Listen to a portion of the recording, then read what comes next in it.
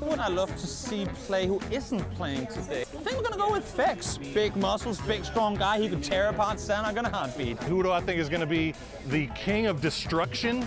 I'm gonna put it on Tiggleton. I think he's gonna be memeing. I think he's gonna be trying to explode and destroy everything he can find. It looks like he's running low on those explosives. Feels good to be the first winner of the Son of Destruction. Easy peasy. 就是还是挺有趣，然后很新颖的吧。然后我也觉得就是PUBG应该有更多像这样的更新吧，这样会玩的就是种类会多一点，让玩家。It's a face-off between these two All boys. you, buddy, take it away. Against James, goes on forward, gets him, and James back-to-back winner goes for Gustav immediately after. Unbelievable, James. Let's go Gustav. Oh, he read it wrong. C4 in the circle center. Where it is, and Oh, Belmont no. will get spotted by Gustav. He gets Clarice and he wins no! it. Look at Tig. Oh, the reactions. Any words about the second game? I mean, I gave James the win. He needs the back. What can I say? I'm stacked already, so I didn't really need the money. B1, who will win? Batulin's had the cover. It's gone now. Him and Gary Batulin. I think that it was very fun to play Destruction. It creates some very interesting situations. Basically, you change the houses because you destruct them. So I think I enjoyed that. I think you should try this more just because it's fun to break all the buildings, to find some C4, sticky bombs. It's really fun. Go, you can take the chicken throne once again. Took it back. All right. That's right. Oh. Yeah, it's okay, it's okay. I will take it.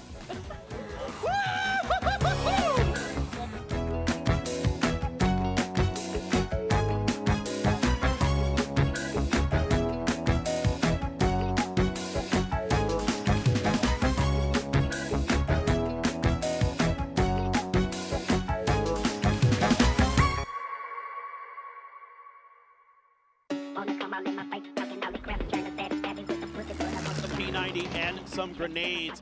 Gets a spot onto one, throws it down, bounces right next to Duran.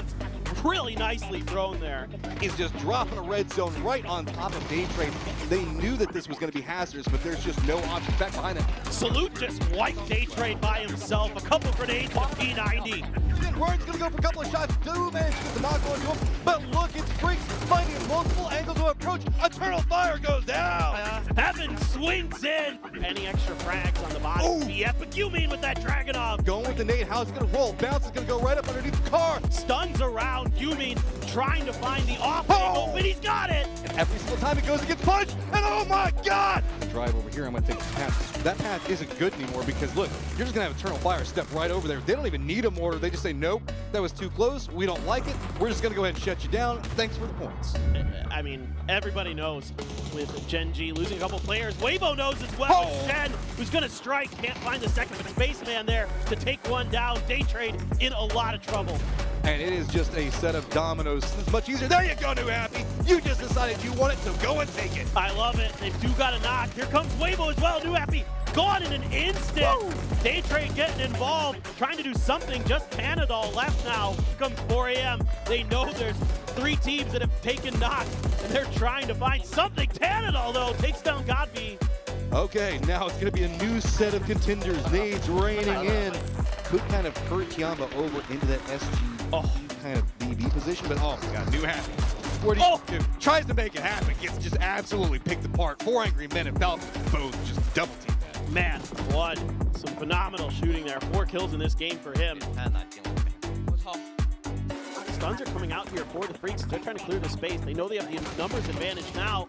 Trying to find the angle. The shotgun, though. Heaven can't find the timing. T1 on one side of it, but also going to have to deal with Rello as at least 2 members of Falcon. Going to have some vision on their approach, but T1 putting in a ton of work. But that's okay. He can hold on there.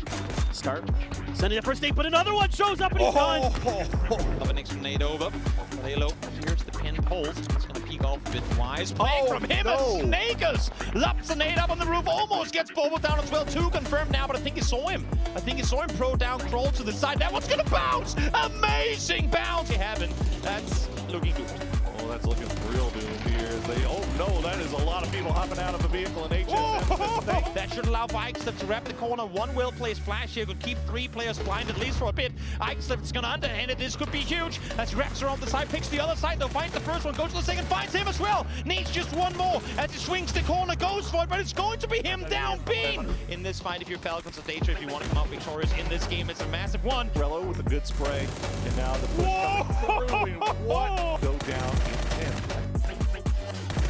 Navi will finish off BB team. Buildings left in Yaz that have angles, that have grenades into start winning games by himself. So good. There it is, Diffix, let's go. Nice shots. Come back, kickstart once and stepping in, goes for the spray, but narrowly misses it. He's gonna go up, trying to find more, but cheeky play. It's gonna be a jump up and around. Heaven trying to put in something, but H falls in. Nade lands on top of him. Sonic's in some trouble right now. Tickleton just trying to hold back everybody else, but he goes down. Freaks feel unstoppable. This is gonna be T1 coming up right back behind. The Mad goes down. It's gonna be Ikeslip just leading his way, seeing if he can spot out anything inside smokes. Does spot out another one, going absolutely wild, but Zenith is gonna shut that one down. I mean, that's a lot of knocks, and Kempa, nice spray onto the jumping player at T1 there. Ming, though, in the back, gets it under control just in time. The T1's falling apart. Petrichor Road on a rampage. Dude, Petrichor Road had to fight tooth and nail for every single one of these, looking back down into the 2 other squads. Can they manage to survive through summer? Does get the knock on best of luck. You can see that BB doesn't have too many options. FaZe trying to step out. It's going to be Ming that takes him down. Does get the flush as well. He is pumped up. Bestelot gonna bleed out. One hit now, and he's got it. Bill first down. BB out. Just creeping forward, Vex, he's put up a massive amount of work today, but there is nowhere to go. Petrichor Road fought their whole way into that. Enough time to maybe try to circumvent, get into a position over in the north. Here comes the F, making the push in. Multiple members go down. A doozy with a great defense. I don't know why you'd want to run into the thick of this. Queppa trying to make some type of, but a doozy gonna do it again. There could be another player coming. Oh, but Batulins reacts so nicely. Just gets taken down. A doozy, man. Sosa able to dodge one. Trying to continue the push forward, but he's shut right down by Vex. Vex still continuing to hold the line for FaZe. Need it so bad. Gustav also lined up over there yet again. Vex finds Diffx. Hackatorial looking like he's trying to line into it. Big shot coming out. In mind, you already saw a doozy taking a chunk. Example. Feels like a matter of time. Yep, Example gonna clean down a doozy. TE, what can you do? Oh, and they're so weak right now. Perfectix just steps up, picks up one, picks up the second one. There you go. Or up and over. This is a smart kick. He's got him. Oh, what a jump by Kick. Finally feeling it a bit. It's going to be Sonics making a massive move. Rello goes with a quick pop off around the new angle. Snaker's going to find one as well.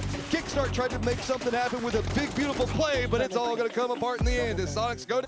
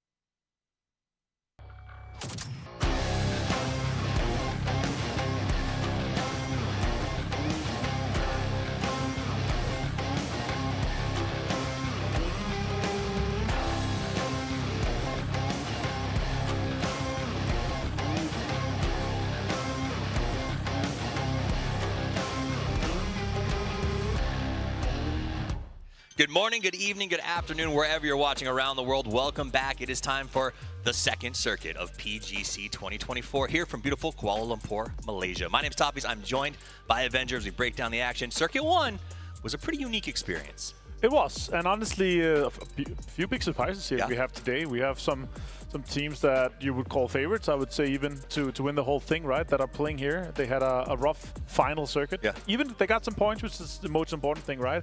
But still, they're starting today. I talked a little bit with the FaZe guys, and they were like, yeah, we're happy to be 9th because we get the maximum amount of points, and we get to play all days. Nice. Oh, that's great for them.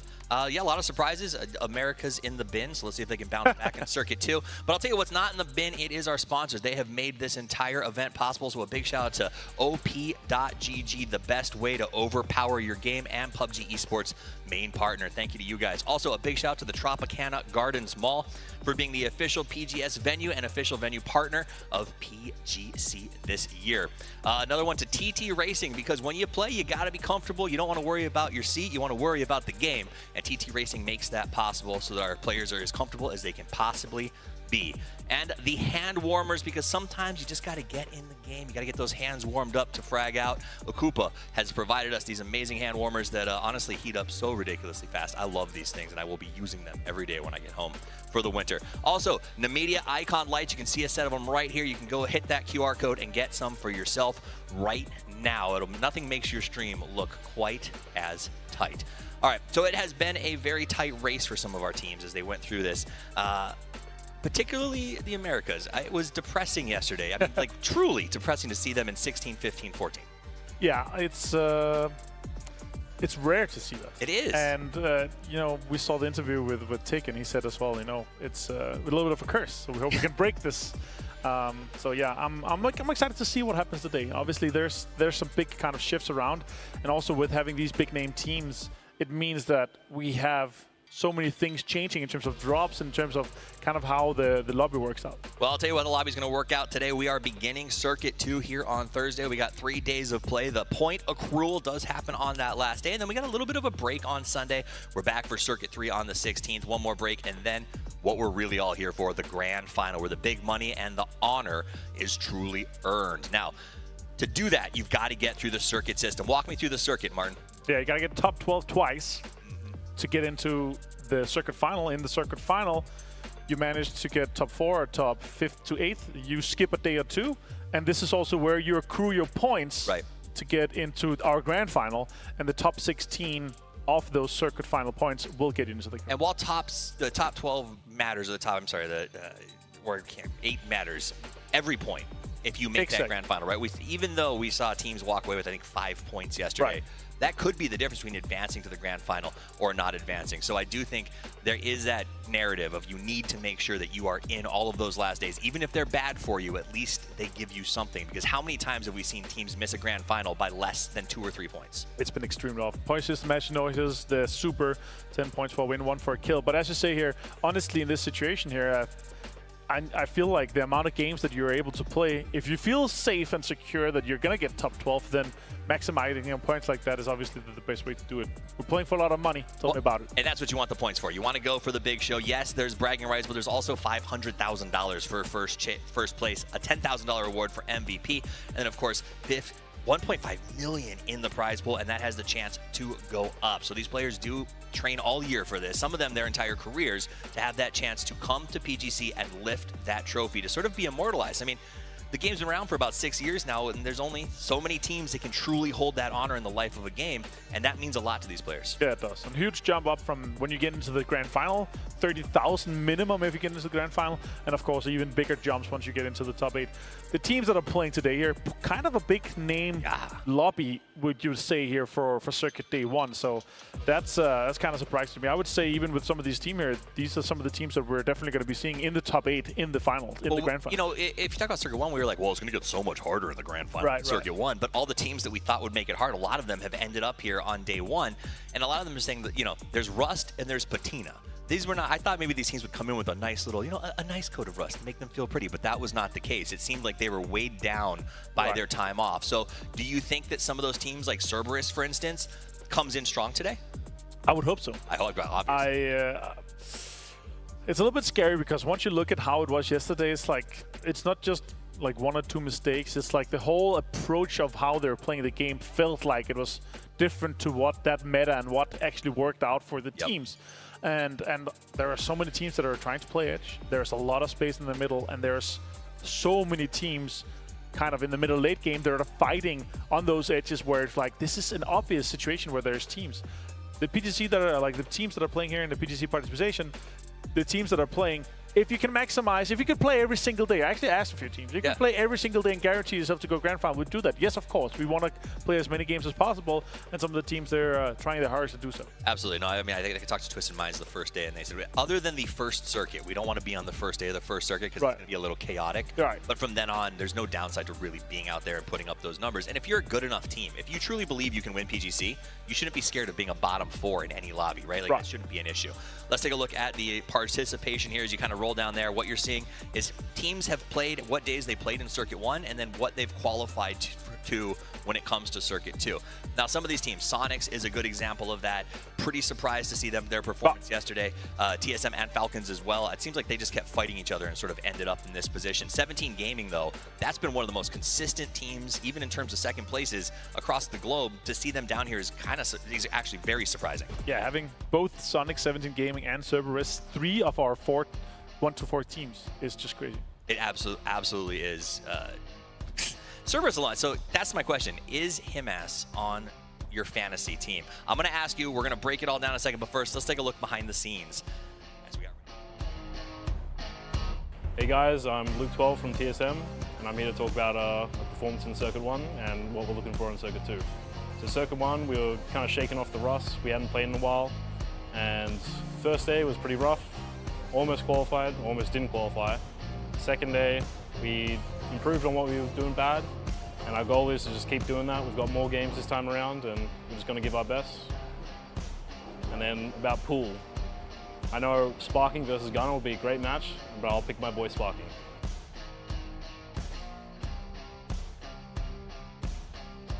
안녕하세요, 젠지에더입니다.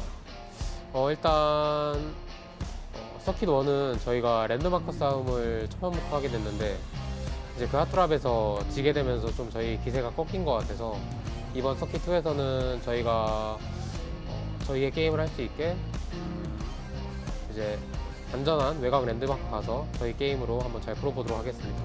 말레이시아 와서 먹었던 것들 중에 디저트류가 제일 맛있는 것 같은데요. 에그타르트가 정말 맛있는 것 같습니다. 가장 좋은 방법은 스트레스를 안 받게 이제 경기를 잘하는 게 가장 좋은 방법이고, 만약에 이제 스트레스를 받았을 경우에는 팀원들이랑 같이 맛있는 거 먹으면서 재밌는 얘기하면서 스트레스를 푸는 게 제일 좋은 것 같습니다.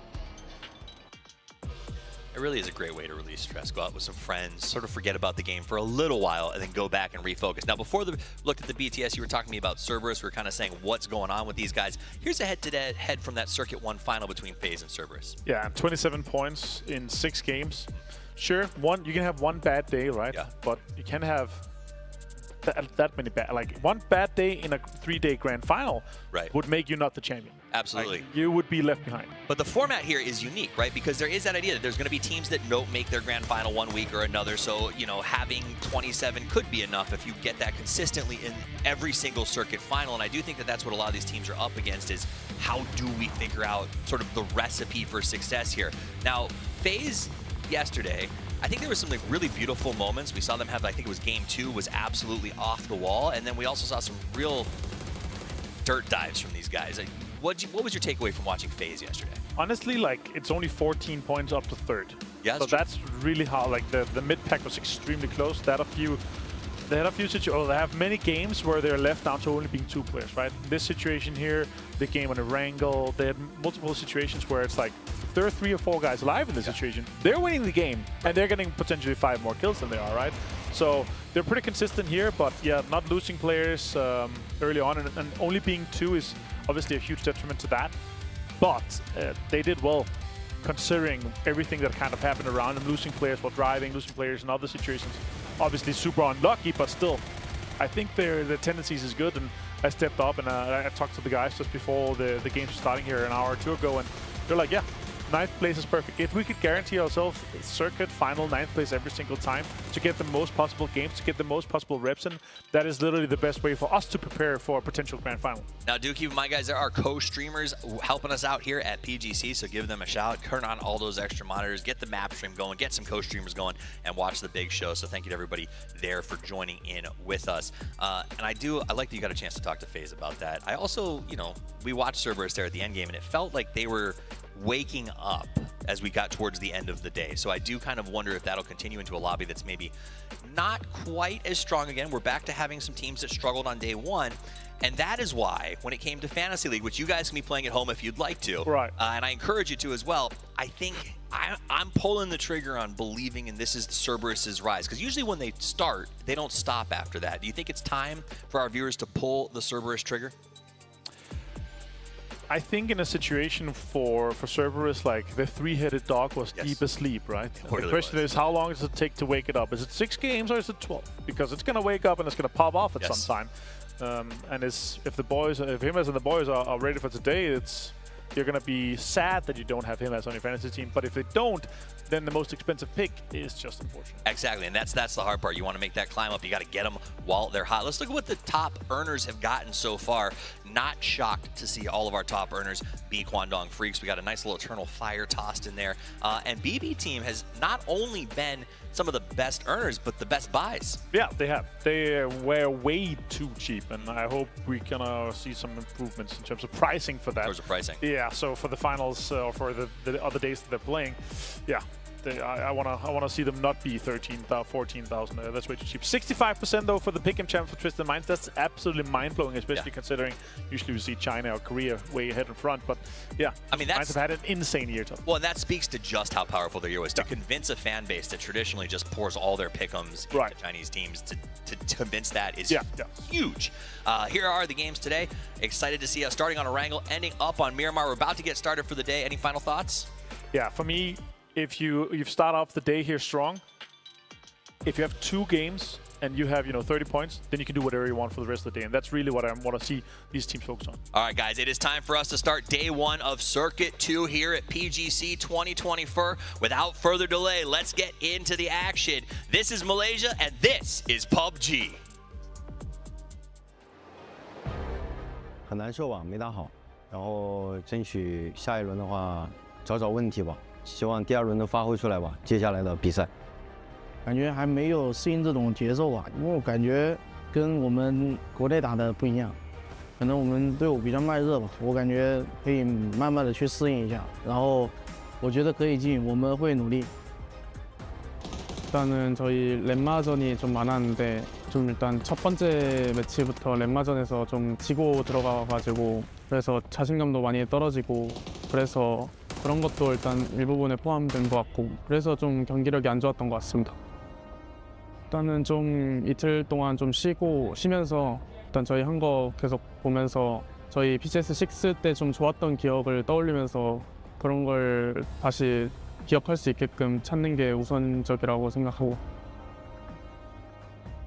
Every team right now is even like targeting other teams after a few games because let's say a good team that loots Pochinki, for example, is on the bottom of the leaderboard. Someone might want to target them and get them out early, especially even like going to the next circus. If a team like Sonics or Twisted is there, they're going to get targeted for sure if they're in the bottom 4.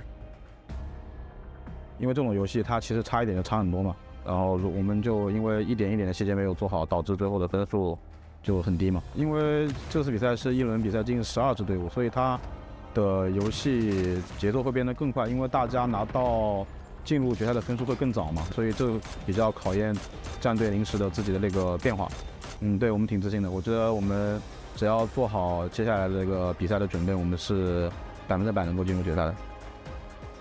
지금까지 좀 많이 성적을 좋게 못 냈는데 국제 대회에서 지금 열심히 다들 해서 좋은 성적 나니까 좀 만족스럽고 앞으로 더 열심히 노력할 생각입니다. 저희 4명 다 일단 게임에 집중을 엄청 잘했던 것 같고 한 명도 빠짐없이 거의 실수가 없었던 게임이라고 생각을 하고 서로 실수가 나오더라도 커버를 쳤기 때문에 치킨이 많이 나왔던 것 같습니다. Mình nghĩ là sau khi đi đấu tất cả các vòng xong thì mình nghĩ là phong độ của mình lúc đó chắc chắn là lấy lại được rồi. Tại vì vòng chung kết thì không có thể nào mà đánh mất phong độ của mình được nữa. I would say like tilt is very like in terms of like LAN tournaments, it's very fast. Like I can be tilted for like 1 minute, 2 minutes after the game because we lost it because of our mistakes or like some other like problems. But like for the next game, since I'm professional, I have to become absolutely not stressed, not thinking negatively, and just play the best game. I think we were playing better and better by each game. At least like our communication was becoming better. So, and in the last 2 games, we finally show like the real Twisted Minds. X Left 在 C 的同时，我们尽量做得更好，让它更 C， 我们做的可以更好，让团队也多协作起来。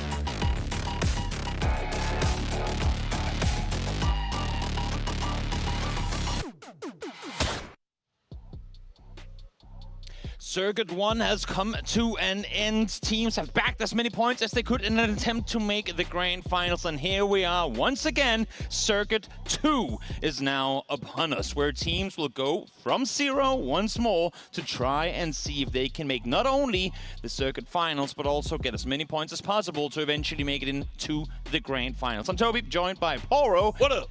And Poro, whew, we get there. We get a little spicier start to the circuit this time around, I feel like, than we did last week. Yeah, I mean, look, you got a couple of really heavy-hitting teams that maybe came in a little bit colder than they were anticipating, coming in after having only played the one day, that grand finals day.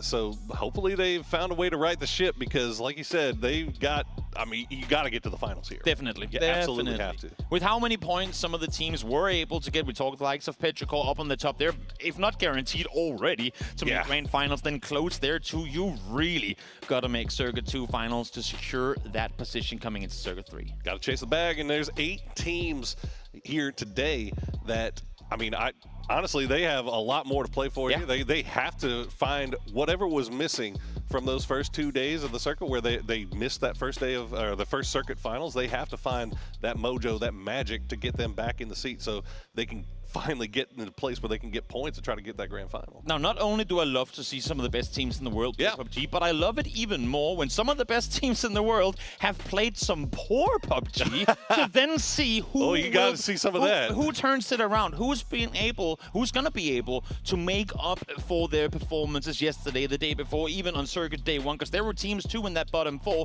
that we would have not expected to see down there. I mean, look, you're going to say, oh, it was America's guy. I'm not. Look, that's your words, not mine. Look, hey, we got 4 America's teams in it.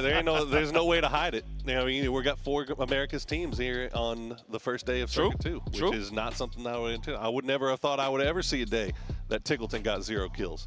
But here we are. That's the kind of situation that we're working with here. And then you see Cerberus is back here again, Falcons in here again, TSM in here. I mean, there's just so many teams that just had such a slow start to things for one reason or the other. And, you know, really, okay, are you warmed up now? You got to be. I mean, you don't have a choice. So. You hope so. One of the teams, we saw them on screen right there, Gen G, I think one of the Korean teams that people had the most hopes for. Their last circuit was all about Quantum Freaks. But you know what? Let's hold you no further. Let's get in to match number 1. We're started on Erangel. 6 games to play today. Green Patches is where we are kicking things off. Love starting things on Erangel. It just feels right. You know, it's like something chronological. She's like, it's just like a nice, warm, comfy sweater. Well, one thing that doesn't feel right is this plane. Are we going to get to see another military circle, Toby? You know what? For how much we were cheated from military circles in PGS 6, maybe PGC is just the one where we get all of them. It sure is a southern plane, so anyone looking to go far towards the north might have themselves a hard time. Now, very quickly, I want to explain to you what we're seeing on screen right here. Win rates percentage based on where teams land. And you go, wait, what is this, Dad? What do you mean by this? So we have tracked the data from PCS 6 and onward. We're talking 2 years back to the start of 2022. Teams where they've landed, the top 5 win location spots. And here they were on screen. Prim, surprisingly, making top 5, but I guess it has got something to do with when you land Prim, when the plane allows you to go Prim. There's also oftentimes a pretty good chance at that the circles come down that direction too. Hey, Scott. got a pretty easy bailout onto Millie too, right? Yeah. So not too shocking that we don't see any of those hard north drop spots in there. And right off the bat, we get some action here as the Sonics. Oh no, this isn't what they needed to start things off here. Is that duck shoes and there? Oh my goodness. Circle. Where do we look? Right, left. Both things are equally exciting. Duck shoes trying to get H-Win.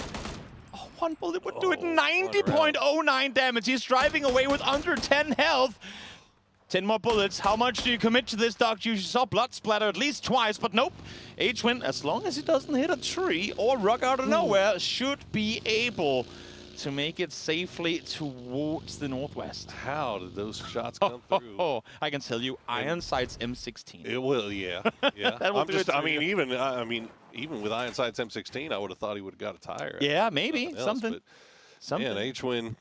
That's a little bit of a rabbit's foot in your pocket there. He's smiling. He's smiling. Yeah, he knows he got away with one there, which, that would have been a tough one, especially considering the day these guys had yesterday. Exactly. Maybe this was the now you know what's in store. Now is the real chance to turn things around. I mean, we heard it from taking the pregame interview. We want to break the curse. Sometimes oftentimes in tournaments, when we start off slow, we can't really get the pace back up and come out victorious later down the line. Maybe this was the last warning. They're going to get the last chance for them to prove haters wrong. Well, I mean, these guys they've got the pedigree, right? Like they've shown it multiple times that they are more than capable of coming back from a bad day. So hopefully we'll see that here today. As Luna Galaxy, they're already on the move. They sent Vinny over first to find a spot, and look at that. This is an interesting stat.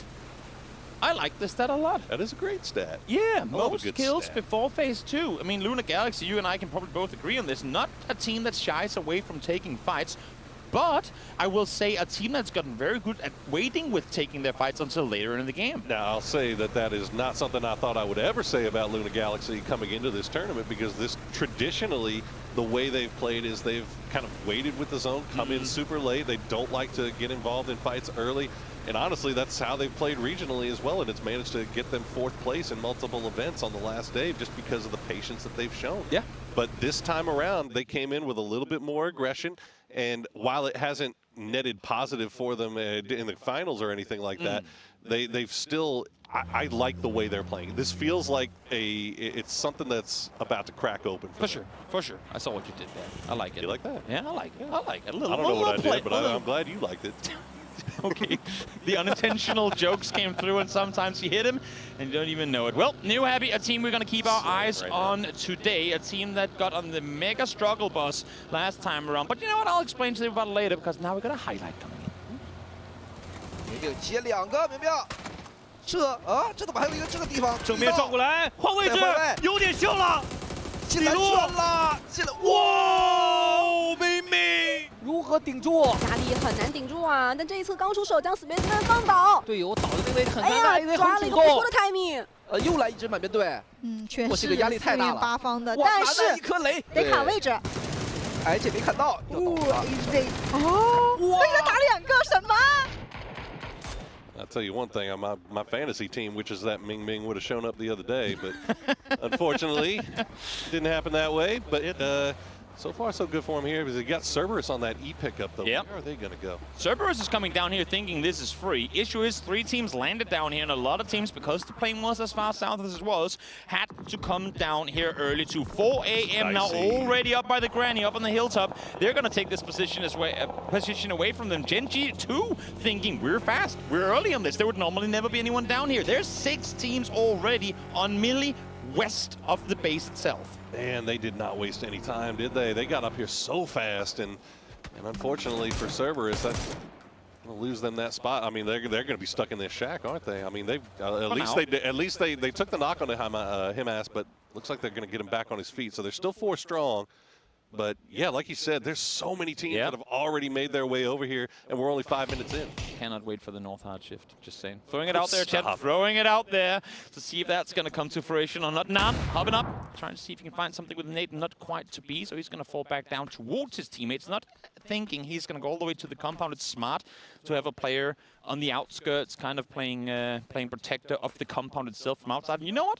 Who better than Nan? We saw him in the TPP. I know it's a whole other set of circumstances, but we've seen his individual prowess time and time again. I think a lot of people thought, obviously, no Ming Ming is the star of the roster with Longscore there as well. People were saying, oh, they're the two fraggers. What's going to happen? Then they put in Xiaozi instead of Longscore, and all of a sudden you think, where's that last fragger? What are we going to do? Well, we get it there with Nan now. Now let's get a little listening to Schweigedui. The second one for Khan, doing it all up against Day Trade. You said it, SGD happy to get aggressive on this AGG position. They were so stuck in that bowl. Just bodies everywhere on the open fields. up-pubg tries to align his shots. More names slowly disappearing from our screen. SC shoots through the smoke. Jervis does trade back though. SGD looking pretty clean. The bullets for AGG. They're looking to hold this area in this corner, but it's SGD. Montiel alone. Not sure if they spotted him. They do. 38 HP left. And then now putting in the pressure. And he gets knocked out as well. Team Bliss left to only one player left. Akita can't hold on. And the winner chicken dinner. Winner, chicken dinner. Well, those were far away in Circuit 1 for Schweigedui, our native Malaysian team, who was hoping that they can get something going here in Circuit 2, because, well, yeah, Circuit 1 wasn't really anything to write home about. A whole lot of nothing, yeah.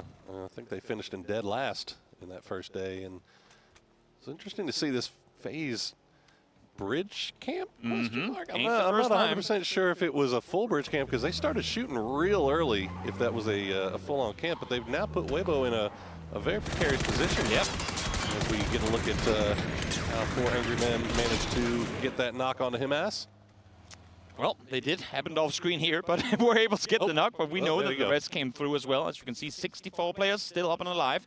And yeah, as you say, FaZe opting to set up a camp here. They don't shy away from a good camp opportunity. This is no different. And while James thought he had a player lined up, well, Shen has been able to flex off to the side, and he gets a perfect off angle on James. Finds one now. Gustav, though, able to trade him.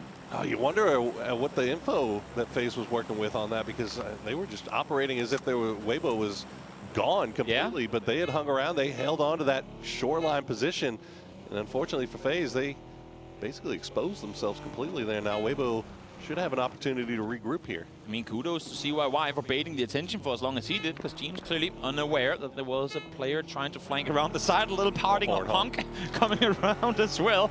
As we see Xiao Wu now able to find Duck Juice that's elsewhere on the map. As a matter of fact, that's over towards the west, on that western bridge where Expendables have just made their way down. Sonics, Expendables, and 17 all in and around Ferry Pier, trying to figure out how they're going to go across as CYY, however you want to say his name, it's gonna fall. Sigh. You don't have to say it for a little while now. So. True. But yeah, no, you mentioned this kind of a log jam going up on the northern side of the western bridge right now. It looks like Sonic's kind of playing around that ferry pier as though they might be interested in taking the ferry to get across over there. Meanwhile, the Expendables kind of held on the north side of the road by that split from 17, and you've got a couple other teams that are still making their way down there. You got Schweigedui, and then Tiamba in Primorsk. It looks like they found at least one boat here. Yeah. You know what I think they're doing? What do you got? They're waiting with this boat in the middle of the ocean to see where the circle actually goes, because while it would make sense for it to go melee, there's enough land in towards the north that it could go up there as well. And as you're saying, Schweigedui set up on the northern side late on well, I mean, putting up their E-pickup, I think that's for the same reason. E-pickup too. Well, I mean, the line is definitely not amazing. It's not. You can land on the ferry, maybe. Yeah. Okay. I mean, it's not much better, is it? It really isn't. I mean, well, now if you're 17 Expendables and Sonics, you got some decision-making to do, right? Like you wait. I mean, the 17, maybe you don't, because you already saw the team that was the bridge on the other side leave. The thing is, who's now going to go down and camp that bridge? Yeah, no. I mean, that's... And look at that, compound's completely open. If 17 was able to scout that out, they should know. So, that, I mean, this could be a free passage over to the military island. We'll see if they decide to take it. Meanwhile, from the future, everybody that was on that south side of Millie starting to make their way up here, and they're getting a little bit close to Gen G in passing right now, going for those hillsides that are just above the Cerberus compound. It looks like Gen G is just going to give right away. Yeah, smart to try and go up and claim it early. They know that teams will still be split in and around this area, so as long as you can park your cars somewhat safe, which they should be here, at least towards the north, And, well, yeah, as you can see, focus all your attention towards the west. Those cars should be good for the circle to come.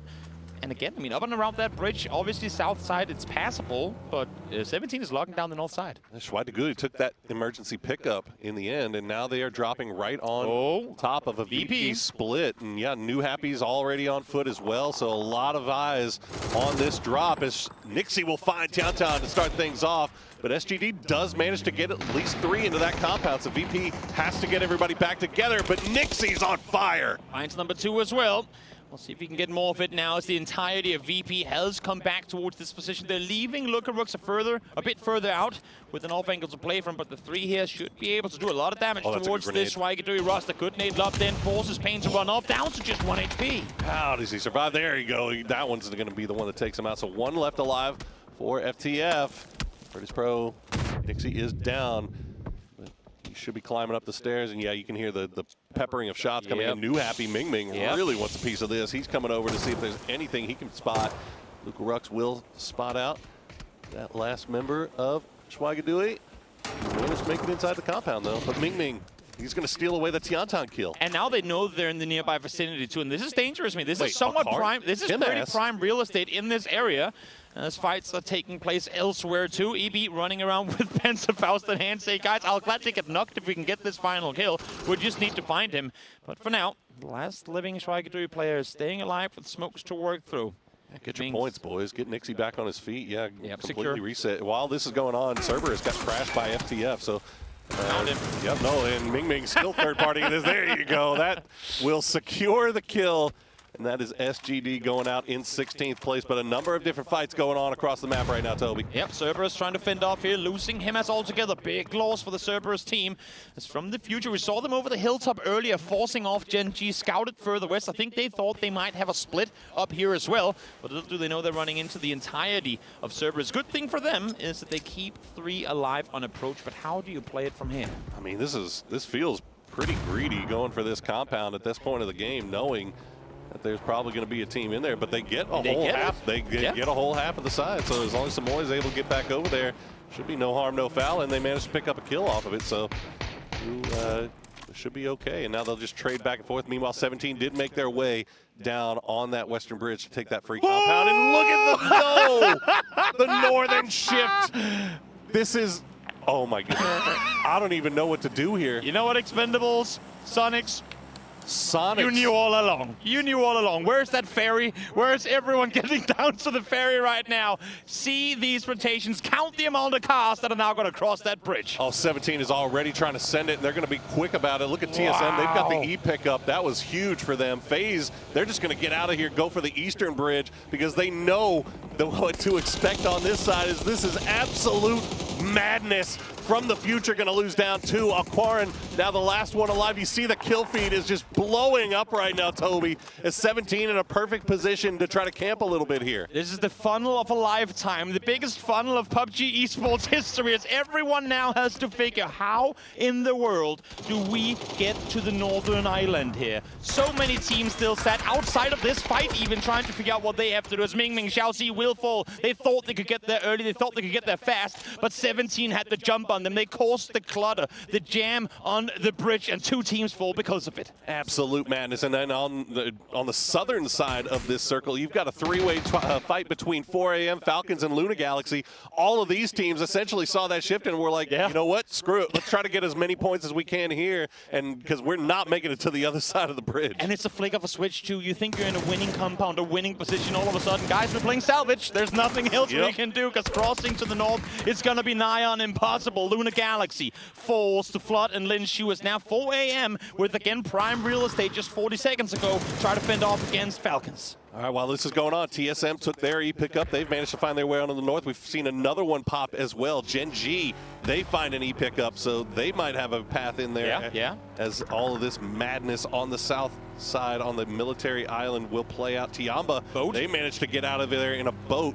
VP, they're running around looking for anybody coming out of the blue, just hoping to catch some points here. And this is why Primorsk wins games, because you come over, you park your boat smart, and you have a chance to get back to the other side in situations like these. As a matter of fact, Well, there's Luna no one in Ferry Pier right now, which is completely insane given the situation. Luke now spots Xiao Bei from 17 Gaming, so 17 aware that they can't just sit and look towards the south. They need to worry about the teams in the nearby vicinity too. Somehow, Akarin's still alive From the Future, and he is the only one holding that bridge on that western side. But you can see Cerberus all looking down in that direction. VP looking in there. 4 a.m. They're finally made it to the bridge, and they're sending it with little regard for human life. They're going to push it right into 17. And while all this has been going on, FaZe said, you know what, screw it. We didn't make it to the circle to the east. Let's just go all the way back to Milta. They drove back over the eastern bridge and are now coming in with all the space in the world from the north. And you can see it in the top right corner. This circle, of course, should go north. It will as well. And FaZe, they're sat dead safe up here. I like the angle. VP, just cross the water, guys. Come on. It ain't that hard. It's right over there. Yeah, that's what they're doing. It's just a little stream. Just cross it. Luke Rooks, he likes it. He likes his freestyle. He's sending it over to the pier. Should have a free passage as well. And he might as well swim. On the pier, these guys on the bridge, they've got bigger things to worry about than the guys swimming. As 4 a.m. will get eliminated there by 17. It's all going to go down to Xiao Wu. That is now 6 kills for 17. Boy, they were in the right place at the right time on this one, weren't they? Definitely. Xiao Wu, bridge cross denied. A lot of people in fantasy opted to go for Little Ghost because maybe they thought Xiao Wu was too expensive. Well, he says, guys, I'm worth the money. I know what I'm doing. I get my 4Ps early on. All right. Here's another fight that's about to play out. Cerberus, another one of those teams that stuck around on the island waiting to see if they could catch anybody coming out of the blue. Unfortunately, it wasn't there, but they found Weibo now. Weibo down to just 3. As you can see, FaZe actually continuing to push out. They're going to find the Expendables in that kill feed. Yep, nice push, forcing a fight on the split. They call the bluff, and they get themselves Tan Wu now, Spaceman. We've seen him with shotgun in hand get kills in tournaments past, in this tournament too. He now finds himself up against Sololsi. Nice timing on the flashbang, but even more so, nice timing by Sololsi to get out of the building. All right, Cerberus taking their time with this one. They know that they need these points. It's not likely that they're going to get much further in this game, so at least try to get something. But Shen has something to say about that. We'll find Hisaki. We'll get the flush as well. But Nixie from range, Virtus Pro, third party. Yeah. Able to set up here again. They know there's not a whole lot for them to come for across the bridge. Might as well see how many points you can get before you even go that far. Cerberus still committed to try and get the kills inside, but Spaceman with the dual barrel able to get the first, goes for the second as well, misses the second shot. And that's going to be them out. Weibo falls in 12th. Duck Mai, the last one alive, maybe getting some heals. Yeah, he's getting some heals from Sololzi. See if he can survive just a little bit longer. But like you said, you got VP all looking down on them. They're still on the bridge. Snakers from Falcons. He's trying to send it to anywhere. This might be the late. Yeah, he's the last player alive, and Beamy's got to spot him out. Another one picked up there for VP. Now keep in mind, and you guys might not remember this because it's rare that it becomes relevant, but you can heal in the water. It's not that new of an update, but it might actually become relevant here. Saw the double hit from Xiao, who then finds the third through the staircase there as well. Impressive play, small angle, but able to find it. We saw EB fall just then as well. Caught from the other side as VP now in blue has to figure. What's the play, boys? Do we go feed points to 17, or do we just deny phase 4? It's tough. I mean, they've got Luka Rux on the pier. He made it across. It looks like he's been pinned down. I'm not sure if it was Tiamba maybe spotted him, but he is not moving to get back into the zone. But he might have spotted out Tiamba and just knows, like, hey, let's try to heal as much as we can. The circle pops, goes right on to Gen G. That's not a bad spot for them to be in. It seems like the hills are alive with the sound of gunfire. Sonic's starting to get involved in this phase and Expendables fight. Yep, Take able to find one. Cake finds one as well. That's Expendables eliminated as Nixie now falls again. Phase 5 damage. Takes quite hard. You have to commit to those first aids constantly in order to stay afloat. Nixie got another point for him. Yeah, I mean, able to get more for, I mean, again, for 13 of 16 teams, this was a salvage game whenever phase 3 hits. So if you can get 5 points in this match, you ain't really gonna complain. Yep, Beamy just gonna donate himself over. And right up against the wall. Just make sure that nobody can steal you away. It's fine, it's fine. Yeah. And we should be shortly down to our top 7, unless Luka Rux is still in there.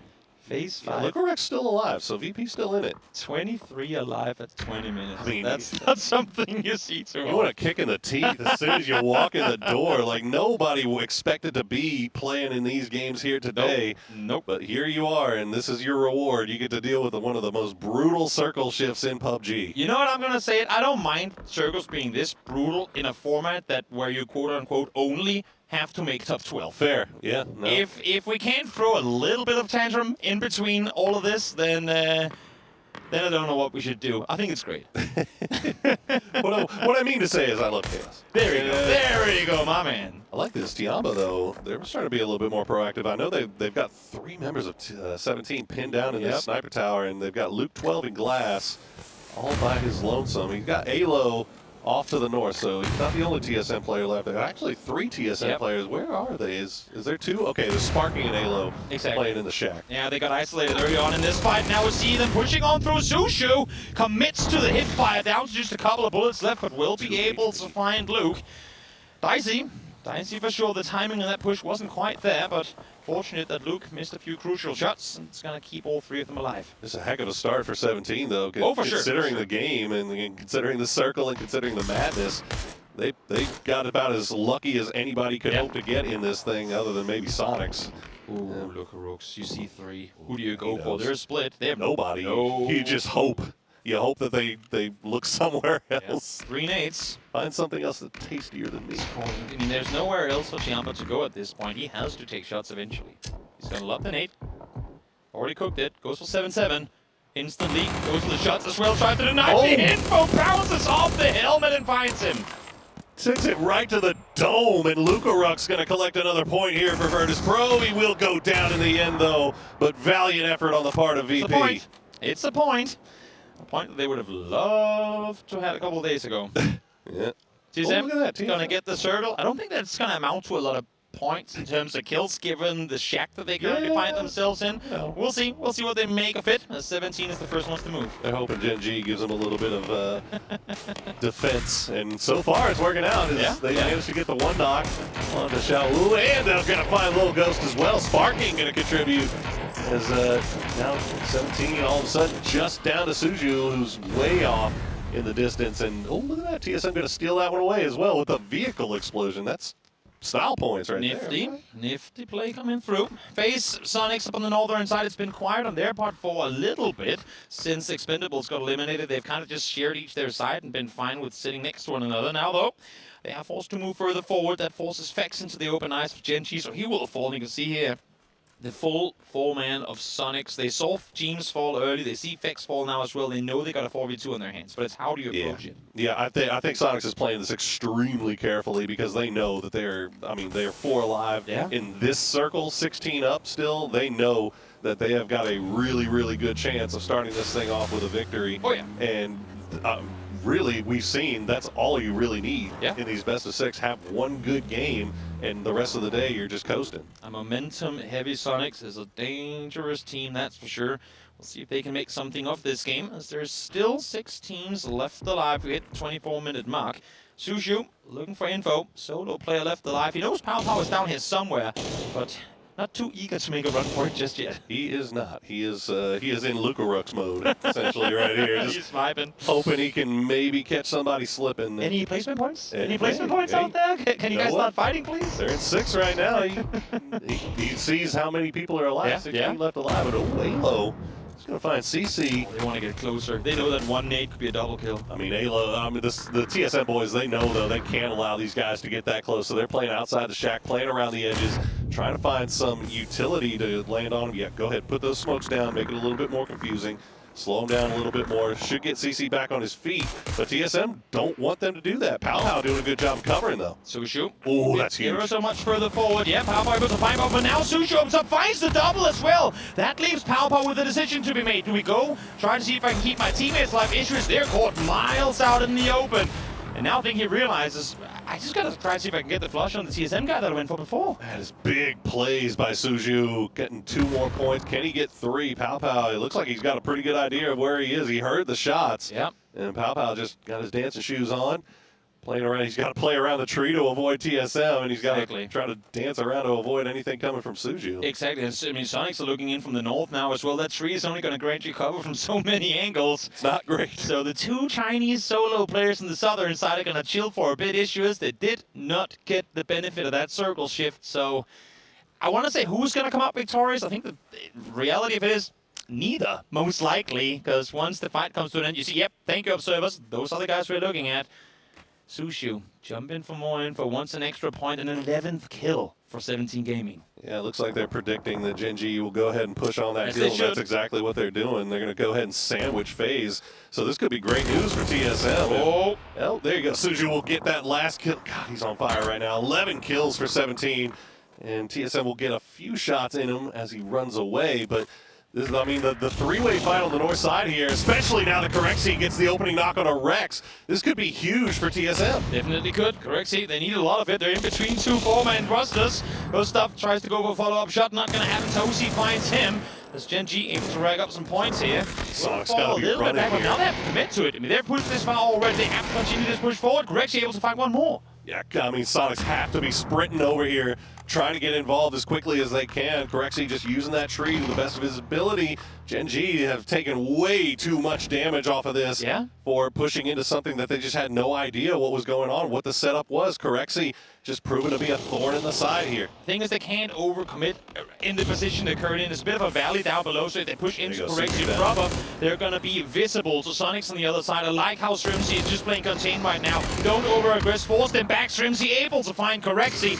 And that's now going to allow, should at least allow, for Gen G to fall back a bit and Sonics to take full advantage of the northwest side. Well, TSM's starting to try to pull away from that, but Alo's going to get taken out by Barpo with a nice sniper shot. So Gen G having that vision around them to keep an eye, but it looks like Sparking's not even going to go for the res. He's just going to go and try to get involved here and try to take whatever he can off of what happens from this fight. Adder going for that res onto Rex should bring up Gen G back up to 4. Sparking, Grocer in hand, prone among the Sonics players. H-Win is on an island of his own, far towards the western side. He might catch them off guard. If Gen G can open this up, get themselves a knock or maybe two onto Sonics, that could potentially be TSM out victorious. Issue is Barbo is looking for the player to go for the rest down below as the shots come through. Sparking has been seen, but Barbo getting shot in return.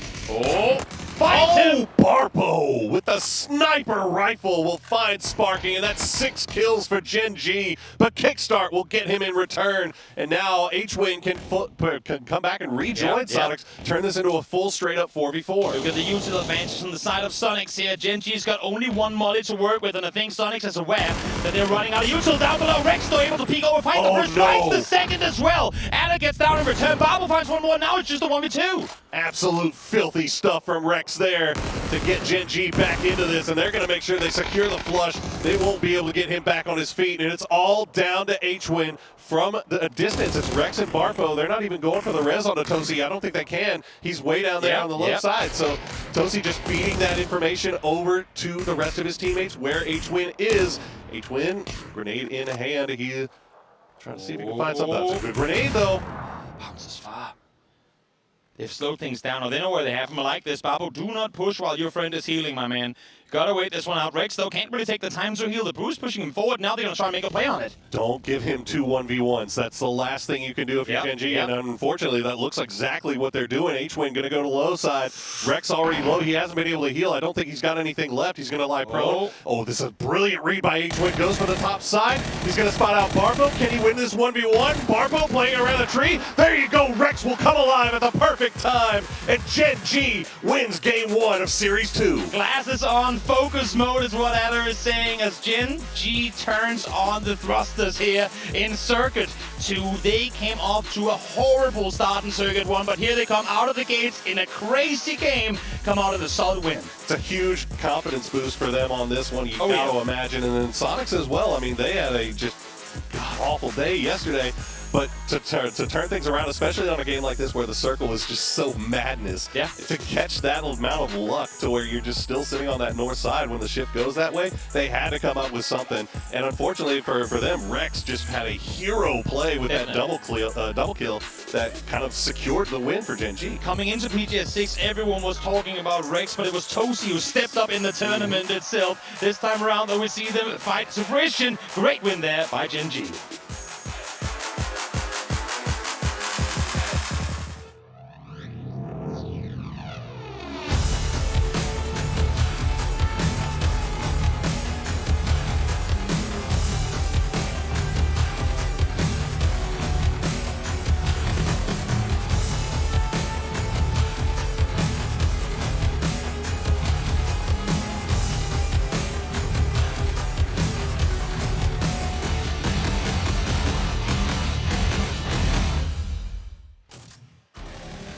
Gen G starts Circuit 2 looking like bar pros as they step up and wrecks everyone in front of them. They ended day one.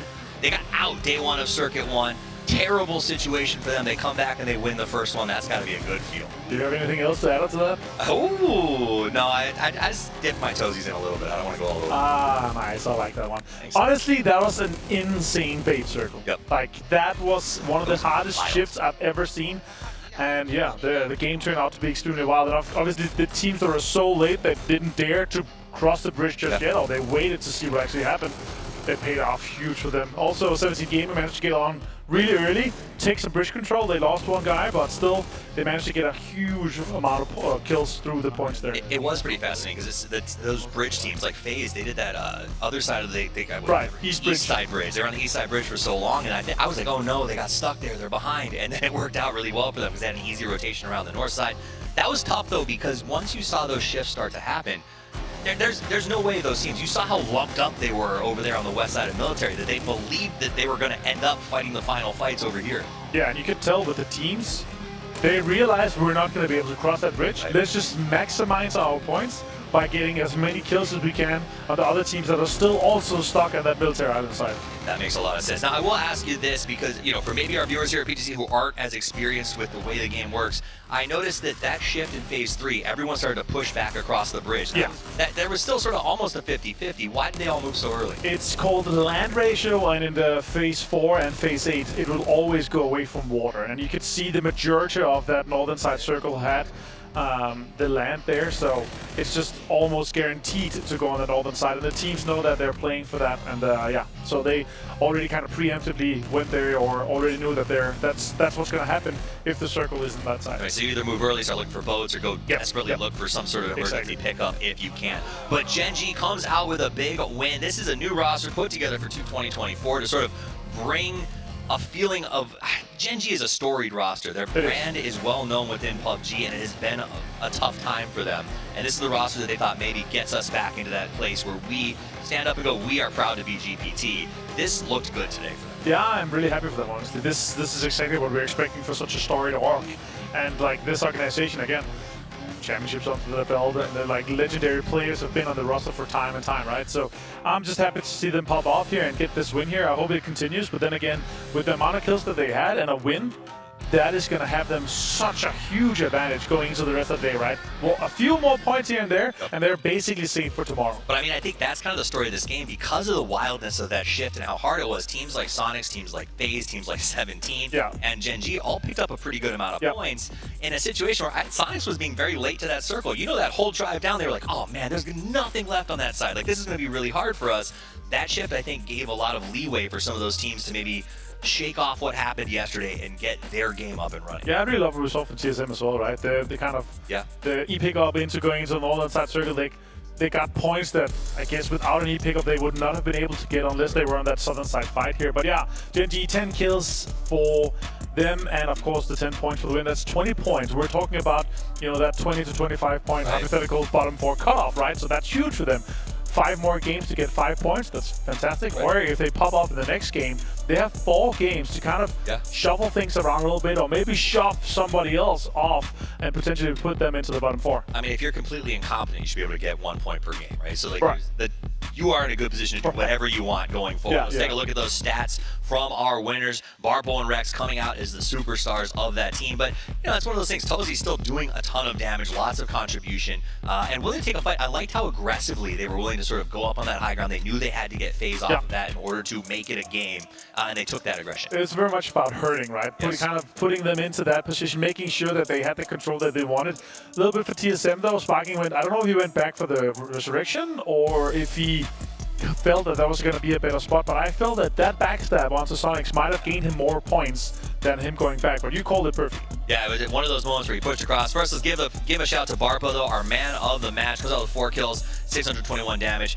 No argument from me there about that one, but it was. Sparking, it seemed almost like he went for that crate against like his team's wishes, and when Alo got knocked, you know, that guilt choice you make sometimes in the game. You're like, I gotta go back and pick him up. But he was in such a good tucked under spot that it could have been a spoiler. It could have been. Yeah, with maybe 1 or 2 smokes, it would have been perfect for them because they actually had that circle side. They had this circle shifted perfectly for them to be centered for phase 8, and they could potentially have third party a little bit more. But yeah, they were down to so little. Now, I will say, to their credit, everyone else was fighting, and if he had made it back to ALO to get him picked up, they would have had center dot essentially and been able to play out of that shack a little bit more aggressively. So I can see the decision. Who am I to judge? It did not work out in that situation. Let's take a look at the match leaderboard. 17 Gaming gets 14. Obviously, Gen G walks away with 20. Sonics, TSM, a bunch of teams who had terrible yesterdays start today very strong. Yeah, and that's how this day 1 circuit 2 kind of works out, right? You're changing everything so much.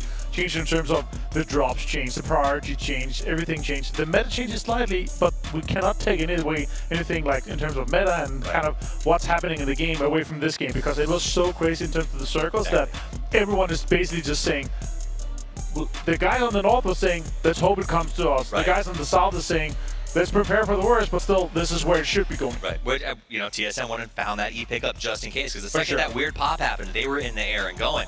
Take a look here. Lunatic Galaxy is a team that has been up and down all season. They're playing a little more aggressive. They're a team to watch. Like. They are a team to watch because they've changed it up. They're playing for aggression. They're looking for kills and making some interesting decisions. So I want to see what they continue to do throughout the day. New Happy right here. How have they been as far as you're concerned? They did not start strong. Way below expectations. Yes. Like, I had Ming Ming on my fantasy team, and he did not come up to the kind of level that we know he's capable of, that we saw him do in PGS's through. But yeah, I'm hoping for big things for them again. They are a team again, legendary status. They have won a PGC. Yes, absolutely. And today's December 12th, so hopefully they step up and make something happen here. Yeah, take a look at FaZe Clan doing a really nice job in that last game. When everyone's alive, you brought it up in the pre-show. When everyone's alive, they go deep and they do well. Yeah, I honestly. There's a little bit of an equipment issue, so we get to talk a little bit more, and I enjoy that a lot. But honestly, for this sake here, again, as I said before, like, you can't take too much away from how like the game worked out, and because everyone is either making a Hail Mary, but you have to kind of play what's ahead of you, and some of the situations you saw both with VP actually also maximized. They were on the southern side, right? They were in a situation where, okay, we're probably not going to be able to cross the road and get as many points as we kind of want to, but they managed to get 6 kills and a placement point, so 7 total, I think it was. And if your bad games are 7, you're fine. You're fantastic, actually, right? Because your good games, which you're supposed to have at least 1 decent game in 6, then you're going to be double digits. You only have to be better than 4 teams here today, right? Sure. And that's the goal. So get those. And what I was also impressed on in that game was it was a terrible shift, but the amount of teams that didn't get their whole roster across and back over to the north side. The amount of teams that are able to get limpers or someone into a position to get points was actually really impressive. It was. It shows how quick our players are able to adjust. I think for me, if I saw that shift, I would just have a mental breakdown and be like, I guess that's it for us, boys. But they came out. Who has knee pickup? Anyone knee pick? Yeah, it's in the U.S. on the other side of the world. Okay, damn. Right, and so TSM did it, and it's funny because after PGS they said we're not using e pickups ever again because it was a disaster there. But it worked out, and I thought it was gonna. In this case, it's perfect. I thought it was gonna go bad though. I saw Luke go off on his own for no reason. And he took the glass house by the bridge by himself. Out of the sky. He sky dropped on a man. That was fun. That was good to see. These guys over here, Expendables, they came out very aggressive in the last circuit. They came out aggressive here today. What do you think is the upside potential for a team like the Expendables? Huge upside potential. Okay. I think honestly they're a team if they kind of align what they wanted in terms of their strategy and everything, and they kind of follow that through with their IGL. I think they have a huge potential. I think in terms of fraggers, in terms of fragging power, I think they're an insane roster. Okay. Some of it what we saw from PGS as well. Remember they had some crazy double-digit kill games and they popped off. I think in terms of mechanical skill, they are up there and they're one of the top ones. But still, I want to see in terms of their strategy, in terms of how they kind of approach the game.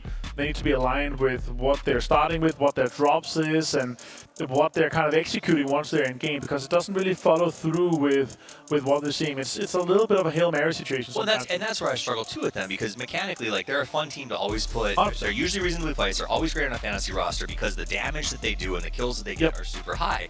But I don't know how you take a team from that transition of, hey man, you guys are awesome mechanics, to get into those late games, get into those winning positions. And I actually thought with how the circuits kind of play out, you only in quotation marks have to get top 12, right? I felt like that was they were gonna thrive in that environment because they're kind of that smash mouth play style, go kill here and there, you know, push into situations where maybe we win, maybe we don't, but we'll get 10 kills or whatever, do it.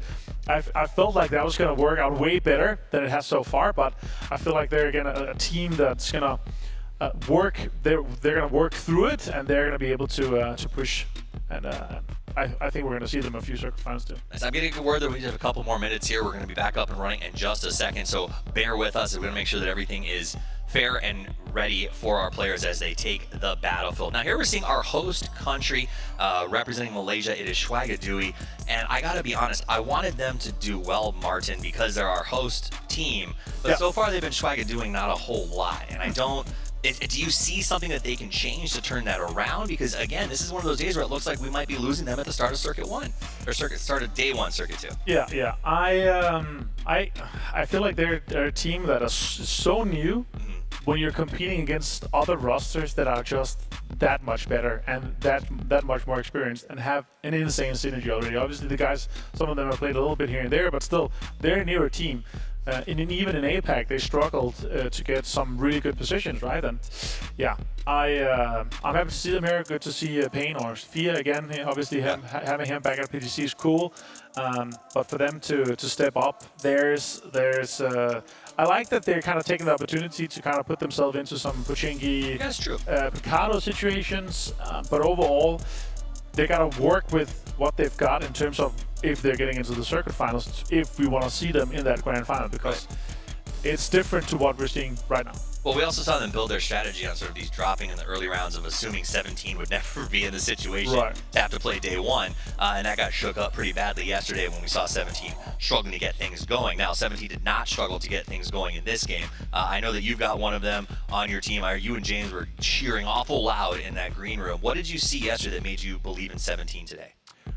Honestly, for me, like it's not what I saw yesterday. It's what I've seen throughout the years. Makes sense, right? And if you look at PGC last year, grand final, Xiaowu had like something like 28 kills in 18 games. Yeah, that's true. Compared to like the 12 or 13 that Xiaobei had. Lil Ghost also, he has huge pop-off potential. I love him. Usually he's been, one of the cheaper kind of picks if you can't afford Xiaowu, but he was in the right spot for me in terms of like, I'm going to take two somewhat cheaper players. So I have Nixie, Chloris, Spark King, and Xiaowu. So two somewhat expensive players, two somewhat cheap players. Nixie had an insane Day 1, circuit Day 1. We saw some of it here as well. I think he only got 1 kill, but he had like 3 or 4 knocks and he had a lot of damage. So he's one of those ADR farmers that I believe in. Same with Chloris. Too cheap. Nixie was the one who made it across the water and was no, Lukarooks. I think, okay, so Lukarooks salvaged some point. Yeah, so Lukarooks got 1 more point. He had 3 nades, he could have maybe gotten 2 if the timing was right, but it's more of a, not on him, more of a timing if they're both staying there shooting, right? So, but he maximized, he got 1 point, he got 1 point from placement. More than they could have hoped for, I would say, for how everything worked out overall for them to get across the bridge, because that bridge get held down hard. Oh, it was gnarly. Both in the kind of both sides, but also in the middle, and everything. It was a rough situation. And I think that's why we saw Luke take that risk of going for the glass house. Because the ability. Nobody's on the roof, and that's why nobody's on the roof. That means there's not that many people there. Yes, and so that's the thought process I really love. And that building gives you incredible information for everyone who does make it across the bridge. You know what you're dealing with for the guys who are stuck in the middle, hiding in that little shack. Now TSM, I felt like did get sort of forced into a, I don't want to say janitor role, but almost like they were the security guards for the entire circle as all of these snakes started to sort of leak in from the south side. And ultimately, I think that did cost them because they were bleeding out that entire fight. Yeah, that other glass house on the kind of west side of the bridge that doesn't have a roof, as you talked about, having 2 players there, if they have to go east or northeast, that is where that position really sucks. And that's why I don't know if Luke is like, okay, maybe we can get a 2-2 split or something. If it went kind of on them or further south, they were farming. Like that glass house is insane to get as many kills as possible, right? But they had to move, they had to get into a shack, so it's very much a salvage situation for TSM. But still, remember, they were on the southeast side of military. They didn't even have priority in the kind of old circle, phase 2 circle for military, right? So they actually got way more points because of the E pickup than they were kind of supposed or deserved to have, depending on how the military game would work. And the shift really worked out for them. I mean, it did. And to be honest, with those glass houses that you bring up, they put themselves in a position where they had 40% chance of if that shift had moved in either of those two directions, they over-dominate. It just happened to go in. The same way the Sonics were sort of sitting with FaZe saying, okay, if it comes up to this side, we get to absolutely dominate. Because you saw, I think Corexy and Shrimsy kind of had each other pinned down for a while there, just waiting to see what shift was going to happen. Now that we mentioned FaZe, I want to go back to that bridge camp for a second. Is that something that we should expect to see from them on a regular basis, or was that just a fortunate moment where they saw Weibo coming from behind them? Like with bridge camp, it's always about this kind of opportunity, right? It's what happens with the circle. Timing is huge on that, and also if they see someone landing close to them and how their loot is. Like there's so many kind of opportunities and gaps for them to kind of put that in there.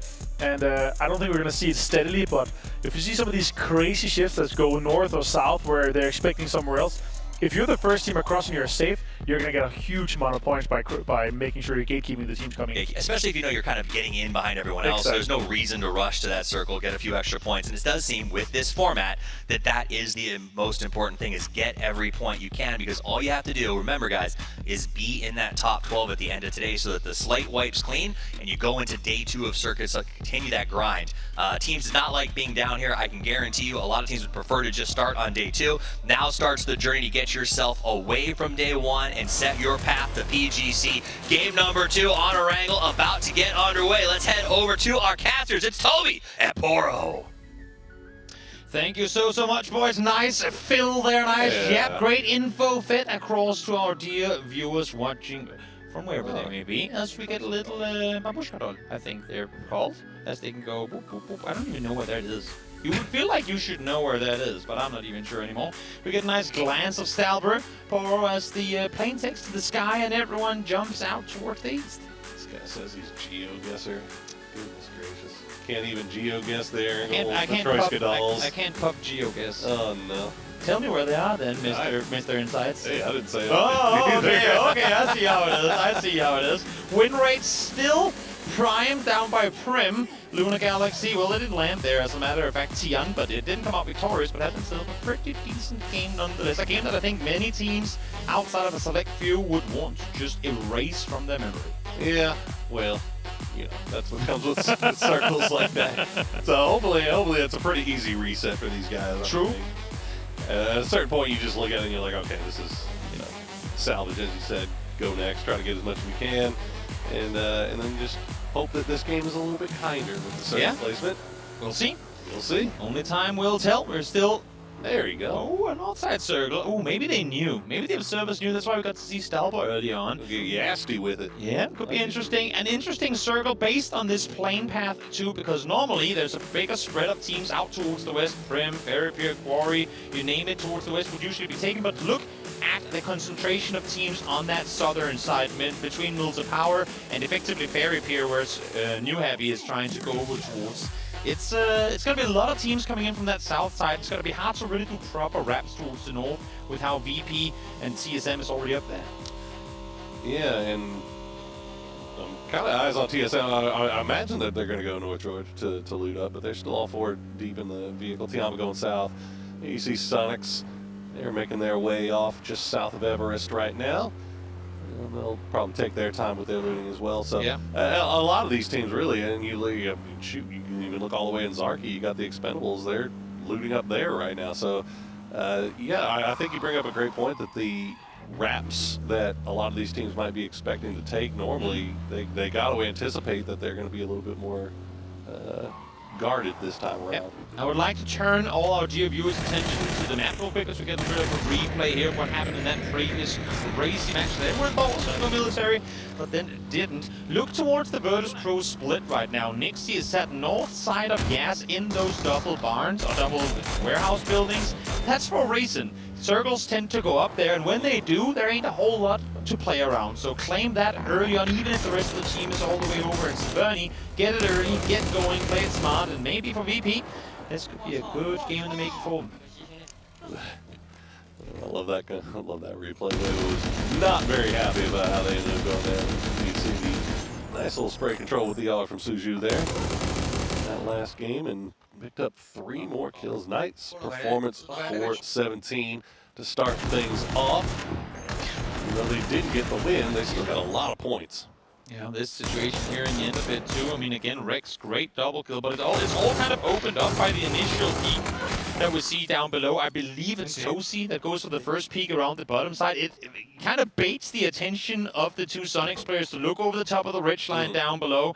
And then just as they do, well, there is Rex ready and waiting with a double kill. Gotta hit it though. You gotta hit it at the end of the day. You can try to bait them into something as much as you want, but if you don't manage to get both of those kills back to back like Rex did do, it was all for naught. Here's we get a change.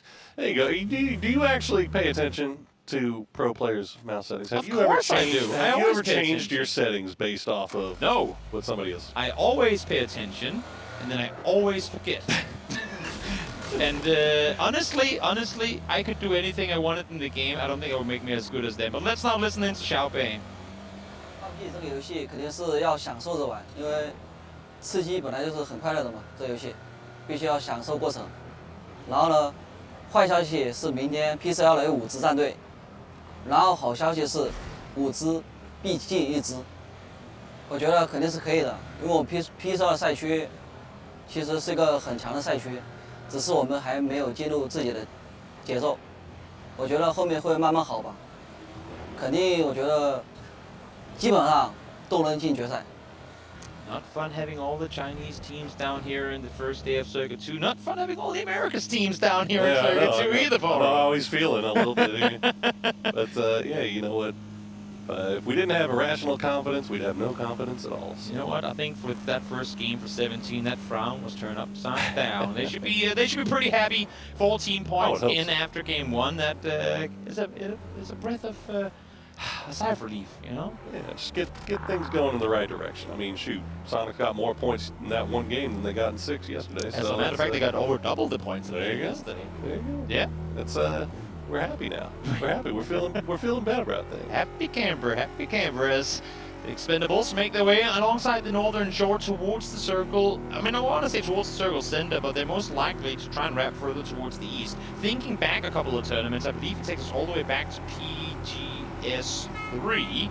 They had themselves a phenomenal game on the western side of Stalpa. Now, this was pre-Stalpa remake. That makes it actually PGS 1 then. In any case, they played a really good game out of the north side of no lead, got away with, I believe, 17 kills. If they can do anything to replicate that in a game here today, that would be insane. Because we've seen the glimmers of hope with Floris and Tanvu kind of steering the wheels in that team. When they pop really hard. Oh man, this man's got the links out there. He's already got 1 knock, but Mamu not going to let him peek again for free. I never ever thought this game was going to make it into competitive. It is just so good. The links? A semi-automatic bolt action sniper. I mean, it's sure it got 10 rounds, but that's also 10 kills. Oh yeah. I mean, it's so good. 10 knocks. Well, I mean, then 5 kills. Yeah. I'll do quick math. Sure. Why not? In any case, that's put it in the hand of these pros, and it's scary. And there's no helmet on Spaceman for a reason. Nah. But he's got a whole compound here. Look. That is true. He might find himself a new one. That's actually one of the things I saw yesterday that I think was worth bringing up again is one of the things that you can take into your games is you see these pros whenever they load up the trunks, it's not just mortars and stuff like that. They throw helmets, they throw vests, all that stuff in there as replacements just in case once you get to the late game. You know, it just gives you that much more confidence when you go for these peaks. Yeah, we'll do it. Where's the reaction? No! No! Oh, you just know. I don't speak Chinese and I can't read what he said, but I feel like my way of interpreting his words were pretty. Well, he's been very animated here in 2 games. Yeah, I saw it last game. Not too happy about how things ended up. So definitely, we'll see if they can turn it around. Yep. But well, it looks like for the most part, all our teams are finding easy pathways into the zone. 4 a.m. still staying in Yaz. It looks like 17 is going to go for that same spot on Lakeside. As you can see, Suzu kind of creeping in. This is pretty much what they did yesterday when we saw the same circle, right? Exactly, and it makes perfect sense if you look out towards the edge of the circle too, that the likes of Sonic, New Heavy, and FaZe as well really are taking their time on this. They know that if they try to go center now, pretty much regardless of where the next circle shifts, unless if it goes right on top of them, you can't really rotate because there's so many teams in the center already. Might as well stay edge, and then for Sonics, if it goes north, you still have the Rostock bridge you can rotate over. If it goes south, you can swing underneath, and then if you have to, I mean, kind of drive side by side with New Happy, but still be late, play it slow. It's the smarter thing to do, especially on a circle like this. I was seeing E pickup coming in from Milta, FaZe Clan. It was a little earlier. We saw them, they started kind of making their way up the road north, but they got a little close to Luna Galaxy and pulled away, went back to Milta and elected just to take the E pickup all the way there. So we'll see how that plays out for them. Here's TSM. They are coming in just onto the western side of Severny right now, so they should have a pretty free and clear path here on the north side. I wouldn't be surprised if FaZe don't all actually commit to this E pickup. There is a chance that they send 3, leave 1 on a car to drive below, or even just send 1, but the fact that they're all stood pretty much on top of the balloon on the map right now tells me that they're probably all gonna go. But FaZe has in the past done things where they would send just a couple on the E pickup and see what they can get from down below. Seems though that this time around a whole bunch will fly forward. Nice timing on it too. They're gonna be in the center of the circle by the time phase 2 pops. So if it goes Yasnaya, they fly straight in there. It goes north, they go up towards that direction. The only issue I see is if it goes south, they're gonna have to hot drop a compound. Yeah, that's But then you catch teams and splits too. A little bit so it dicey. could be worthwhile. Yeah, Tiamba popped one as well, and it looks like they're That's getting very everybody, late. yeah, getting everybody back together. They had a little bit of a 2-1-1 split all the way up on that northwestern side. And So yes, drop FaZe. Okay, yeah. Because if you go compound now, you don't get a vehicle. Yeah, no. I mean, this might just be FaZe dropping into Yaz. You would imagine. I think. The thing is, there's already, and that's the real worry, the fact that there's 2.5 teams in there already might catch FaZe by surprise. They're actually flying further west. They might actually be going towards, are they all committing to the Wizard? In Yas Fields? That's a commitment, phase 2. But you know what? We've seen circles go down there before, and if it does again here, that could be a good game for them. They sure are. That's what it was looking like, and that is what they did. Correctly, the last one there, and it looks like everybody's going to get away with it scot-free as well. Tiamba did not end up taking their E pickup. No. And it's probably a good thing, too. He's smiling. TSM was right there, ready and waiting. But they will not get to get those kills as Barbo's trying to escape from the watchful eyes of H-Win. But he smells something afoot here. He's going to go ahead and dip on out of there before Tosi gets in there. And now Luna Galaxy, they're going to try to make a play here for Heaven. Although they only have 2 up front guys, they've got 2 way back at Mansion. This doesn't seem like we're going to send everything we got. I think this is, yes, they spent 3 smokes on it, but I think this is to bait attention, to try and figure, is this a split?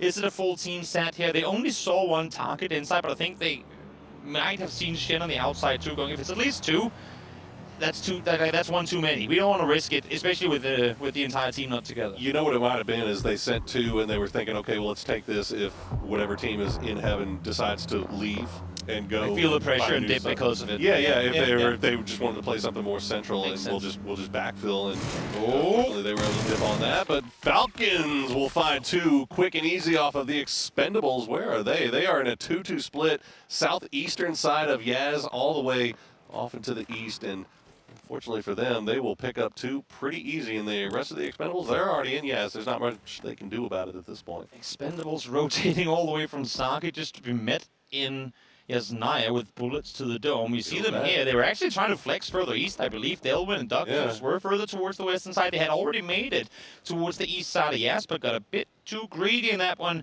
Tanwu and Cloris, that is. And, well, Flood made him pay.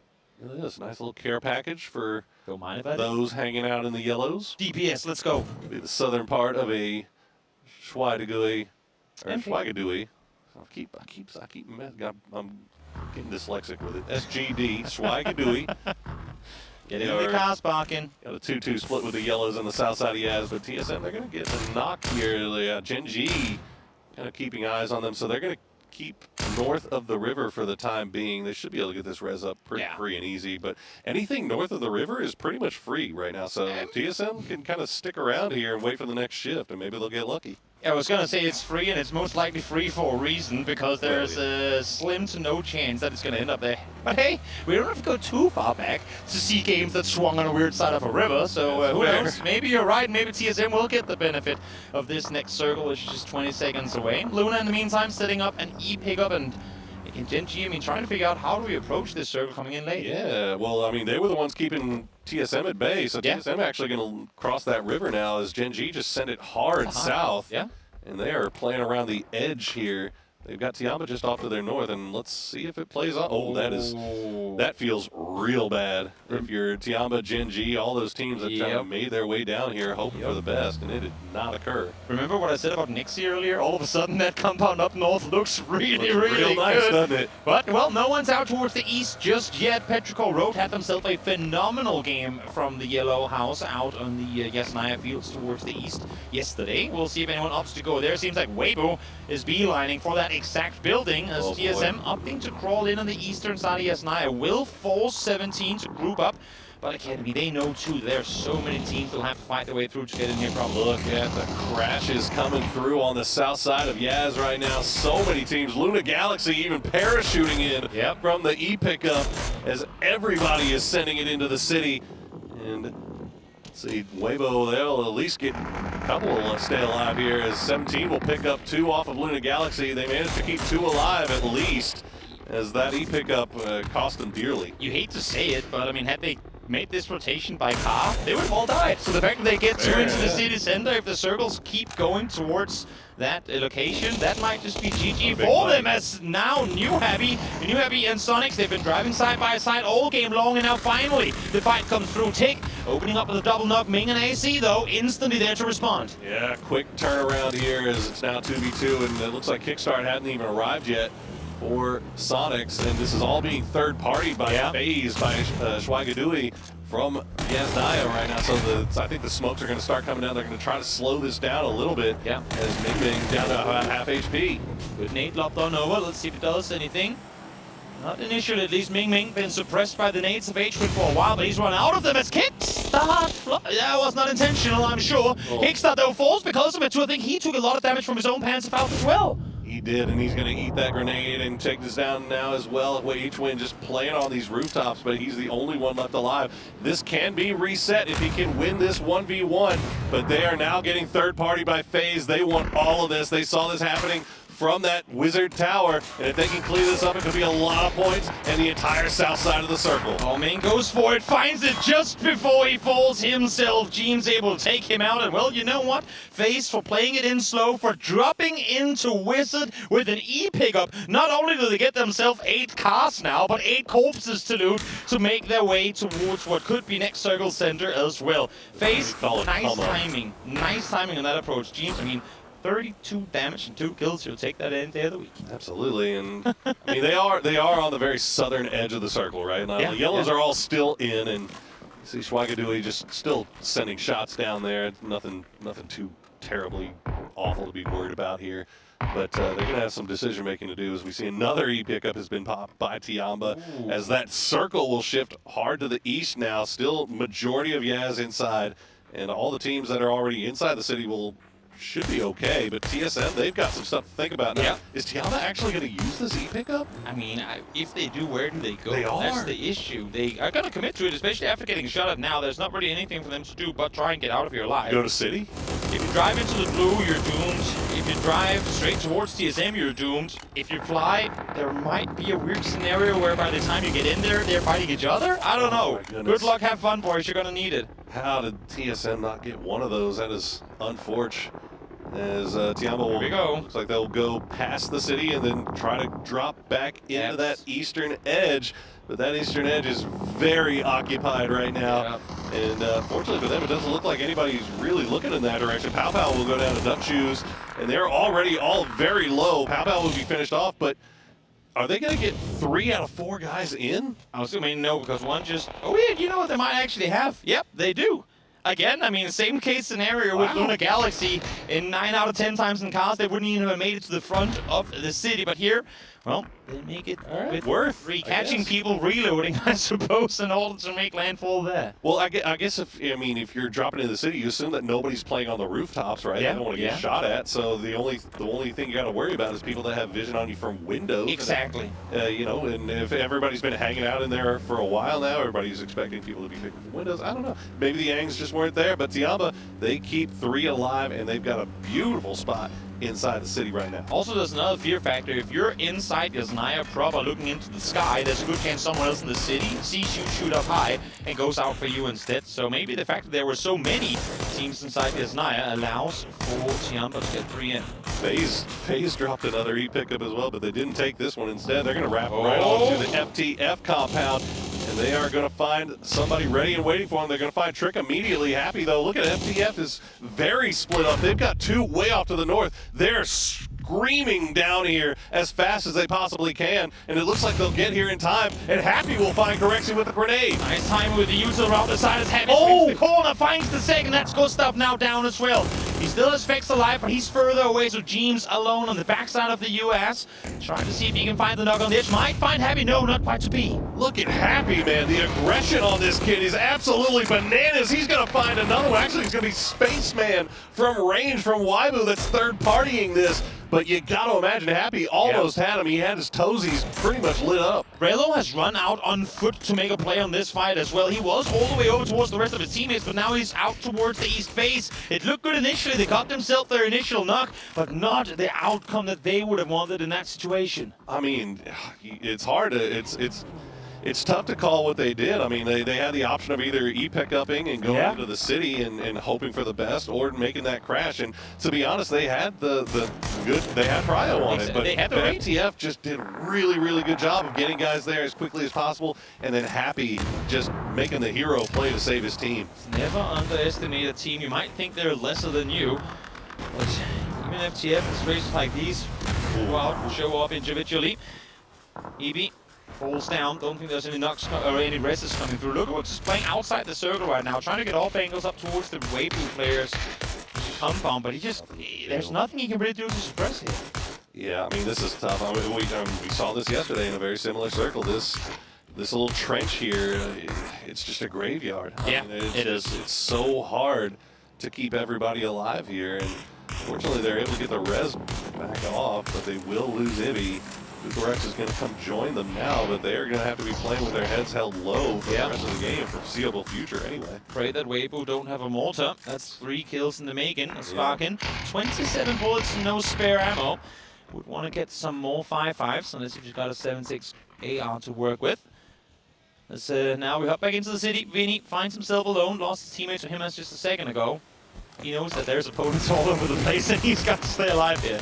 Well, then here's the push from FTF after resetting after the FaZe fight. Where are they going to go? That ditch where VP is looking pretty tasty, but they're instead just going to hang out on the top side here, letting scout down, looking for the next place to go. Stop and scout, stop and scout. I think they were maybe hoping that those shacks that TSM are playing were free, but unfortunately they are not, so this is going to be tough sledding here for FTF. The only place you see that's available is the location down by the antennas down below, but they've got smoke and cars on them, so they know what's happened there just a couple of seconds ago. In the meantime now, out of the barn building goes 17, a little ghost, as they make their way over towards Luna Galaxy. They know it's a solo in there. They saw the knock and the flush come through from him as just before. Now we'll see if he can get something with it. The gas can explosion takes out Xiaowu initially. Goes to try and pre-fire the corner, and Vinny finds Sushu as well. They're caught off guard. They're caught in a split. Not all of them were there. They thought it was going to be an easy peasy clean up a solo, but not to be. Now Xiaobei falls as well. Oh no, 17 falling apart at the seams here. Maybe a little bit of split communication. Just like that, they are done. And Vinny stays alive, keeping Luna Galaxy in this one with a hero play. The 1v2 holding his ground. Whiffs the spray, but the gas cam comes to his aid. What a play. And yeah, I should say, I mean, not only getting a couple of points, but able to stay alive to see it to the end as well. Impressive, to say the least, by the Luna Galaxy player. Okay, FTF, well, they had enough smokes to stay alive there for a little while. They'll see the circle pop and try to make a decision about where to go. Unfortunately, Samoy's going to get taken down. It's down to just Alcarin, but I mean, you can see every team looking over in that direction. But look how much control 4 AM has. I mean, they have the entire apartment block to themselves. And it might just be a bit too much, honestly. I feel like once opponents start leaking into the northeast side apps, you have to try and regroup. Rather do it too early than too late. Hemas Missing a couple of shots there onto Pain. Will try and lob an 8-on-0. We'll see if he can find him with it. Should really have to hit a whole lot to get him down, and that's exactly what happens. He'll do it. Okay. He doesn't know about Linshu, though. True. Sneaky. He's been sat here for a while.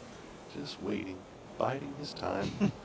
He's inside zone as well. And yep. He's got 7-7-0 off in the distance. That's also sneaky boy inside. As Jonas will finish off Pain. And now Schweigadui. Can they find anything else? That's another one. It does! Nice! Almost gets 2 of them. Oh my goodness. Himas is just literally 1 HP. One more nade and you can get it, but no, it bounces short. Almost had the double. Not to be the 4th comes through and goes short as well. Oh, Mings knows it too. That's frustrating. Oh, you hate to see that.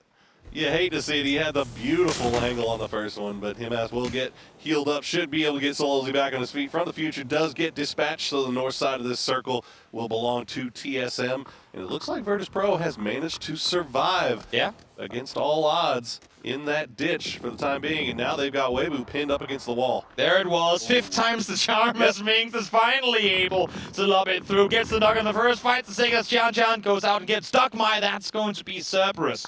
Out in 10th place. We're creeping ever so much closer to placement points. Now Weibo just losing to the blue here. Spaceman will bleed out. Now it looks like Shen's just going to survive as long as he can without donating the point over. But we still got a lot of action on the south side of this circle as Falcons still have to make their way in. The Expendables in their way currently as they will lob that grenade through, and looks like it won't find any joy though. Really want to blow up that top floor, but not quite to be as Linshu finally, he's been found, tries to lob a blue zone nade out to maybe buy himself some more time, a double blue zone make it, as he looks to try and see if he can go further up towards the northern side, but yes, got Jian up here ready and waiting. Mings able to get the MK off of him as his corpse as well, looking good for the end game here. Alright, things slowing down just a little bit here as we wait and see how Falcons decides to push through. Knock would have been huge there. Might have slowed things down just a little bit. But Falcons just going to push in. And they're going to lose 2. They're going to almost lose 3. But Snakers will, or Rello actually will clutch it out. And now Falcons up to 6 kills. Do they have time to get these revives? They should. Yep. It's inside circle. They the are jump inside. headshot through the staircase bars. That's the fact that it comes down to that, but it's always dangerous. Coming up those staircases, the first guy cannot stop. Is it a nade? Is it a flash? I cannot care. I need to keep going because when you block the stairs, we've seen 1v3s, we've seen 1v4s in areas like those before. Good thing Rello came out there and made the day. Okay, well, Linshu getting a little bit more active there. He's going to open the door and find Jian as Schweigadui was trying to run away, trying to escape. Linshu just playing around the door, and now 7-7-0 will come and provide support as they are collapsing on top of SGD. What a phenomenal bait setup here for Tiampa's Linshu to throw the flash, close the door, and then be able to catch them all off guard. Had 7-7 been there a second earlier, he would have caught 3 guys completely blinded with their backs turned. Still though, even if they don't come out victorious here, I love seeing these mechanical like duo plays when they set them up together like this. Phenomenal, even if it didn't work out completely as they intended it to. All right, Mings, what do you got? 1v1, you versus Linshu. Oh, nice flashbang. Will force Linshu to get on the move once again, but it's going to put him into 4 AM's crosshairs. HSM gets him very low, but doesn't get the knock. Linshu can't even stop down to heal. The blue is right on their tails. A nice grenade from Bobo will do the work for him. Got B-fold, finds one more as Mings falls as well. The solos are eliminated. 5 teams now left alive. Falcons, they had a chance to try and follow up on those fights, but they say, you know what? I don't think that's our fight. Let's go east instead. Let's go into the gutter, into the dip here on the eastern side and take the fight to VP. I mean, this feels like the winning, very good winning position here. Definitely. And, I mean, I definitely like Falcons' chances on this one more so than trying to push through the city, right? And they've got a lot of utility. They're going to try to send it, not finding anything just yet. But 4 AM going to put themselves in a position to try to gatekeep this as well. So far, so good for VP. We've seen it once before that that Nixie was able to sneak into opponents' smokes. Let's see if it works again. Here's TSM actually from the other side, start charming in as well. Beamy, first one to ball, Rello. Throws one flash, make it two over the top, but Nixie peeks on up, finds the first one. Almost getting down to second player as well, but he's taking too much damage in return. He will fall to Roth. That was filthy from Nixie, but now Lukarux, can he come over the top? No, Falcons will clutch that out, but TSM, they smelled the blood in the water. They're coming over here as well to try to take advantage of Falcons before they can fully reset. Chaotic situation, a lot of pretty much split you have to go through on the fly here. One goes down to a teammate. Sparking able to find a double as a result of it too. Blood goes knocked and now it's just Roth left alive. A bit of separation, still issues. He's outside the circle. Just a beautiful grenade from Sparking to set that one right, but no, Zipian, the Shapian gonna find him from range. And there you go, Falcons will get eliminated. Nice game for them, but TSM, they've got the outside 4 AM, they've got the corner of the apartments, and then you've got the sneaky, sneaky snake of Vinny from Luna Galaxy, who's already proven that he is more than up to the task. I feel like he's going to have to be the difference maker here. Curious, okay, you know what?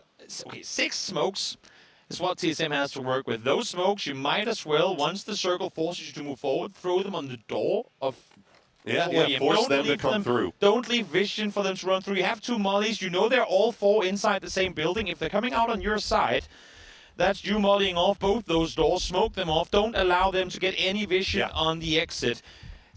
But still, I mean, I love the fact that 4AM is looking for Luna's last player in Vinny still, because he could be a difference maker here had he gone unnoticed.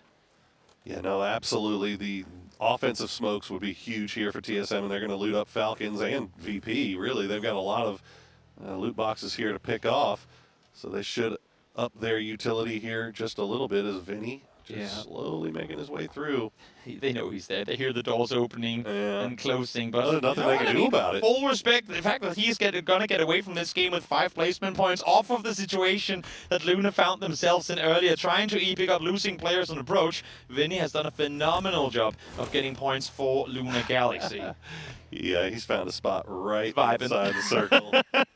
So 3%, you know what? I'll give him 3. I'll give him 3%. Yeah, give him the full 3. Give him that little 0.1. Now the main issue is final circle comes to fruition. 10 seconds to go until this one's going to start closing in, but TSM has to start moving before 4 AM does. Now, can they get the first line of smokes down and get a move on early on?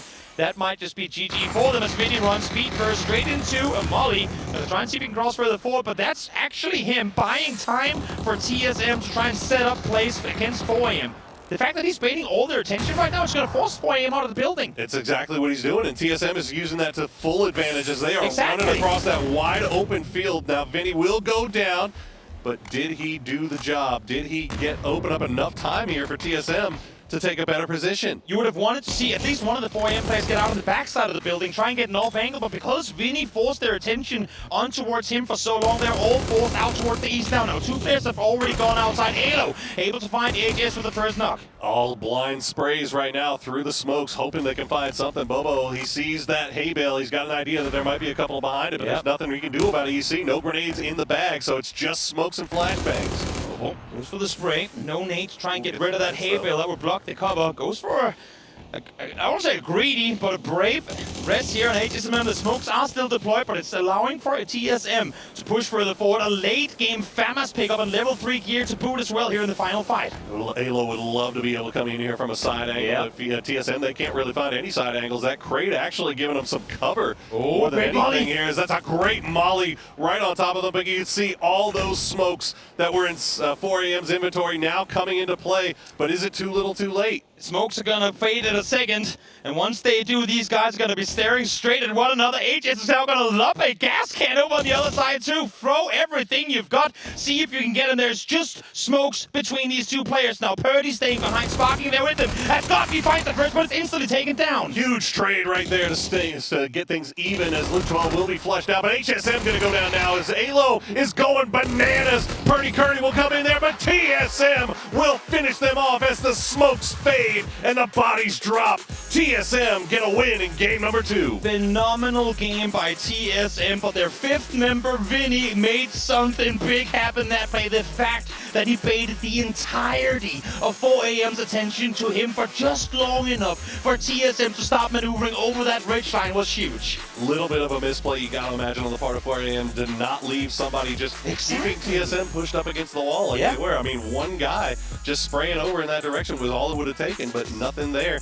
As now 4AM gets to sit there and look at their maps for the next, their drop maps for the next round and figure out what went wrong. I mean, Luna Galaxy don't seem too happy, but you know what? 7 points off of that game, I think that's more than a lot of other teams would have been able to make happen, coming only 2 into that Yesnaya circle proper. And Falcons also, I got to be happy about how that went up until the very end. I mean, that was always going to be a tough fight to push against VP in that ridge line. But TSM will secure that chicken dinner in our last game on Erangel today.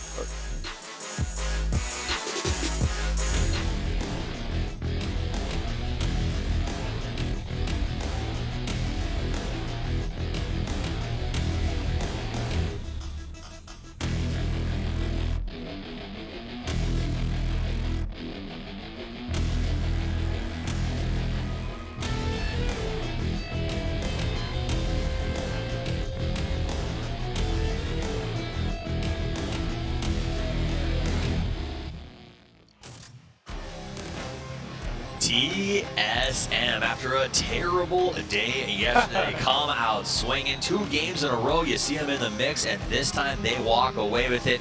Sure, was that win a little bit on the back of 4AM getting obsessed with killing Vinny? Perhaps, but they took the opportunities every time they presented them, and they got aggressive when they needed to. What was most important for me was that they learned from that Yesnaya game, where they were where VP was at, in that little ditch. They tried to smoke themselves up, and they got mortared, they got naded, and they learned, let's take control, especially in a situation like this. Taking that north side control and making sure you can kind of swing around. That's just perfectly executed. I imagine when VP landed there that they sent the Tom Hardy meme over to them and we're like, ah, fools. Because they ended up getting some really good plays here. We saw this shift to Yesnaya. That's, you know, the situation we talk about is everybody just firing. They're like, oh, well, Gen G died there. Maybe it's our turn to go. And the backfill too soon is the downfall of VP in that situation. Now, as the game progresses, the circle moves closer and closer to the city, and I was expecting, normally we end up back out in the fields. This wasn't really a field ending. We were right there on the apartments. Yeah, it was. It was straight outside of the apartments, and that's why having that control, that eastern side there, or even having a north side control, that TSM kind of clutch onto to those kind of the row of shacks, you can say. That control, if you're that last team from the northern side, that's actually perfect. And especially how that later circles kind of worked out. They're able to swing around a little third party that Falcons VP game, and that was just perfect for them to kind of execute. And then, of course, that 4 versus 4 situation standoff with 4AM really helped to delay. It was not so much because of the damage, it was more the delay that they couldn't really set up for a good opportunity. And the utility to stop Benny, they blew up 3 Molotovs, 2 grenades, and I think a smoke to try to slow him down. Utility was just gone. Exactly, and that's what, if they had had those Molotovs, they could have stopped. Remember that smoke cloud that sort of Alo and Luke were able to fold themselves into could have been annulled. So that was a really nice play for them. But again, it came down to TSM, I think, keeping track of what was happening in this map.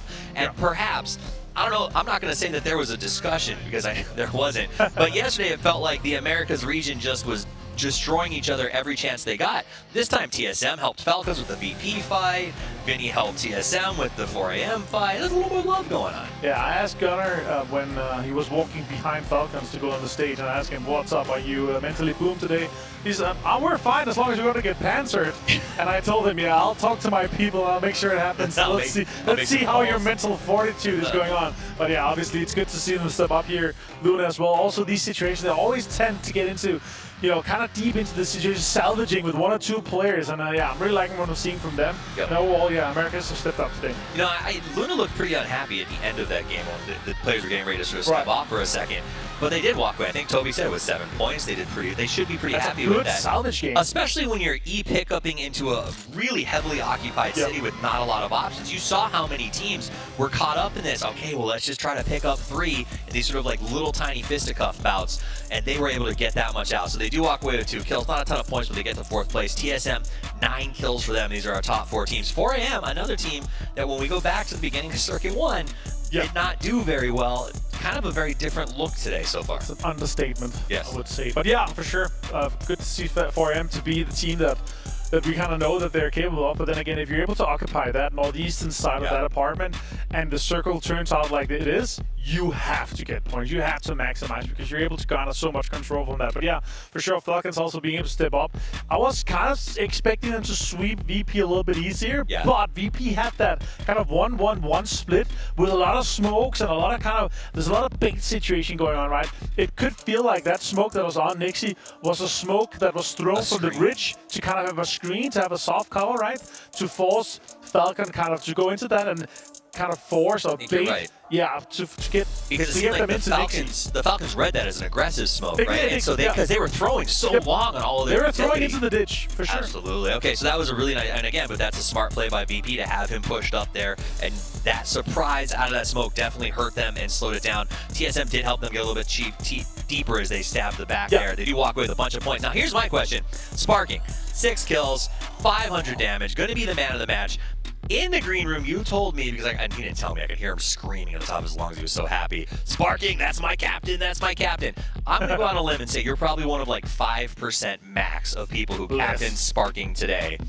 Why? So I feel like the pop-up potential for him is just so high, right? And even though that he's actually quite an expensive player, I just feel like a day like today where the guys in the team, they work it out and they kind of put themselves into this situation. They're a team that improves vastly from game and day to day, right?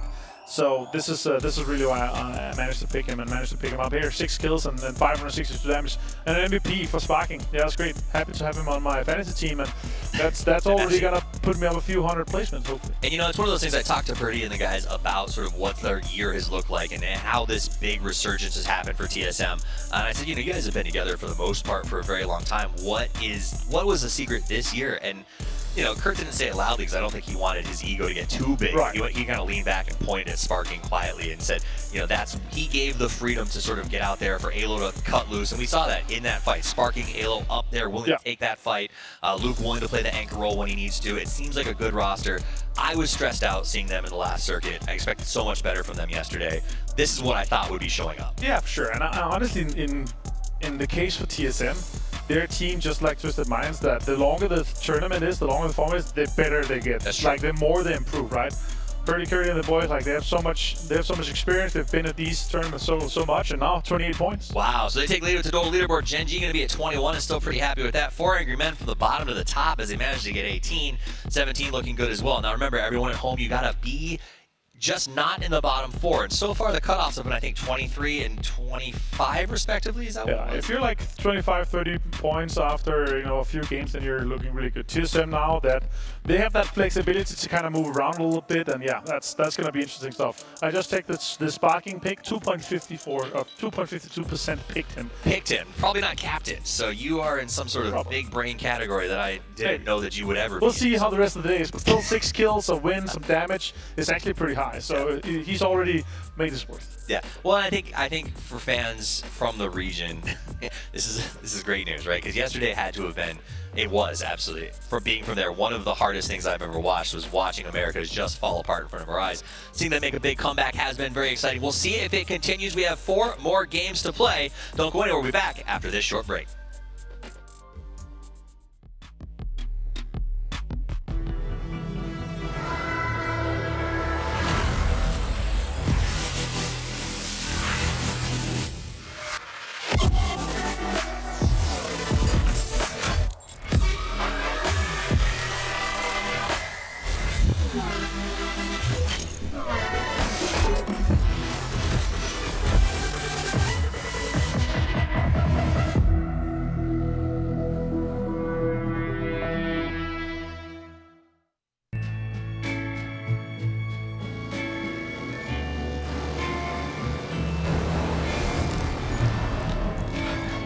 No one else but you can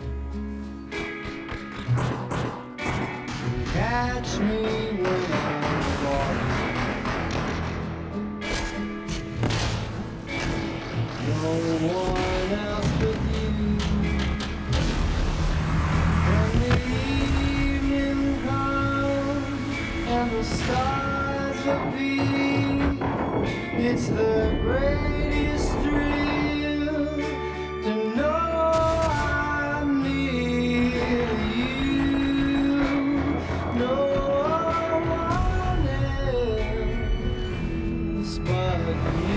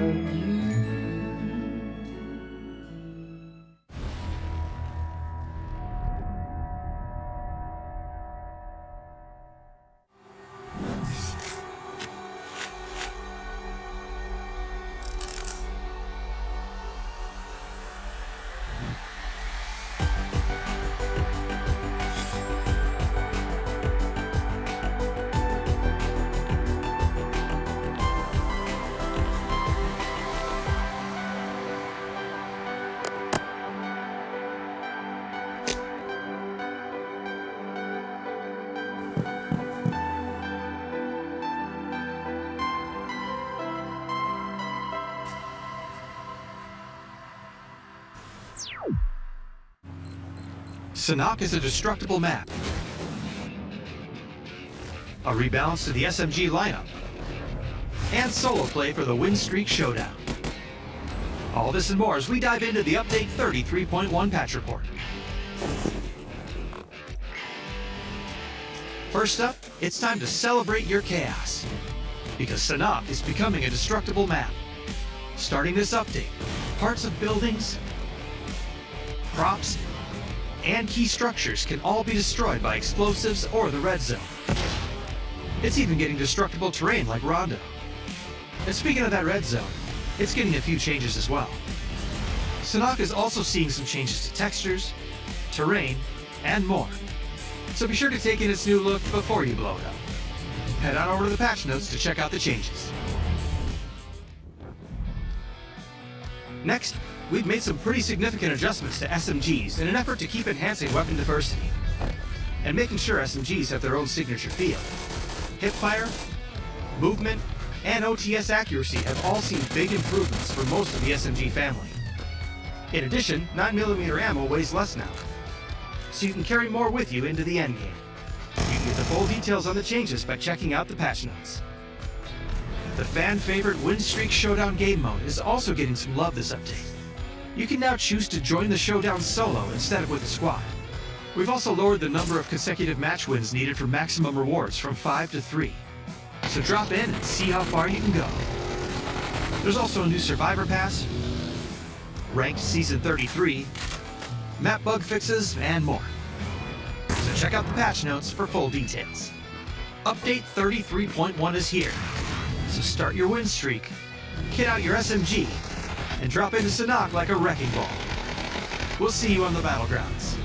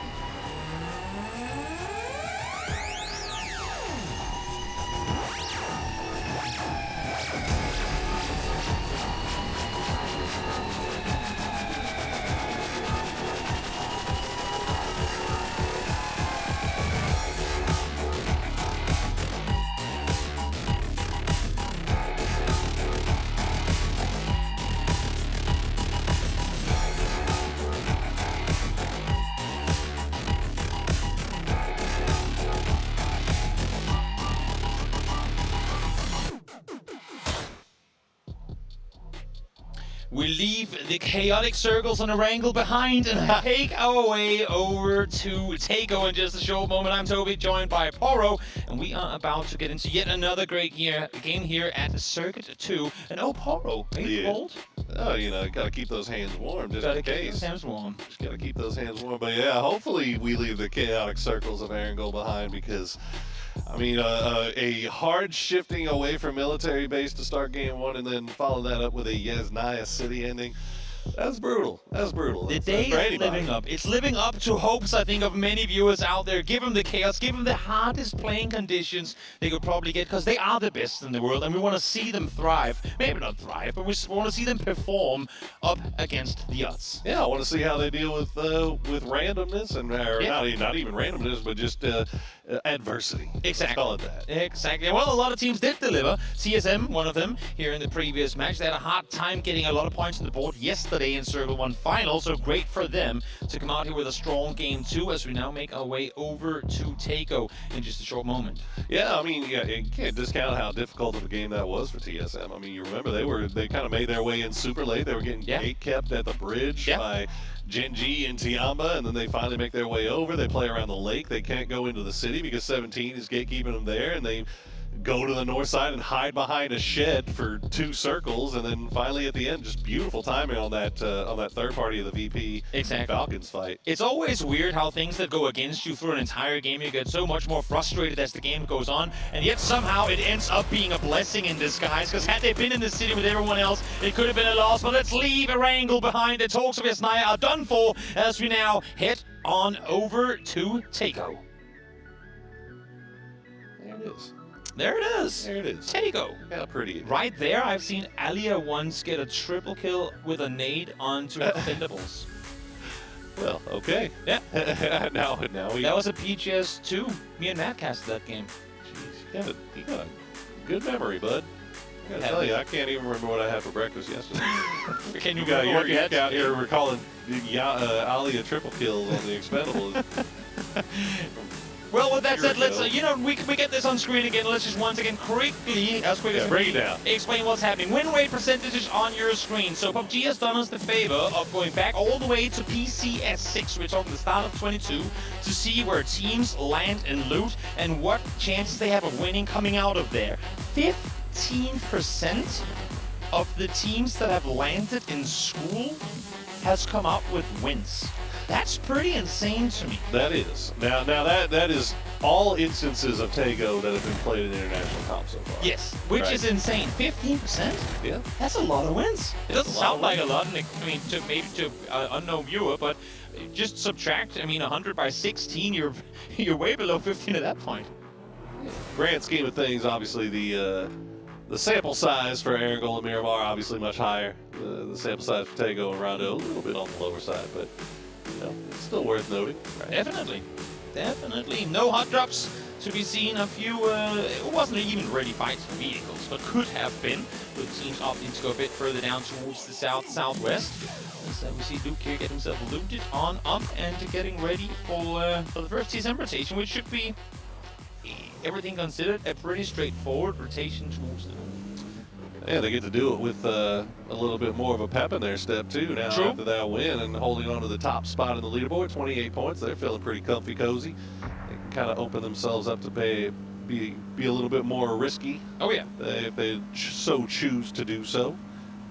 We'll see how that plays out. But yeah, it looks like we are centering up around Terminal 17 already, taking their spot in the middle there. We'll see if they decide to keep that or will they flex out? I don't know. It's a big place to hold. It definitely is. I would imagine that as the game goes on, they're not going to fully commit to it. But you know what? Now let's listen into Adder and hear what Genji has to say about the first couple of games.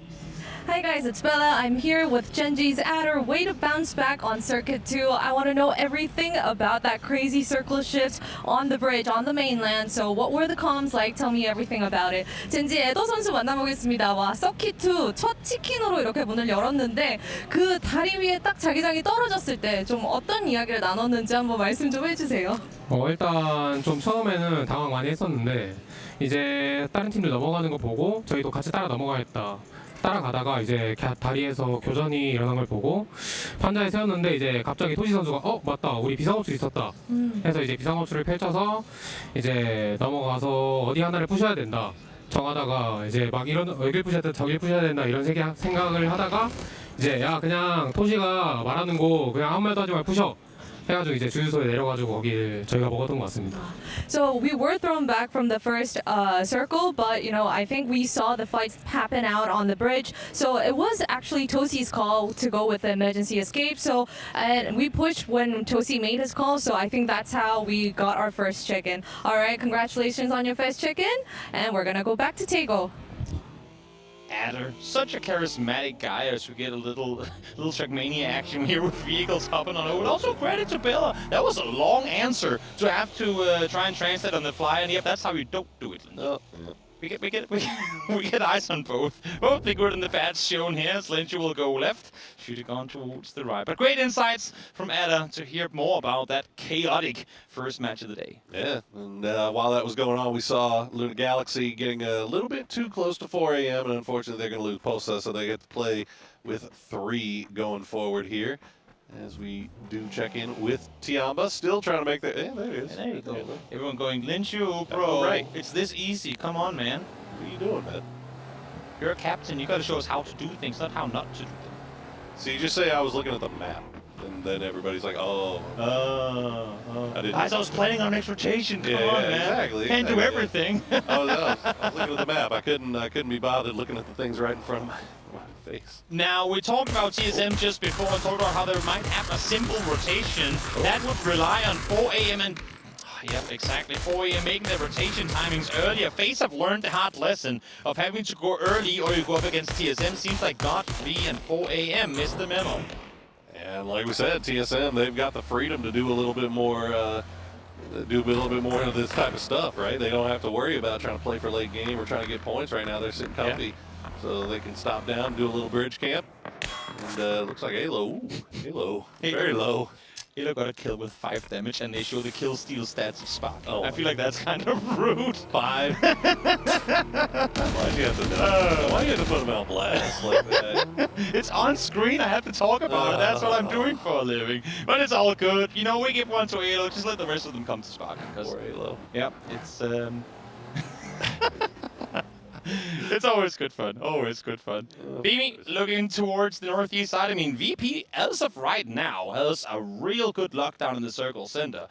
I am interested in seeing for how long they're going to opt to try and maintain this. Of course, it's going to depend on the circles, but for how long they're going to try and maintain this split, because they have fallen into, I mean, early game casualties in games past, and I think while obviously some of them have been on rotation, some has also come because they have not been able to regroup fast enough when when they've had circles come towards them. Mm. Yeah, I mean, look, so far today, I like the way the VP has played. They're kind of a victim of circumstance. Oh, we see a flaming glider through the air. Yep, no. VP.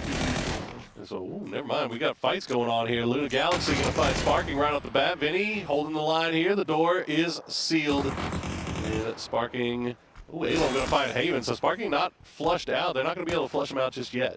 Nope, not able to do so. Nate comes around the corner, bounces outside of the wall too. I think Vinny has kind of lost track of what's happening next to him. Smart of him to try and disengage towards the western side now. That is where he has Kraken. Kraken's been hitting really good shots in yesterday's games. And, well, we'll see if he does so here as well. It seems like they will have to try and...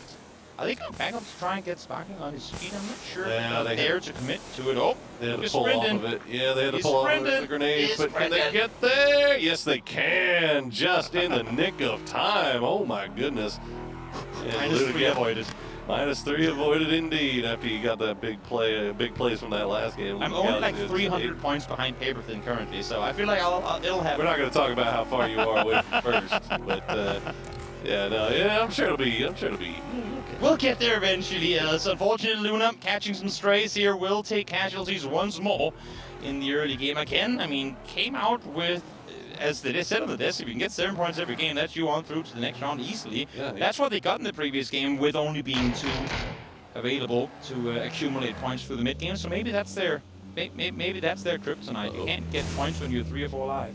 Hate to see that. Well, nobody anywhere near from the future, and they managed to pick the easy Uber pickup on the south side of this zone. They should have a fairly easy path inside, but pretty much everybody already playing south of the river. So despite the fact that this circle is, I mean, you look at it 100% playable for the most part with the exception of the river, but everybody opting to go south side here. So only about, I would say, maybe 60% of this circle actually in play currently. Now, what I'm hearing you saying, what's that?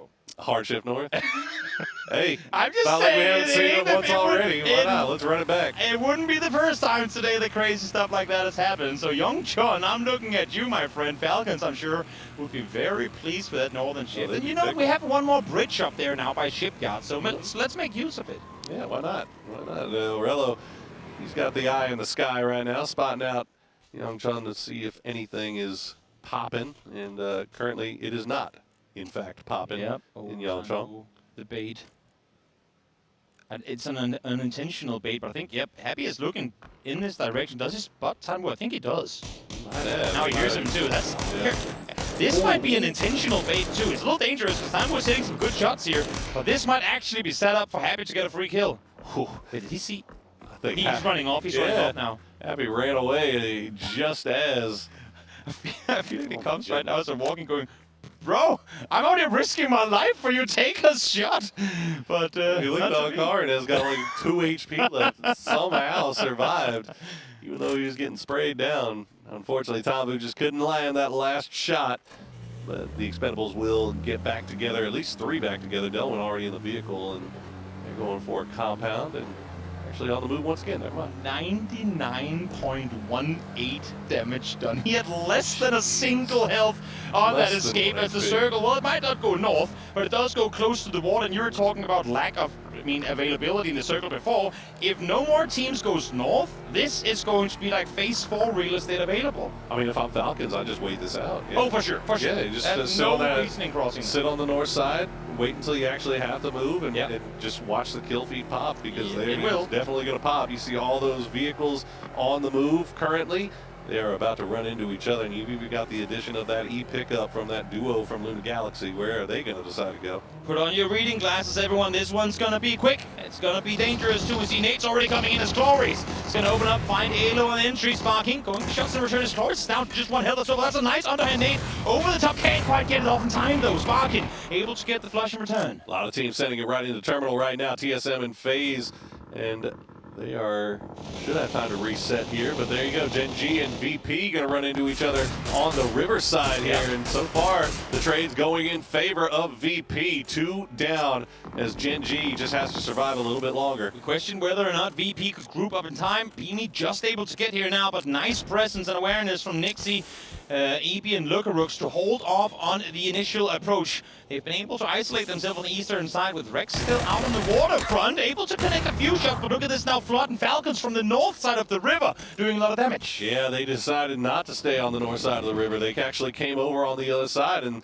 they found a lot of real estate to work with here. Yeah, Working out pretty nicely for him as Rex will get spotted by Nixie with that P90. That is a terrifying prospect, as Nixie has just been on point all tournament long, and now you give him the goated gun in the game. Yep. Tosi, you got a lot of work cut out for you, my friend. Definitely does, but if there's a guide to do it, if you can bring back some of that PGS6 magic, maybe you can make at least a little bit of a wave in the water here. We'll have to wait and see. And as you were saying too, Falcons, I'll stand corrected, they crossed on over on the eastern side, but not only that, look at the amount of space they've been able to garner too. So much space, and yeah, I mean, that's the whole northern side of that, or the whole eastern side. I was going to get there eventually. The whole eastern side of that circle pretty much for free. Yeah. As Duckmire going to get spotted out by Happy from long range. And that's down as well, and looks like these guys are going to get flushed out. This is all happening on the southeastern side of the circle on that riverside. Sololzi not anywhere near this. Haisaki will be on the backside, though. He's going to find one as he catches Samoy not looking. Yep, it's a good return by Cerberus, but 2 casualties taken early on. Once again, it's him has to fall first.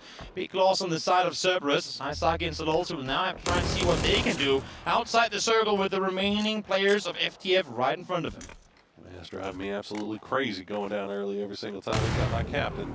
Man, I need you to stay alive a little bit more, man. This was supposed to be the lobby you were going to feast in, but unfortunately that's not going that way. As for the future, they're showing off here a little bit in these last couple of games. We'll see if they can show off a little bit more.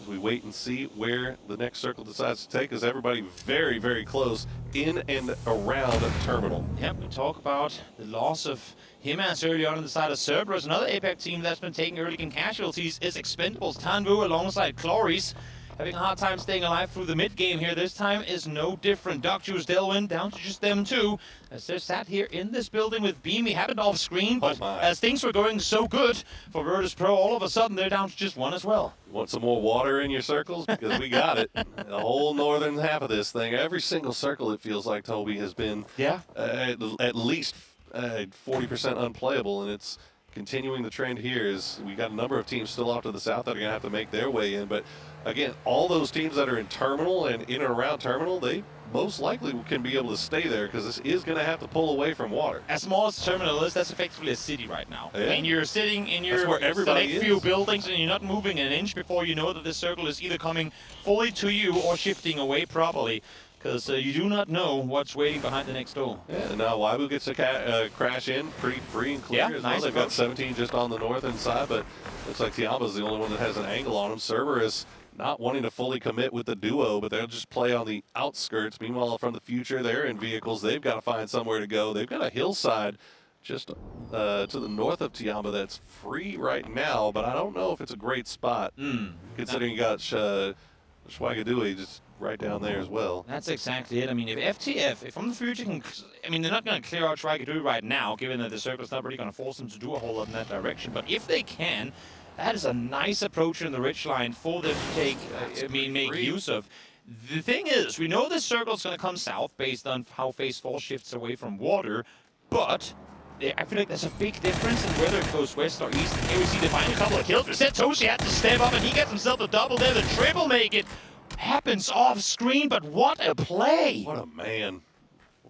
He Wow. threw in a big way for Genji. Now, he is the last player alive, and he has the compound all to himself, but unfortunately for him, Falcon's starting to come over in that direction, but Tosi got that P90 in hand. He's already got 1v3 in the bucket. Why not make it 2? As Falcon's coming in with all 4, actually, he could turn things around here, but Falcons, they've got to be very, very cautious about how they approach this. Keep everybody together, try to figure out where this man is. Just clean sweep the 1v3. You do so again if you do not give him the respect he so deserves. Little Ghost, peeking a bit too far to the southern side there, will be found by Weibo, who haven't really gotten a whole lot going so far today. 7 points on the board here in this third match of the day, but they would want to get a lot more going. And if there's a guy that can build momentum on his roster, that is Shin. We've seen it in tournaments past. As soon as he was added to his previous roster, I mean, you add him, all of a sudden, you have DD team just pumping off. 3 games in a row, boom, boom, boom, great performances. Get him happy, get him going. He's a dangerous man. And you can see the impact that he's having on them. I mean, Weibo, they crash the south side of that compound, and they keep pushing forward. They keep going further north. Instead of just being happy with what they got, they managed to sneak out Little Ghost because of it. So now they have a complete more control over that half of the compound, and the circle obviously going to go where it's going to go. Yep.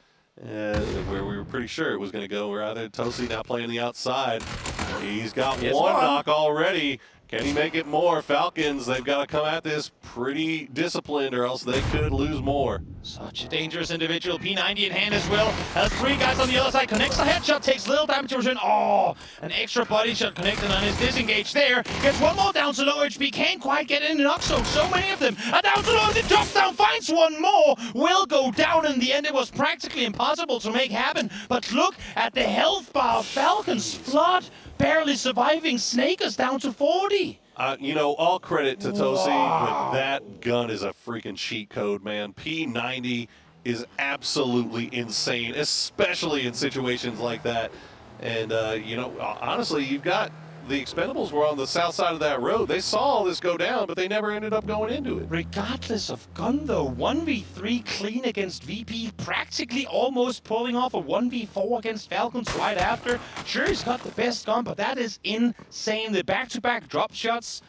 Oh, this man, get him going, and Genji's winning tournaments.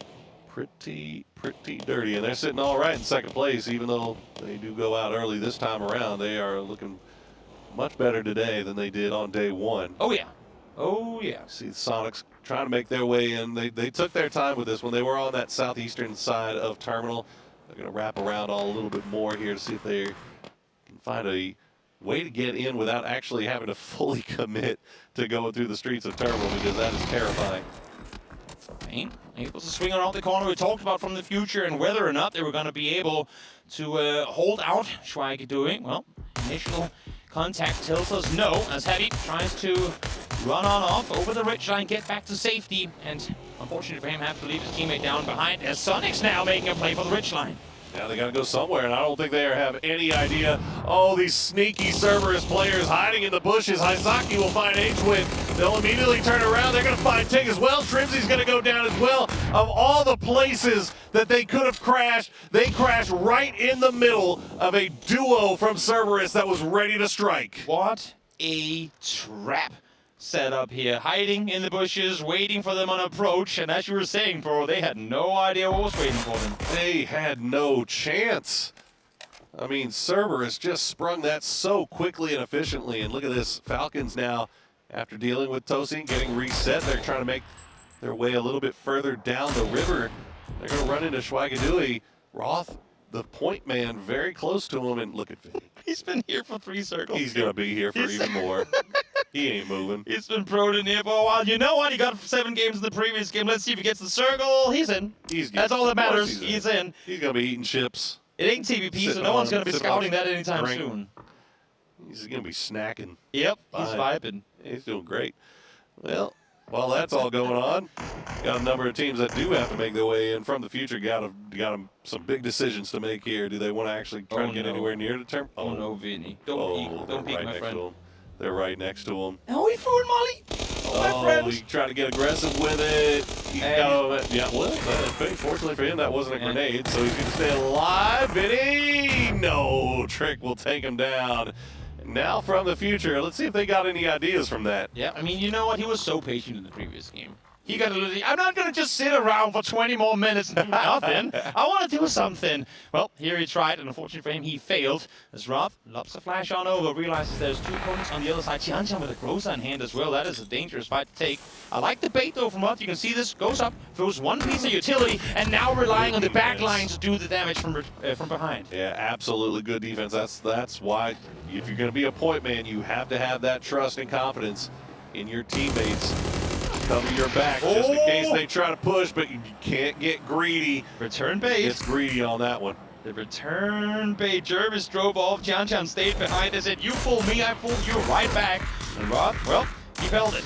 Yeah, he bit on that one, hook, line, and sinker. And unfortunately, he's probably going to be left behind. Yep, he'll get finished off as From the Future getting pinned down by Tiamba as well. Actually, no, it's Schweigadui. Falcons just going to try to reset. They're trying to see if they can get a position on the side here to maybe get those kills away as Tiamba just continues to work on that high ground that From the Future just abandoned. Tiamba is playing this one smart. They know that this position ain't going to be viable for much longer as it's going to be in the blue, but let's make use of it for as long as we can. Let's make sure that we can clear out this north side of the circle. Snakers peeks on over instantly. Connects onto 1 flood. We'll find the second, and that's Schweigadui down and out. They do lose Roth in the process, but that's 5 kills picked up now for Falcons. And they should be able to kind of retreat back to the same place that they just were. You see this beautiful ridgeline that they've got to work with. Even though Tiamba is staring them down, they've got all the room in the world to move around as Beamy will kind of sneak his way out of the blue. He's got New Happy. They're stacked. Just jump peeking. Over here, they're jump scouting, essentially. Oh no. Oh, Beamy, this can't be. The beautiful grenade, he finds 3! Beamy from Virtus Pro will get 3 right off the bat as New Happy is in shambles. What a surprise! And oh my lord, does this bring up memories of PUBG iconic moments from the past? It wasn't a 4-piece, but Xiaozi, you're now all on your own. Give them all 4. Go ahead, Beamy, you earned it. Go ahead and try to get him. He's got a lot of vehicles here to play around with, but he has no idea where Xiaozhen is. Doesn't matter. Kurt is going to get him for him, and that opens up a little bit of a doorway here for Beamy because TSM Purdy going to run back to terminal. Intentional, not in that one, too. Beamy getting the nade underneath the US. They had no idea it was there. Absolutely perfect execution from Beamy, having to take that fight just exactly getting that first hit off and no ammo to spare.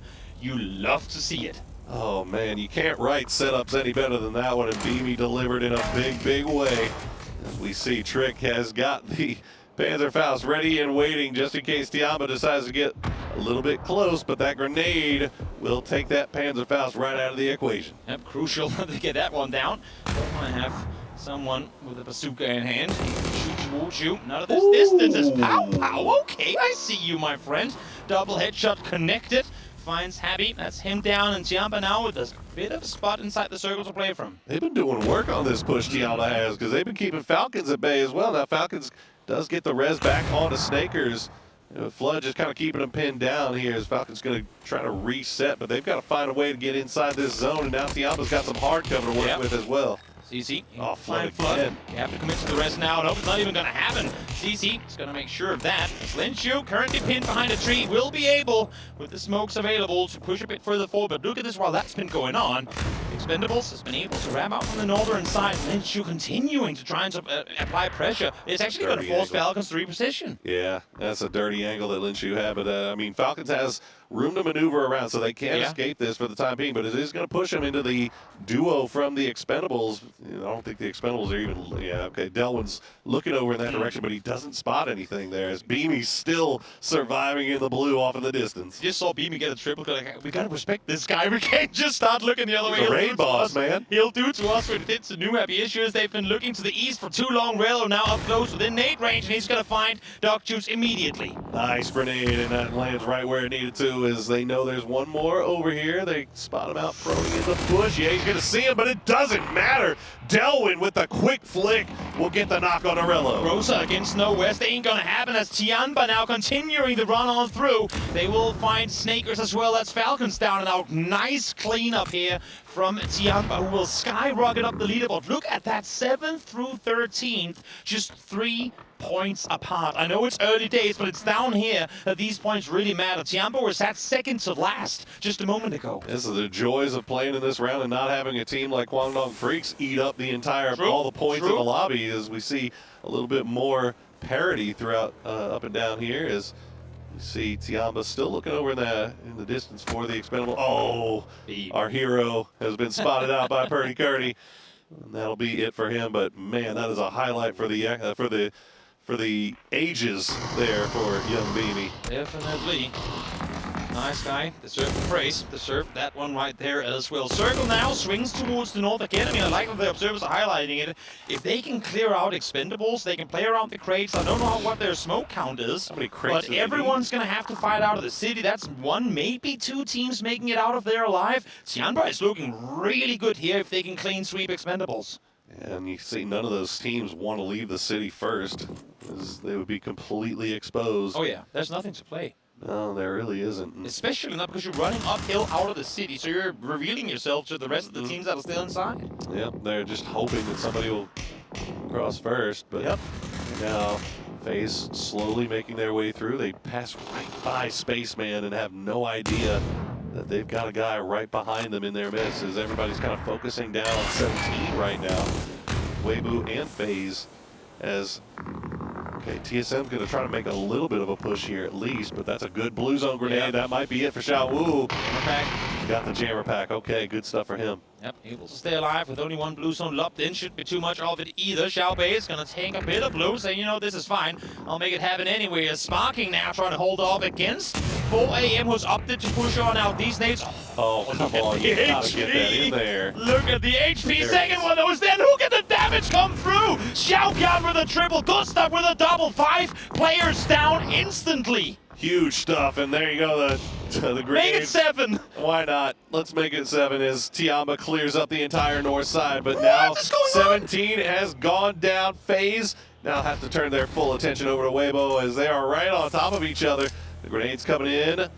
Do they know even where to throw it right now? Okay, they sees him at the very end there. Spaceman has joined the rest of his crew, but Gustav will spot him out. Blink of an eye, 11 players down, and we're continuously racking up the numbers. James corrects, he thought they had a safe crossing, but shut down by Wave, who are continuing to rack up points. 1 player knocked, should be able to get it back on their feet, but right now it's Tiamba set outside here, ready and waiting for them. Shy, what do you do from here? You've been seen, but Mamu with a good nade finds Vex. While this was happening, 4AM cleaned up TSM, but they did it at a big cost. They only have one player left alive. So whoever comes out of this fight, hopefully they can keep as many people alive as they can, because they've got a full 4-man squad of Tiamba that's just waiting for them to come down. Mamo, the fact that he's not used his pants yet is insane. Yeah, can't commit to that rest there. Not gonna have him go out on the edge of it, see if you can make it. So, Vex tries to crawl to the very end. This is now starting to chunk. Nope, hasn't crawled on through just yet. So Gustav might be able to go for the rest, but that second blue zone is gonna deny that opportunity. Oh, actually, maybe. No. Okay, yeah, no. Gustav, you're on your own on this one, big guy, as Grenade will come through, but unfortunately for him, Weibo already on the move. Once again, this could be huge for Weibo, as they have been having a rough start of things, as Xiaopiang going to be the last player alive. 4 a.m. hiding in the smoke cloud, but Talbot doesn't want to waste any time. They want to get rid of this man. Xiaopiang just got a triple with the nade. You do not want to be within range of this man. He only gets 1 point off of it, unfortunately for him. But you can see Tiamba fully committed to clearing their side of the circle. They know there's a fight to be had on the other side soon, but they have to take out this solo first.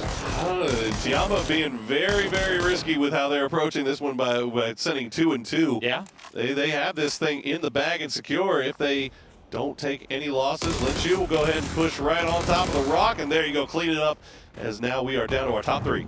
12 kills for Tiamba, and they're all out there representing with their points. A phenomenal game, a game we've been waiting to see for a team who really struggled on the first day of Circuit 1. Shen lops an 8 on over, will find one as well as Gustav falls. Weibo and Tiamba, 2 teams on the bottom of the leaderboard coming into this game. We'll try and fight it out, but now in a 4v1. Sai, oh Sai, what can you do? Are you gonna deny?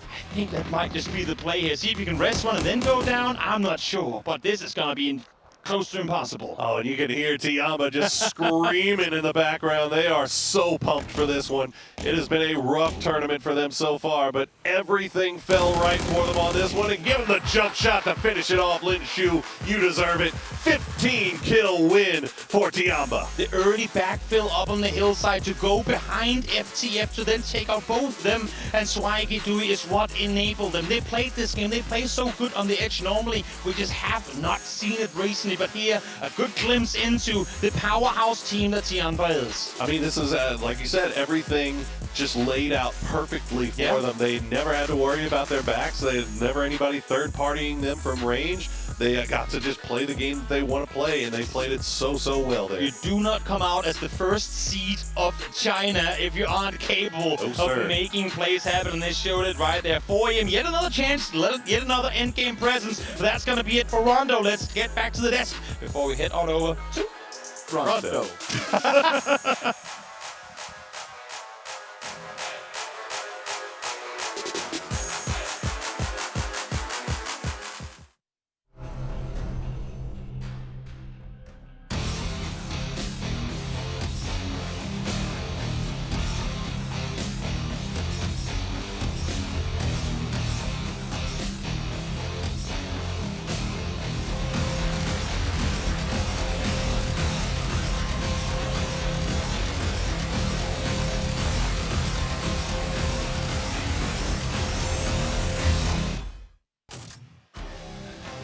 We've played 3 games, and 2 of the chicken dinners have gone to teams that got knocked out on the first day in Circuit 1. It seems that they learned their lesson, and they're back to not let it happen again. Last time we saw Tiamba, Martin, they had 23 points, T1 had 23 points, and they lost the advance to the next day. It seems like now that is no longer a worry.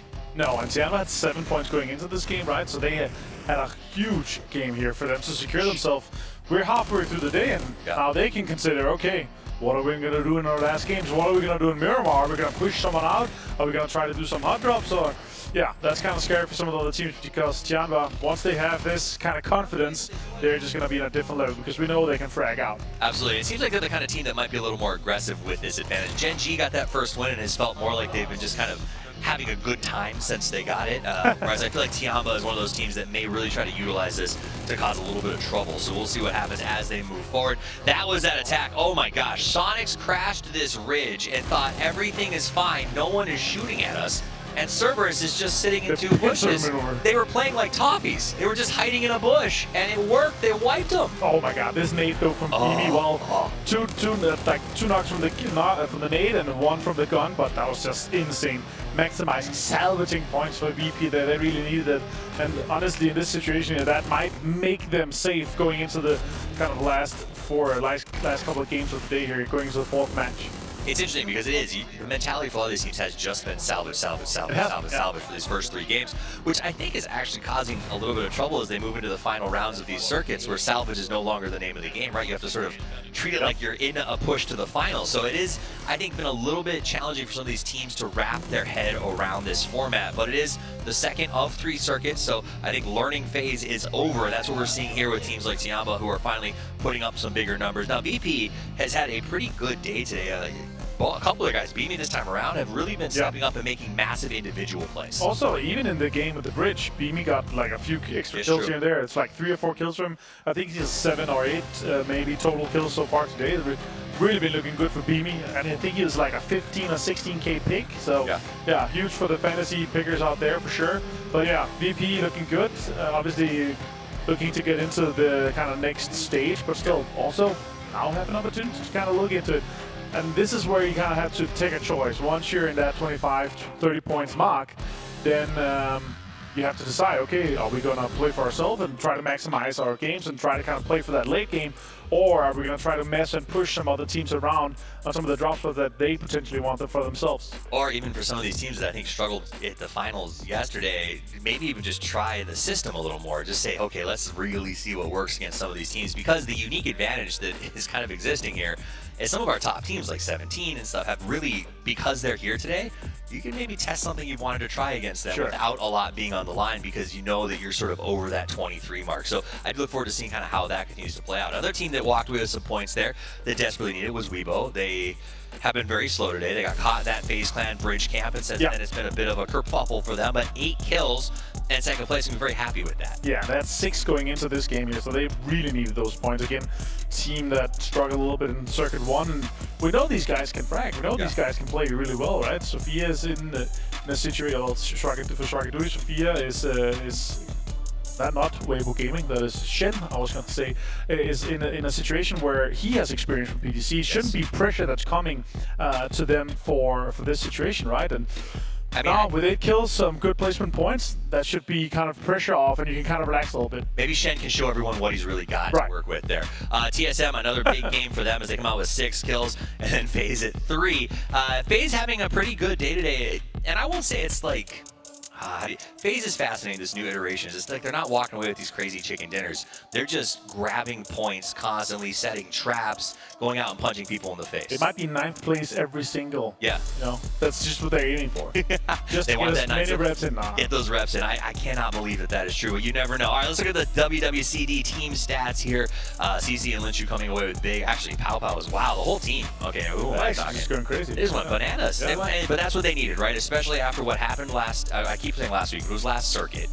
They know that you cannot leave it. So, well, you can't leave it to the very end. Do you remember the fight around the rock where literally it came down to, had they looked in the right direction in that split second, and leaving it to there is just not something you want to do. CC108 will come away with our man of the match with 4 kills and 500 damage. You can look at that performance comparison, significantly bigger performance than he has been averaging lately. Yeah, I'm really looking forward, like for this, for Tiamba, like I'm really looking forward to see what this can kind of get them for the rest of the time in the circuits, both Circuit 2 and of course also going into Circuit 3, because this is kind of the ignition maybe for them to start this off. 25 points here. They usually and have been having these kind of banger games where they just go out and frag. We know Pow Pow and the boys are really capable of it. We saw Linshu throughout the year really have some insane games throughout PGS 2. And yeah, I really like what I'm kind of hoping to see from Tiamba here, because this could definitely be the ignition necessary. We'll keep talking about them in a second, but is the total leaderboard. Tiamba does move up into 2nd place. Remember, they were struggling prior to this one,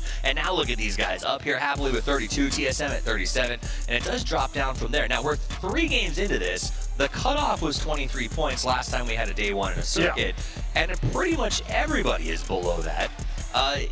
That said, those who are on the far right, that 13th through 16th position, actually really 10th and down, have to be getting a little bit stressed out right now.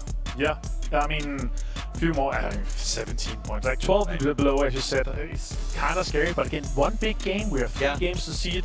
Could be any of these. For me, you have esports and Cerberus is the 2 biggest kind of surprises to be this low. Sonic, sure, they had a rough day yesterday too, but still they have to get started. And some unfortunate circumstances happening for here in Cerberus's case, right? All of their opponents just came from this game, right? They're able to frag out and take out Sonic in this situation here with a like insane pincer maneuver, one on each side, and they're like once one guy starts shooting, then all their focus is there. Then you have like slots to pop off and have kills there too. Like it's just so unfortunate for them, and this is something that is extremely frustrating. You just need to shake it off, and what's really good is obviously we're going into a different map now. Yeah. So you can kind of have that mental reset and say, okay, now we're gonna go to Rondo. Let's play our game and focus on what's ahead. Absolutely, and I think that it will be interesting to see which teams pull that out. And I think the good news for everyone right now, to a certain extent, is that they've been spreading the wealth into those top 3 teams. So everybody's sort of thinking that 30 means that there is enough teams that have that chase off of one big game. Now, I do want to go back. We talked about Tiama. They got this win. This is a team that I expect good things out of. You know, PGC 23 was 9th place, right? They added CC 108 at the start of this year. It's been slow for them, I think. Regionally strong. But Maybe they had some crowd control. Right? Add a little crowd control and you step up to the next level. But they're one of those teams, a lot like Luna Galaxy to a certain extent, where like they're regionally strong, but when they get to these internationals, they seem to fall off dramatically. It feels like they're doing a lot better. The question is, with this boost of confidence, with the fact that they just got that win, can they do another one today? Maybe they'll come Test Track and the X Factory just for fun. Just for fun. Everybody wants Test Track, and I want to see who goes to Test Track. Guys, it's time to get into our 4th match of the day. I hope your condo is ready, because I want to get me some Rondo, baby. Over to Rondo we go, and you know what? Martin wants Test Track, Toffees wants Test Track, and I understand why they want Test Track, because according to our statistics, with this amazing double plane coming in, you have a 25% chance of winning a game if you drop in Test Track or Neox Factory. And I think, you know what, part of the reason that we have this statistic is because like A, we've only had so many Rondo games, and B, every time we've had a Rondo game, there's been like 3 teams there. So from the teams that land there, which is half of the teams in the game, it kind of makes sense. It's always like 17 and Navi and it's and they come up the victorious hitters in the lobby. Because where do the games end, or where did they end in all of our first games in this map? In Test Track. There you go. So surprise, surprise, you can come up victorious if you're there. The thing is, now both 17 and 4AM are going to go there together. You have to imagine one of them will come up short. Got the double plane this time too. Exactly. That's going to add a little bit of an element of spice to the early part here. But it looks like everybody's going to be avoiding each other for the most part. Jadina City. Jadina City, you think? Let's do it. Jadina City. I want it. Say it with me, Chad. It's about time. Yeah, say it with him, Escalator end game. Oh. Test Track. Okay, you know that's the second best. That's the second best option. It's about to hop up to 35%, isn't it? Oh, It might. It might. We might see 4AM with 17 get our way with a really good game here. The weird thing is, the fact that they're currently sharing this means we won't see that one team pop off because they can't go out, aggro peak and everything. You know what? Oh, even the servers are doing us dirty. Look at how cool this city is with escalators and stuff. One day. One day. One day. One day. I like to do the math on what's rarer. Miramar Island endings or Jadina City endings, because currently we haven't had one Jadina City ending. Yeah, therefore, that's gotta be the rarest one. Well, currently, I mean the number's a bit more skewed in Miramar's direction, but also, hey guys, if you want to check in on that multi-view, make sure to go over to PUBGesports.com and you can watch the in-game perspective of one of those 6 teams today. Obviously, every day we'll be showing a different set of teams, so make sure you keep an eye on that. Make sure you watch one of your favorite teams playing. Today, it's an advantage if you speak Chinese, because there are Very 5 good advantage. POV streams for the Chinese teams. Maybe you know what? Maybe you don't speak Chinese. You just open all of the POV streams and you learn Chinese. Hey, there you Maybe go. that's the way you go about it. If not, then stay here with us and enjoy what could potentially Learn Danish. be. But I'm not gonna start casting. Danglish. English, yeah, we can do that. We can do that for a bit. You know what? Sonics, they're having a hard time. Let's listen in, see how they're feeling. confidence level was a little too high coming into the tournament. Other teams, they feel hot coming off of Circuit 1 and 2, so, you know, it's a slow start for us. Traditionally, if we start slow, we finish slow, so it's time to break that curse. I mean, people are well aware that we're capable of winning, so I don't see a reason why we wouldn't get targeted. I'm expecting teams to just absolutely troll us, but I mean, top 16 out of 24 is something we should be able to achieve even against the odds. He's not wrong. You should be able to achieve it. Unfortunately, they're sitting in 10th place and right on that cusp, so they still got a lot of work to do. I'm sure that's not how they wanted to be sitting here, as Beanie continues to be an absolute menace right now. He was the last player from VP left in this city. The rest of the team has already left. And now Gen G, they're sending it over here to try to get rid of this man, but he is not going down. It looks like he's going to be able to get in the vehicle and get on out and rejoin the rest of the boys. That's what it took. A flipping Pico. That's when you know, okay, this guy's insane. He's pulling up way too hard. I gotta get out of here while I still can. Smile and Beanie getting 100 damage in. Not only the knock, but also, of course, intel on the team that they have in their nearby vicinity as they make their way closer towards the circle center. Yeah, they already got a foothold as well. Yeah. Two guys inside the compound. Nixie came here to provide a little bit of emotional support for Beanie. He's like, I'm good. I'm so good. You get to see a little bit of a recreation of what Tosi did in this last game, which was absolutely filthy and probably illegal in several states. Oh my God. Oh, that's the one we missed. That's the one we missed. Did you get out of the car? Like, no. We all got exploded. Yeah. And the last game, I mean, that Taco match was nades galore. I mean, we must have had at least like 10, 12, maybe even 13 nade kills with the last 20 players alive. That was wild. Yeah, the explosives today have been on point. Yeah. It feels like these guys are absolutely feeling it right now. I would venture to say they're warmed up. We brought it over from the show match. Yeah. Explosions, they continue. That's all we need. Every tournament, we just have a explosives show match and get them going to start things off. But yeah, there you go. Now we've seen a 400 CPI user and an 800, 16 This for man Beanie. breathes. He's a flick master. Yeah, he breathes funny and the mouse just goes halfway across the screen. Okay. Yeah, you know what? Whatever works for you, and obviously that works real well for him. Interesting fight coming up here, potentially. I mean, we talked Expendables in the previous match. They've had a hard time today, 4 points on the day. Not a great. team who, I mean, yes, they can be somewhat hit or miss, but I feel like with the last couple of tournaments, they have grown. Especially the likes of Cloris, the likes of Tanvu have found a really good dynamic in their 1-2 punch, especially in early game fights. And they had themselves a very, very good Rondo game last time they were here, a couple of days back. So, let's see. Let's see if they can make something happen here as they're slowly encroaching on Gen G. We saw the comparison of performance from Tiamba from day 1 to day 2. Now, can't disregard the fact that pretty much all of that performance from day 2 so far has been in one game. Yeah. So, but at the end of the day, you know what? All it takes. You saw one good game from Tiamba. They've been kind of treading water here for the most part, but they had that one big game, and now they're in second place, and they're pretty much shoo-in for tomorrow.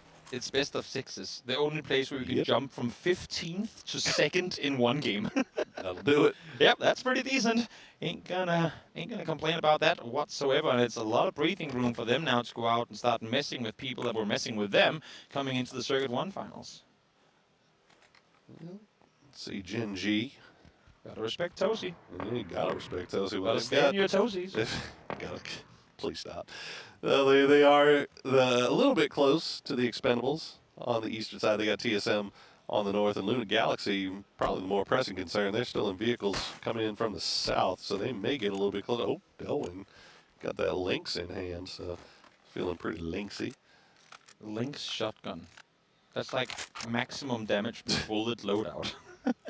Truly. Ooh, a quick spot of Lucas. Well, that's actually kind of big, because keep in mind, again, Expendables are currently looking to try and do some more damage to Gen G, but the fact that Delwyn just glimpse, I mean, very, very quick spotted a player on the north side. Guys, we might want to turn our attention elsewhere, because while we're trying to third-party some people, we have eyes looking our way, too.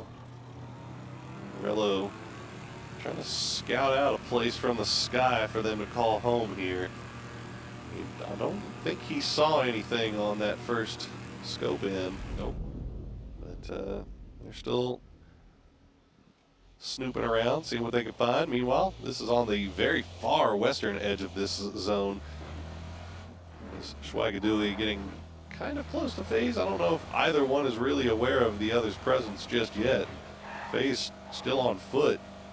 And you can see Wonderito from Fex looking up in this direction, but nobody else really looking over here yet. I mean, they're here in the vehicles, and as for right now, I mean, FaZe in no hurry to push forward. They're continuing to try and make sure no one's coming in behind them. And, I mean, even more so when you know you have opponents close to you on the inside of the circle. If you're forced to take a chaotic fight on the edge, they're going to instantly peek over towards you. So smart on FaZe to slow things down here. Now they're going to hear the vehicles leaving as well. That's going to allow for them to push a bit further forward and scout further inside the circle. But even with that intel, they're still going to look towards the west, make sure that they're playing backs free.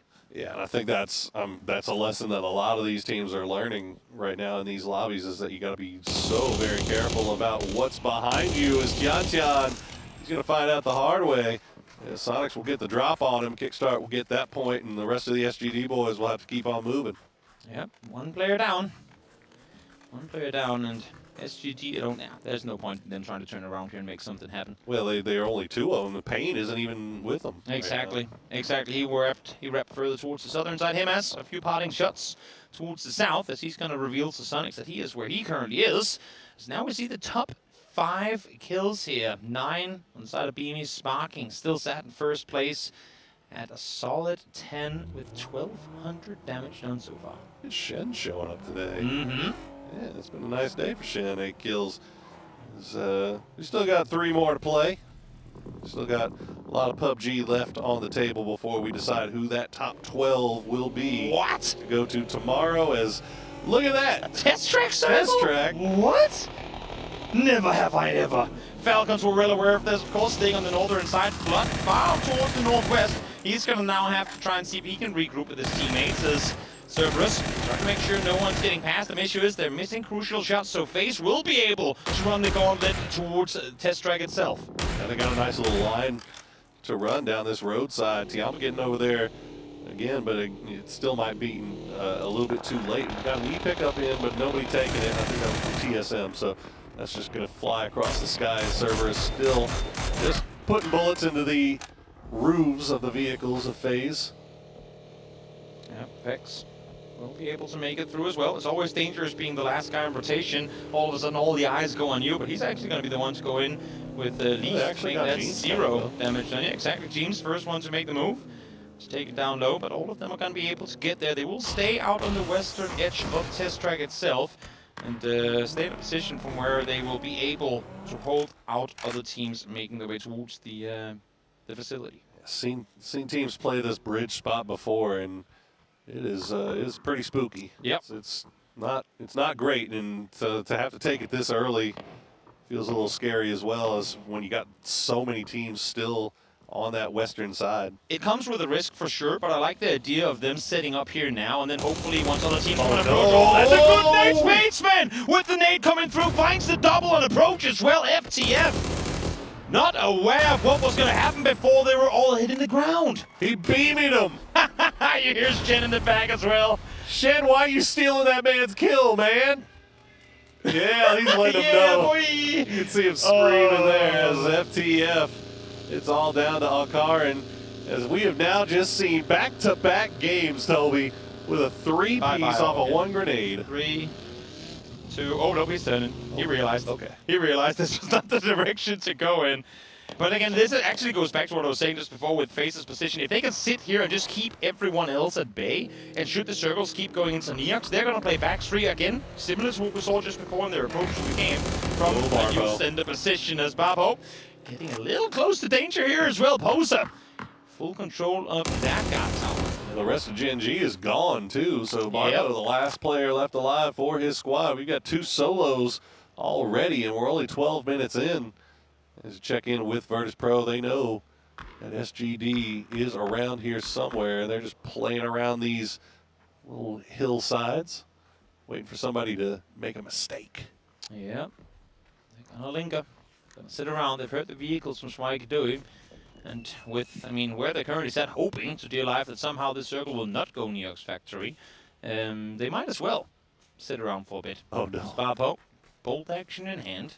Has no clue what's waiting for him on the other side of this hill. What you see with them granny glasses? You see everything. He does. You see the future. He does. Hopefully, unfortunately, he couldn't see the present when He the sees rest a of his rock, team he's got gonna murked. But yeah, that looks like a great Oh rock. no, he gets shot! Oh, what did you say? It's not a great rock What did anymore. you say? I lied. The rock is a lie. Ooh, okay. Southern shift, maybe. Just maybe we're going out of Neox proper. Makes sense again for VP to stay where they were. Issue is now they're going to have more company coming. You'd imagine all the way up to Weibo really is looking to go down towards the south. Again, the X marks the spot on the western side there for Cerberus. A big fight could happen there between Cerberus and Tiamba, and then look for Weibo to try and third party. Yeah, I gotta see how quickly TSM gets back together here. Yeah. I mean, they're on the move, but they're not really pulling back, and I'm assuming Falcons must have spotted something. I mean, they've left Rello off to the top, maybe swapping out cars, but that might actually give TSM enough time to get everybody back together. You see Shrimzy will dispatch of Shen, but not going to be able to get the flush, as Barpo will get finished off by Gustav. The rock was not good enough. Not the place to be. The one rock within 300-meter range was not the place to prone. Unfort. Now, this knock onto Shen, it might not matter too much in the grand scheme of things for Sonics, but, for Weibo in terms of how they can approach the next circle. Issue is that it allows for Sonics to try and wrap around. I like this approach. Issue is it might be too late because they've already gotten the rest up. It might be too late, but then you have the additional factor of FaZe just in a perfect position to kind of gatekeep a little bit, and then Tiamba as well. So Sonics, they're kind of running right into the teeth of the gauntlet again, and so far they will stay alive. Are you going to stop? Yeah, that's the question, isn't it? I mean, they're trying to send it into something. It looks like they're just going to run right in the middle of the Tiamba split. Okay. But H-Win will open things up. He's going to find the knock on a CC-108. Who shall open us? Shrimzy there to find Pow as well. That is exactly what they needed. In the midst of the chaos, they keep their peripheral vision at 100%. And able to spot these people waiting for them to get out of the cars and instantly shut them down. They were very quick to fall in the previous game against just the duo of Cerberus. This time around, though, not quite the case. They stay alive with all four and are now on the move again. That was a very high-risk play. Oh, definitely. That was very well executed in the end there by Sonics. They end up getting away with that one, and they'll find a little bit of a spot here to play. This is just on the inside of the zone. And Tiamba, they have to deal with Weibo. The seat swap from ZYY will find 770 World. Sonic's going to come up here and join this party as well. Now H-Win able to peek on over. Keep in mind FaZe on the east side of this fight as well. This nade could be a good second one. Should get him down into the first one. Doesn't. Yes, it will. That's going to be Mamu knocked high completely out of it. And good thing for Sonics is they've yet to take any casualties off of this. So FaZe not too eager to push, but now I say that too soon. Himas finds one, Shen finds another, Shen finds a second. Look at this, James getting involved. He's way out there. He's going to find Weibo. That's them going out. Now Sonics, they've lost one. Will FaZe, actually two down it looks like. So FaZe full commit here, or do they keep going with the circle as the zone has pulled away? It's actually just down to Shrimzy. Exactly, this is the issue, right? So many knocks on the outside here. What do you go for? Team's committing to the blue. The single player from the team opting to commit to the issue is he's caught on the backside of it, but this nade under the car. Oh! Doesn't get Shrimzy all the way down, but damage done to him. So even if it's just phase 4, Blue'd have to imagine that he falls, and indeed he does. Fix able to find him. They got a couple of those points stolen away from him, though, as Ducknai managed to sneak his way all the way up here and third party those away. But now FaZe, they are on the clock. They know exactly where those shots came from. Ducknai going to have to do a little self-defense as the rest of the Cerberus boys still looking over here. But again, all this going on outside the zone, Tony. Yeah. They've got to figure this out before they start making their way in, though. Even if you clean out here against Cerberus and make your rotation in from the western side, there's nothing to play from in this area of the map. VP sat here ready and waiting. Luna should be as well. But Luna has a whole other fight on their hands now with New Happy opting to engage on this one, but it's going to be 4 AM from behind to find the openers. Nan falls. All right, Cerberus was able to disengage, and FaZe was able to disengage as well, but they were getting third party by 17. Meanwhile, New Happy, they're hiding in the smokes for as long as they can against the onslaught from Luna Galaxy, but look at that flood with the angle from range is going to provide some support as well. We'll drop that smoke down to keep himself alive. So exposed, and the reason that Falcons is able to play like this is because Expendables and TSM are kind of holding each other at bay. If there was a peak coming in from the eastern edge, you couldn't just roam around the way that Falcons currently do. They're able to do so because neither team out east are really willing to take the first shots in that fight. Only problem for Falcons is that they're taking fights from all directions right now. They are in the center of the circle. They are completely surrounded. You see them taking shots at New Happy, at Luna. They managed to kill off the last player from FTF. Now they're taking shots towards TSM. Looks like TSM's going to turn their attention over towards the Expendables, though, as 4 a.m. they find their way out of the factory and into the north side of this zone. Exactly. Now the fight is going to happen on multiple sides of the circle. Expendables up against TSM, 17 against FaZe as well. Northwest burning, east side is as well. As Xiaobei lops blue zone nade on over, trying to corral these players on top of each other to maybe land a prime nade onto a FaZe target. Yeah, so he's going a little bit too far, though, unfortunately for them, and now they've got to get on this quickly because Cerberus is on the move once again. As FaZe just doing a great job of working around in the smoke cloud and smoke wall.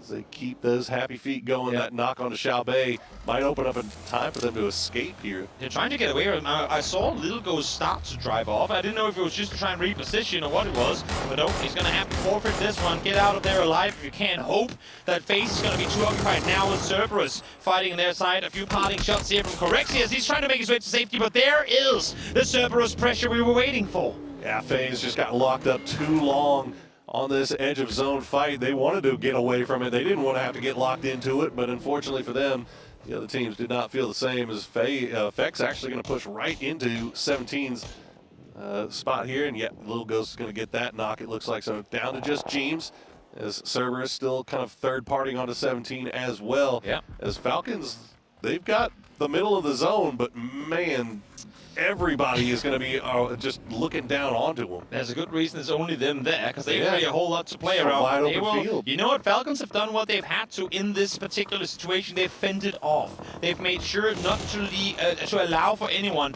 to push on towards them, forcing all these fights to now take place on the edge of the circle. This nade should get Mingming down. It will indeed, and that's going to be all of New Happy eliminated. 4 a.m. showing up once again here as Bobo going to get a lot of those kills. They continue to climb up their leaderboard. 4 kills already for 4 a.m. But now TSM starting to creep around on their backside, so they've got to be quick here. Jeems is going to get spotted out by Xiaowu, so that'll be it for FaZe going out in 10th place. With all these fights happening now further towards the circle, that's actually allowing for 17 to fully reset. Now, they lost one completely. Xiaobei couldn't get up earlier, but they've gotten 3 back on their feet, having had 2 knocks just before. Sushu being able to get both of them up could be huge because they're playing in from behind. They have Luna and 4 a.m. in front of them. Let's see what they can do here. Luna a little bit spread out here. They've got to worry about multiple angles as 17 they are be shooting down onto Cerberus. Luna Galaxy is just on the other side of the hill waiting. You can see them on your mini-map here.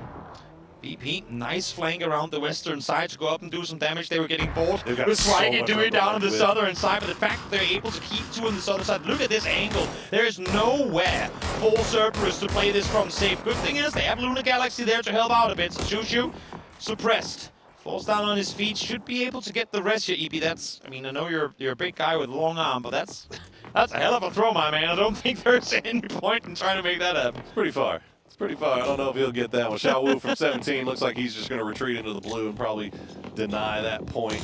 As 4 a.m. they're in trouble now as TSM has decided to put them under their microscope. The grenades will come in. They'll at least return from 4 a.m. But oh my God, Alo with that Dragunov is just absolutely filthy. HSM only 50 HP left. Doesn't matter. Alo is going to find him as well as TSM will clean up that northeastern side. TSM accustomed to winning games on Rondo, and this one could be a pretty one of that too, as they're sitting now with a lot of space on that northeastern side of the circle. It's cracking alongside Vinny peeks on over and shuts down Cerberus. Go Luna Galaxy 4 alive, and now they've got control over the northwest. TSM, Sparking took a knock, but it looks like they'll get him back on his feet. So you got the northwest owned by Luna, northeast by TSM, southwest owned by VP. And you got a 3-man of Schwagadui that's in the very far south. Yeah. But that circle's going to donut right on top of that wide open field once again.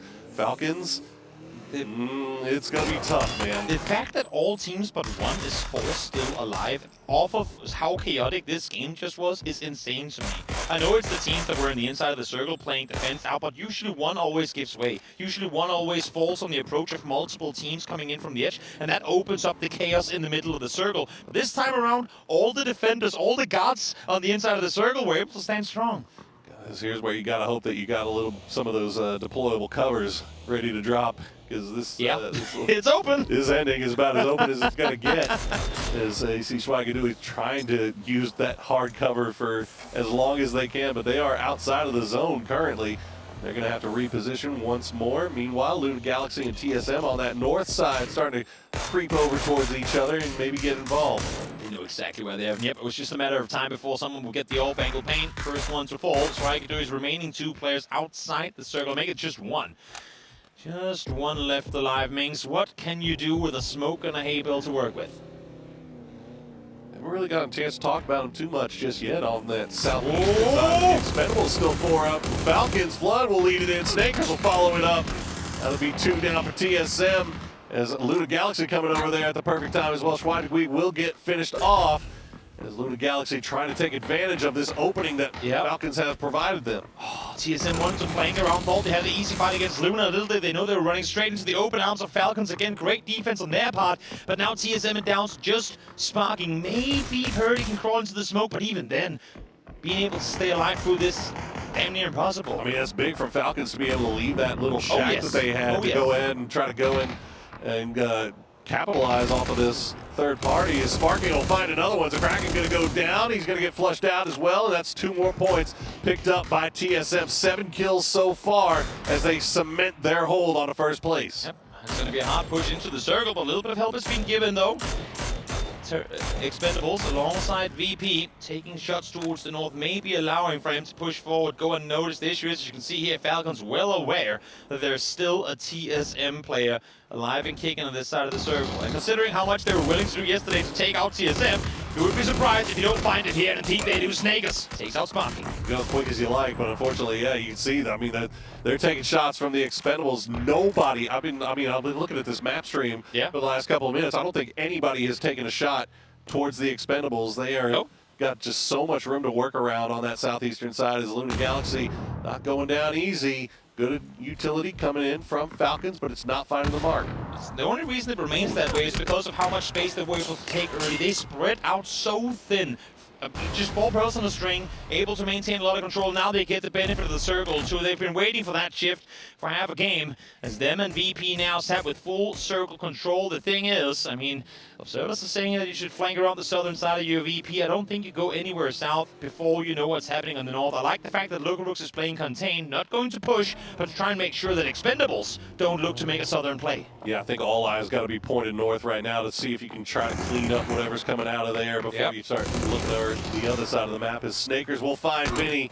The Falcons on the move, trying to clean them out, but Posa, he's going to find one, he's going to find 2. Posa staying alive, 7 kills now for Luna. Might be able to get the rest here as well. I love the idea of the bait. Again, Vinny solo up on the hilltop and kind of baiting in 2 of the Falcons players. They left Posa unnoticed down on the ridge line. A little late on approach, but good thing for him is that help was coming in from the side. So no flush comes through. They stay alive as 2. All right, Roth still alive for the Falcons in that last bit of hard cover inside the circle. But you can see the Expendables, VP, they are just all eyes looking over in that direction. They both are aware that the other is there, but everybody just wants to clean out whatever's coming out of the north first before they start paying attention to each other. Vinny in that vehicle, Posa. It looks like they got as far as they're going to be able to get. It's all about claiming what little cover you have to work with now. Keep in mind, there's still 1 more circle left to be shifted. So even if Expendables is sat with good circle control right now, if this one swings northwest, it's going to be a run in the open for them too. Luna still outside. VP with just 1 player and the foot of Beanie inside the circle as Rob able to find the first one, shuts down Posa. Nicely done by Roth. He'll find both of them.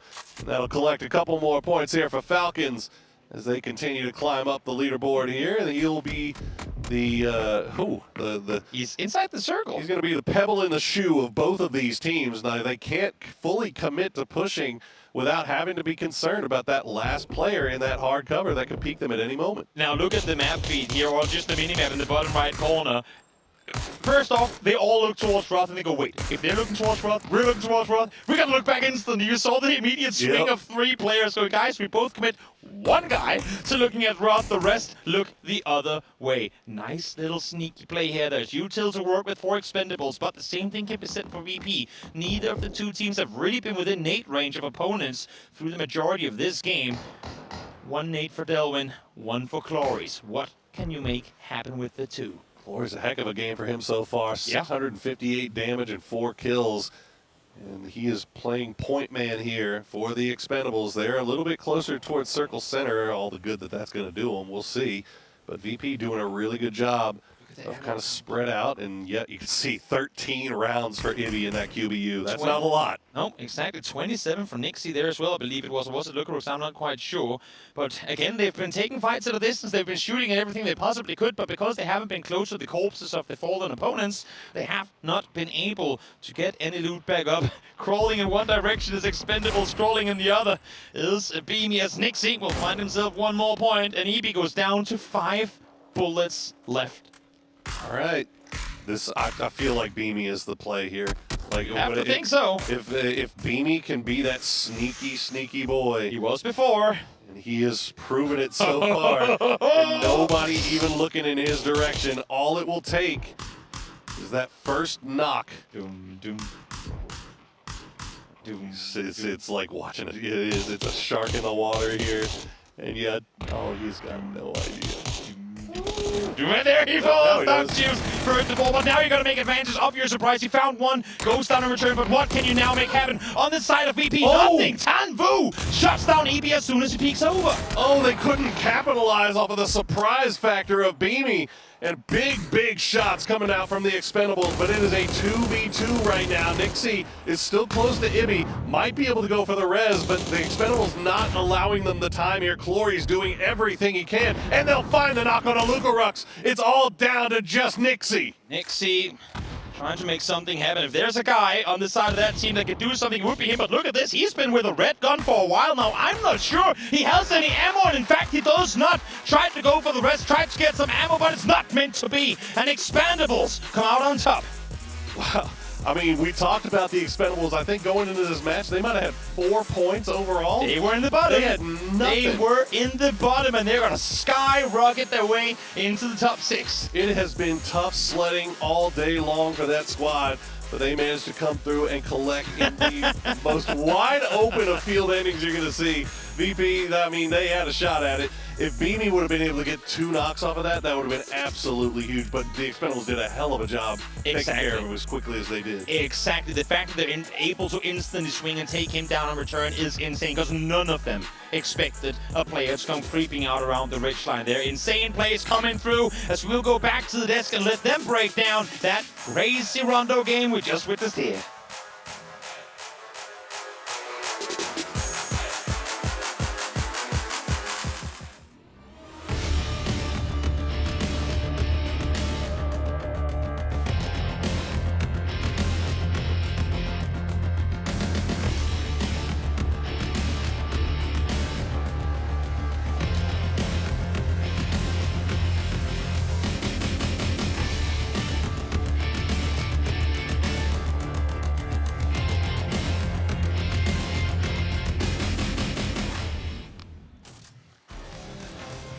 The Expendables come away with a chicken dinner, and it was almost not, as Beanie, the sneaky snake, tried to play the spoil sport, but it wasn't to be. Now, we talked a little while ago, Martin, about the Expendables and how they're so good in gunfights, but they don't seem to be able to close out these games.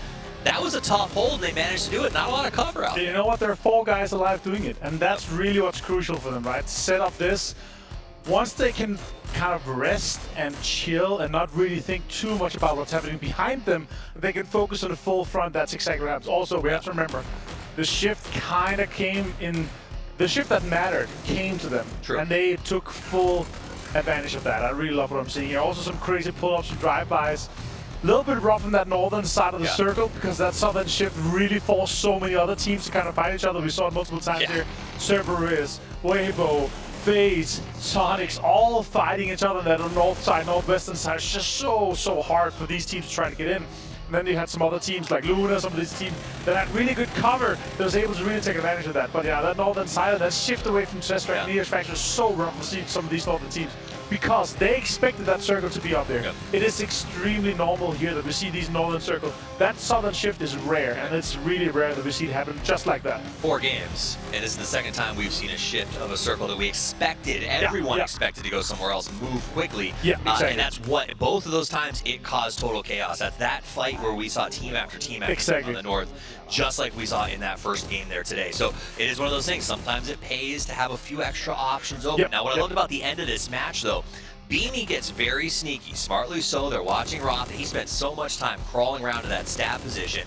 Got the knock, but what I liked from Expendables is they weren't sticking to hard cover. They knew that they had such a broad position they had to hold. They had guys out there just lying in the grass. They were willing to sort of step away from the traditional spots that Beanie expected them to be, and that's what saved their game. Yeah, I really like that. Honestly, that's such a good point. Honestly, in this situation here, for how everything kind of worked out, it's such a classic Beanie move, first of all. He's super aware, super clever with kind of these situations here, but also that opening, because they didn't have that terrain, Expendables had everything. They had the center, they had the control, they had the cover.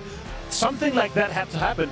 And the build-up for that was like 30 or 40 seconds of crawling, right? Nice. And that's just, the timing was just perfect for it. So if any opportunity had to be anything like that, it would have been an opening like that. But yeah, if he had the knock, if Beanie got 2 there, they would have won. And you saw Beanie got the first knock and he immediately checked every single tree because he's like, it's got to be where he is. So it was very nice for them to be thinking outside the box. Yeah, you've got to think outside the box if you're going to walk away with these wins. The Expendables needed the points here today. They're going to get 9 kills off the back of that one. Falcon's going to get 7.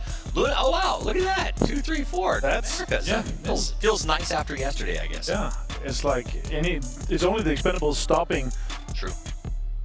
Anyone in the lobby from making American Great Again. Good job, Expendables. So Expendables did play that game very well, and I think they were in the bottom 4 when we went into this one. They were last place with 4 there you points. Go. Last place with 4 points. So this is yet another match where a team that was barely functioning or able to put points together now is going to be up near the middle to the top of the leaderboard. I think what our phrase is going to be for the most in like the part here in the circuit is going to be they did it when they needed the most. Yeah. Because there's so many teams here. When it's only 6 games, everything single matter. Like every single win, every single big game matters.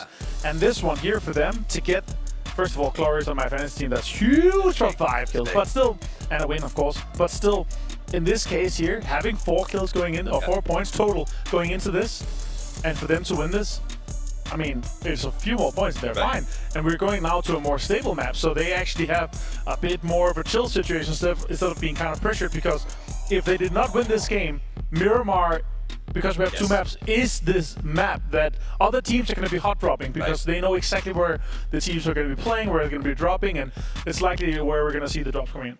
Now he's on your team, he's on my team, he's on a lot of your teams out there. Clory is going to go ahead and pick up that man of the match with 5 kills. Good for him. But I think, we touched on it a little bit the first day, and James also talked about this idea that it feels a little bit like it's winner win and chicken dinner plus friends, right? Like, if you win your 6, you get to go to the next day. Is this a new fast food chain we open? Yeah, chicken dinner plus friends. Welcome to the circuit. But it is. If you win one of the chicken dinners, you essentially are punching your ticket to the next round of the circuit. Right. And then everyone else who sort of had to salvage all day and take these crazy fights, there's 6 of them get to come along with you. It's a pretty fascinating build-up. But what that does also mean is that really you can't mentally let go, because if you are a team on the bottom, all you have to do is pop off and get 1 good game, catch a nice circle, and then capitalize on it, right? I don't believe in the whole catching thing all the time, but you win when the stats are in your favor, right? And exactly. That's what TE did, and they did a great job there. Yeah, if you don't take advantage and capitalizing on those circuits that comes to you, then that's really the game. But TSM, yeah, 47, 15 points ahead of 2nd place. That's quite impressive. Really liking what I'm seeing from TSM today here. Everything else, though, is really, we come down to, we have 2 games. We're extremely close from 6th place down to 13th. We're talking a 6 points difference, right? And even with 2 games to go, any team right now, double digits with a win, you're safe. You're into that top 12, and you're not going to have to worry at all. Some teams a little bit surprised. The Serpent is only being 17 points right now. Again, we talked about it when we started the day. We talked about how long does it take to wake up a 3-headed dog, right? And I was like, it's going to take 12 games. And now here we're 10 deep. Let's see if it's going to be 12 or 11 or 12. Apparently they found whatever the fluke was to make that dog fall asleep, but Cerberus needs to wake up because this is one of those teams that has been, honestly, in this crazy upward trajectory for the last couple of years, and is in a position where I think a lot of us have talked about the future of PUBG Sports. If they don't win this year, they're on their way to being PGC champions, and then to see them struggle in 2 circuits in a row is deeply shocking. Yeah. I'm going to go back to what Sparking said to him as during a content film in PGS, and he said, no Tycoon, no party. No Tycoon. Oh, man. And, you know, they had just beaten that narrative of no Tycoon, no party. Yeah. And here we find ourselves starting it again. Well, we're going to start our last 2 matches on the Dusty Dunes in just a few minutes, so don't go anywhere. We'll be right back here at PGC.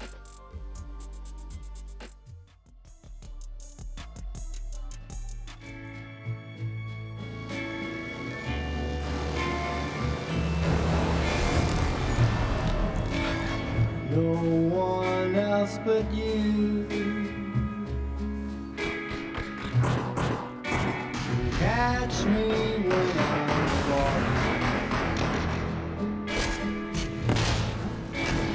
No one else but you.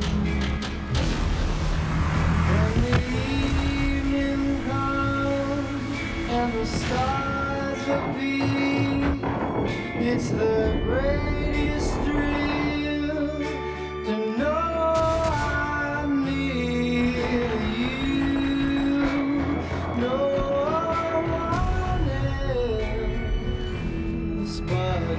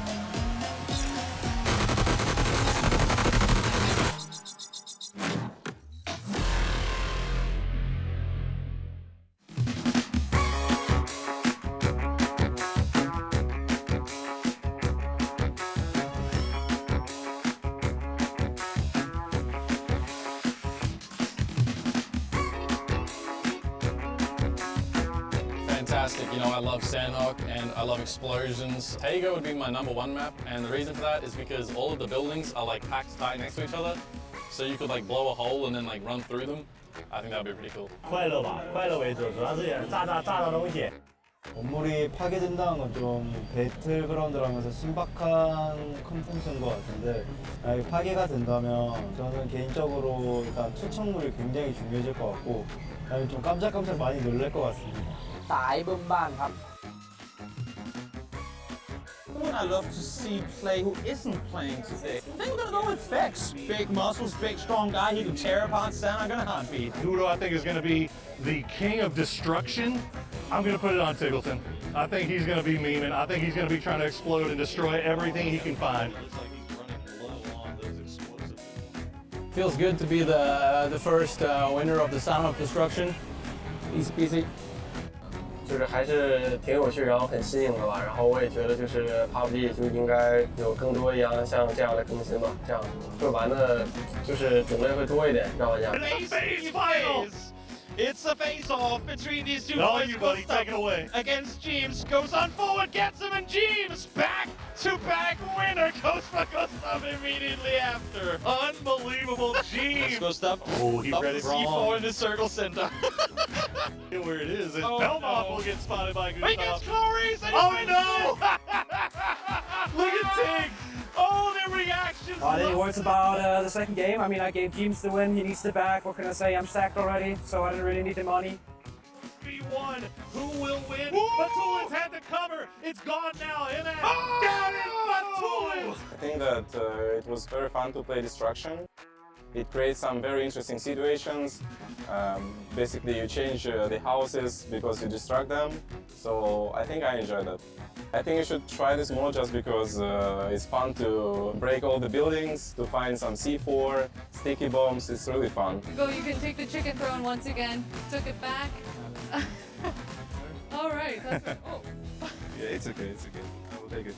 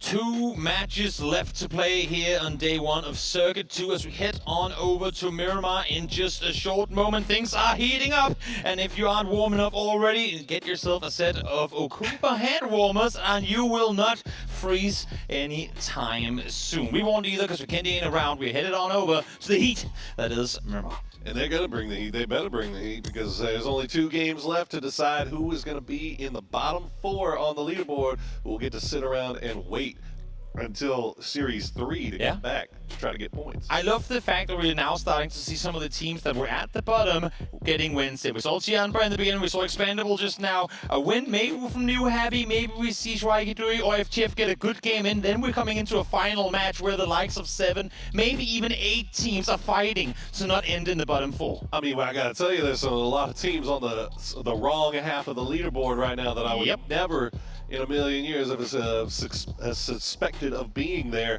But that's where we're at right now. The one team that's actually feasting right now is those young lads from TSM. And we like to see it.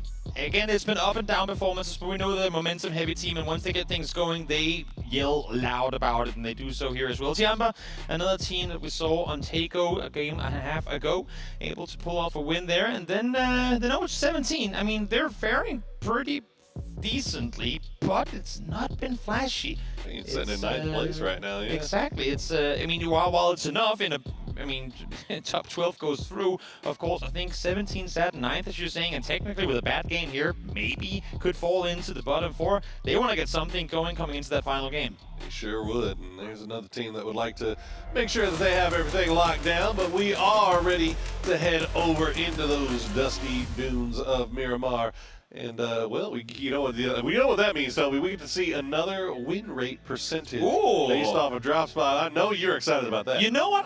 I did it the last 4 times. You get to, or 3 times, make that. You get to present it this time around, Paul. So teach me, tell me about these win rates that we're going to see on our screen. And my guess is 5, 4, 3, 2, 1. We're going to the play. Well, look, all I'm going to say is if you want to find success on Miramar, just drop Venus Generales. That's all you got to do, 13.2%. Why are we hot dropping Picado? Just go Minas. Yeah. Yeah. Who would have thought 10% of the team win rate for teams that drop in Picado when the teams that drop in Picado are some of the biggest teams in the world? Yeah. But, hey, you know what? And then look at that, Power Grid. 10.5%. Who drops Power Grid, Toby? Yeah, pretty decent teams. Pretty decent team. Core. We know we got a little team with a little brain symbol up there that likes to go towards Power Grid. Yes, there is a reason that centered locations are as hard fought for as they are, because usually they can, if you're a good enough team, bring some pretty good results with them. Wild. Yep, surprise, surprise. And because we had win rates on our screen, we didn't even mention the plane path. Very, very hard southeastern, almost as hard southeastern as you can get. When Monte is practically out of reach, you know it's going to be tricky. But Circle, of course, to follow in this direction. And now look on your screens. You have players from both TSM and 4AM trying to make landfall. That's sparking. Bold action in hand. Iron sights. Not going to happen. Unfortunate. Maybe next time. 4 AM. They're hunting. Yeah, 4 AM. Watch out, my friend. A little close to the sun, but yeah, like I think Falcons. They also have that high ground Minas Generalis loot spot. Double checking? Triple checking? Yep. Luke would absolutely love to be able to just free and clear go and push this, but unfortunately can't do it. Yeah. And it doesn't have a vest. No helmet, no vest. That's going to put brakes on that real quick. Keep looting. Get away from there. Get to safety. And I think Purdy's just picking him up. Well, I think, you know what, I mean, I think TSM, I mean, at this point, they're secure, right? For tomorrow. Easy. So, but the other thing, I mean, there's not really a reason to go hunt down 4 AM. Like, they're pretty secure as well. So, I mean, at 4 AM, we're on the cusp, maybe.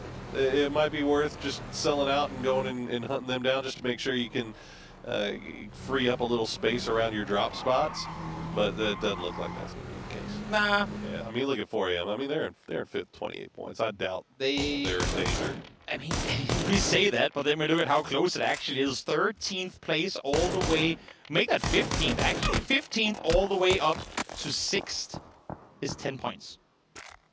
It's close. If the right teams, if somehow TSM, Tiamba, Falcons, VP all have terrible games here and the bottom really racks up, we're going into a very, very interesting final game. I kind of want to see that happen. I want it all to come down to the final match. We'll see if that's going to be. I mean, I feel like it's going to be that way regardless. I hope so. Right? I hope so. Look how it's all very, very close. It's all very tight, and yeah. I mean, just based off of the last two games we saw two games that were below, or two teams that were below the cut line get wins and push themselves up. So we're calling it now. New Happy wins this game. FTF Swagger second place and third. Easy. Make it happen, PUBG. I can see on my script here that that's what's going to happen, and now let's listen if Lin Shu agrees with me in that take. Hi guys, it's Bella. I'm back with Tiamba Esports' Lin Shu, and congratulations on that take. That was amazing. That was your game. So I want to ask, you bounced back from Circuit 1. What changed for you? 首先恭喜你们，你们从第一轮回来以后就开始一飞冲天了，对你们来说有什么变化吗？也没什么变化吧，就是按照自己的打。之前可能是因为一我们比较慢热，二就是被其他队伍针对了吧。但今天找到自己的节奏就可以打得很舒服。So we didn't change very much really, and we felt that in Circuit 1 we were targeted and we got into our tempo a little slowly. But today we find our tempo and everything went smooth for us. Yeah, Tiamba is back. All right, best of luck to you for the remaining Miramars, and we'll go back to the game. Bye-bye. 再见. A lot of success for them right there. Maybe FTF might be in some trouble here. As Sonics, they saw the parachute go up. They get in position. They're going to spray him down. They're going to find Happy. And that is a point that they very much could use. If they could get another one, that would be just icing on the cake. But they'll just have to deal. They'll have to live with their one. Look at that, Tig. Yeah. First kill. There you go. Infinite percentage better than yesterday. And you know what? I mean, not only that, I will, because he's a nice guy, and they've actually fared pretty decently for the majority of today. So you know what?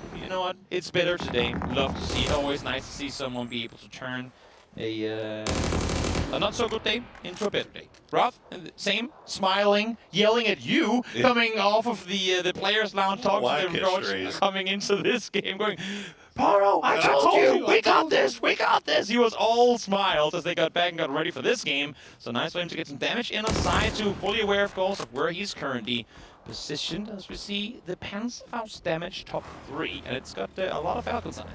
So I was like, man, I don't know why you're yelling at me. I didn't say you didn't have it. But you know what? Hey, If that's what it takes to get you hyped up, let's go, bud. Let's go. I'm there. Punches that Poro and makes you happy. I'll take all the credit for getting you all hyped up and ready for it. But Falcons, yeah, sitting in third place, 30 points. They should be fine for tomorrow. But I know that they would love to be able to keep going here and keep building off of the successes they've had so far today. Definitely. We got a bit of a replay here. See, take the 4x spray, making it look easy. Nice lead above the target. That's the danger. Once you see that first bullet connect, you go, oh no. He's got to zero it in. This is going to be dangerous. He's just going to hold down the trigger, keep on connecting, and that's exactly what happened. And honestly, for FTF, lucky they only lost one. And you know, if Happy's anything like me, anytime we get shot at the E pickups, I'm like, why me? All four of us are right here. Why is every single bullet hitting me specifically? But oh well, that's a question for another day. True. For a team that really couldn't afford losing players early now as well. Yeah, especially considering the fact that they just got another player knocked by Weiboom up towards the eastern side of Truck Stop. This is FTF in trouble, trying to get the safety. Purdy no! As well. Look at that, Spaceman dialed in again on this Weiboom team. I think everyone has their eyes on Shen in usual fashion, but Spaceman is making a name for himself with the performance he's showing up here. Sorry, our car is still in the vehicle. They put his knocked body in the back of the bus, and the bus just took off in his dead bodies. He's not dead, Poro. And He's they don't still know. there. No, he's alive. No idea. Now, Trick 1v4s, they... Oh, never mind. Oh, never mind. I had a good story in the making there, but Spaceman had to do me dirty. Can you just imagine our cars just Trick gets to run out of the compound, come over, drive off. My rescuer has just gotten killed out of the field. Guys, the car isn't moving. What's going on? Yep, no one responds. Unfortunate. In the meantime, what was a initial hunt onto 4 AM by TSM has gone the other way, as we now see Trick. Can he pull off magic against 4 guys on the answer? Well, first one falls. That's Spaceman down. Does get the clutch on him as well. Huge. I mean, again, grand scheme of things, a 1-point game is terrible, but the fact that he's able to get that 1 point could be the difference maker on whether or not they qualify for tomorrow's game. It feels real bad, actually, losing that one player. But for Weibo in particular, I mean, that's you. As someone who always expects the best when we see the best play, I hate to see it when in a 4v1. Yes, you can get 1 player knocked, 2 players knocked, hell, even get 3 players knocked, but you cannot allow for them to get flushes. Especially, I mean, after we had the buff to getting knocked, where all of a sudden you become immortal for a bullet or two. Before that, it was more, I suppose, accepted because the guy just holds down the trigger and gets the flush. But with how it's been changed, you don't want to see it happening. You don't want to see God be caught out in the middle of the open there either. As Xiaoqian able to trade in return. Teams at the, well, TSM's in at the top of the lobby. They got all day to deal with this. They could care less. And unfortunately for them, Xiaoqian going to be a big man with it. Time 2, but Bobo going to go down as Sparking. Good nade. Showing off in a big way. That could be a good nade. It's going to fall just a little bit short, though.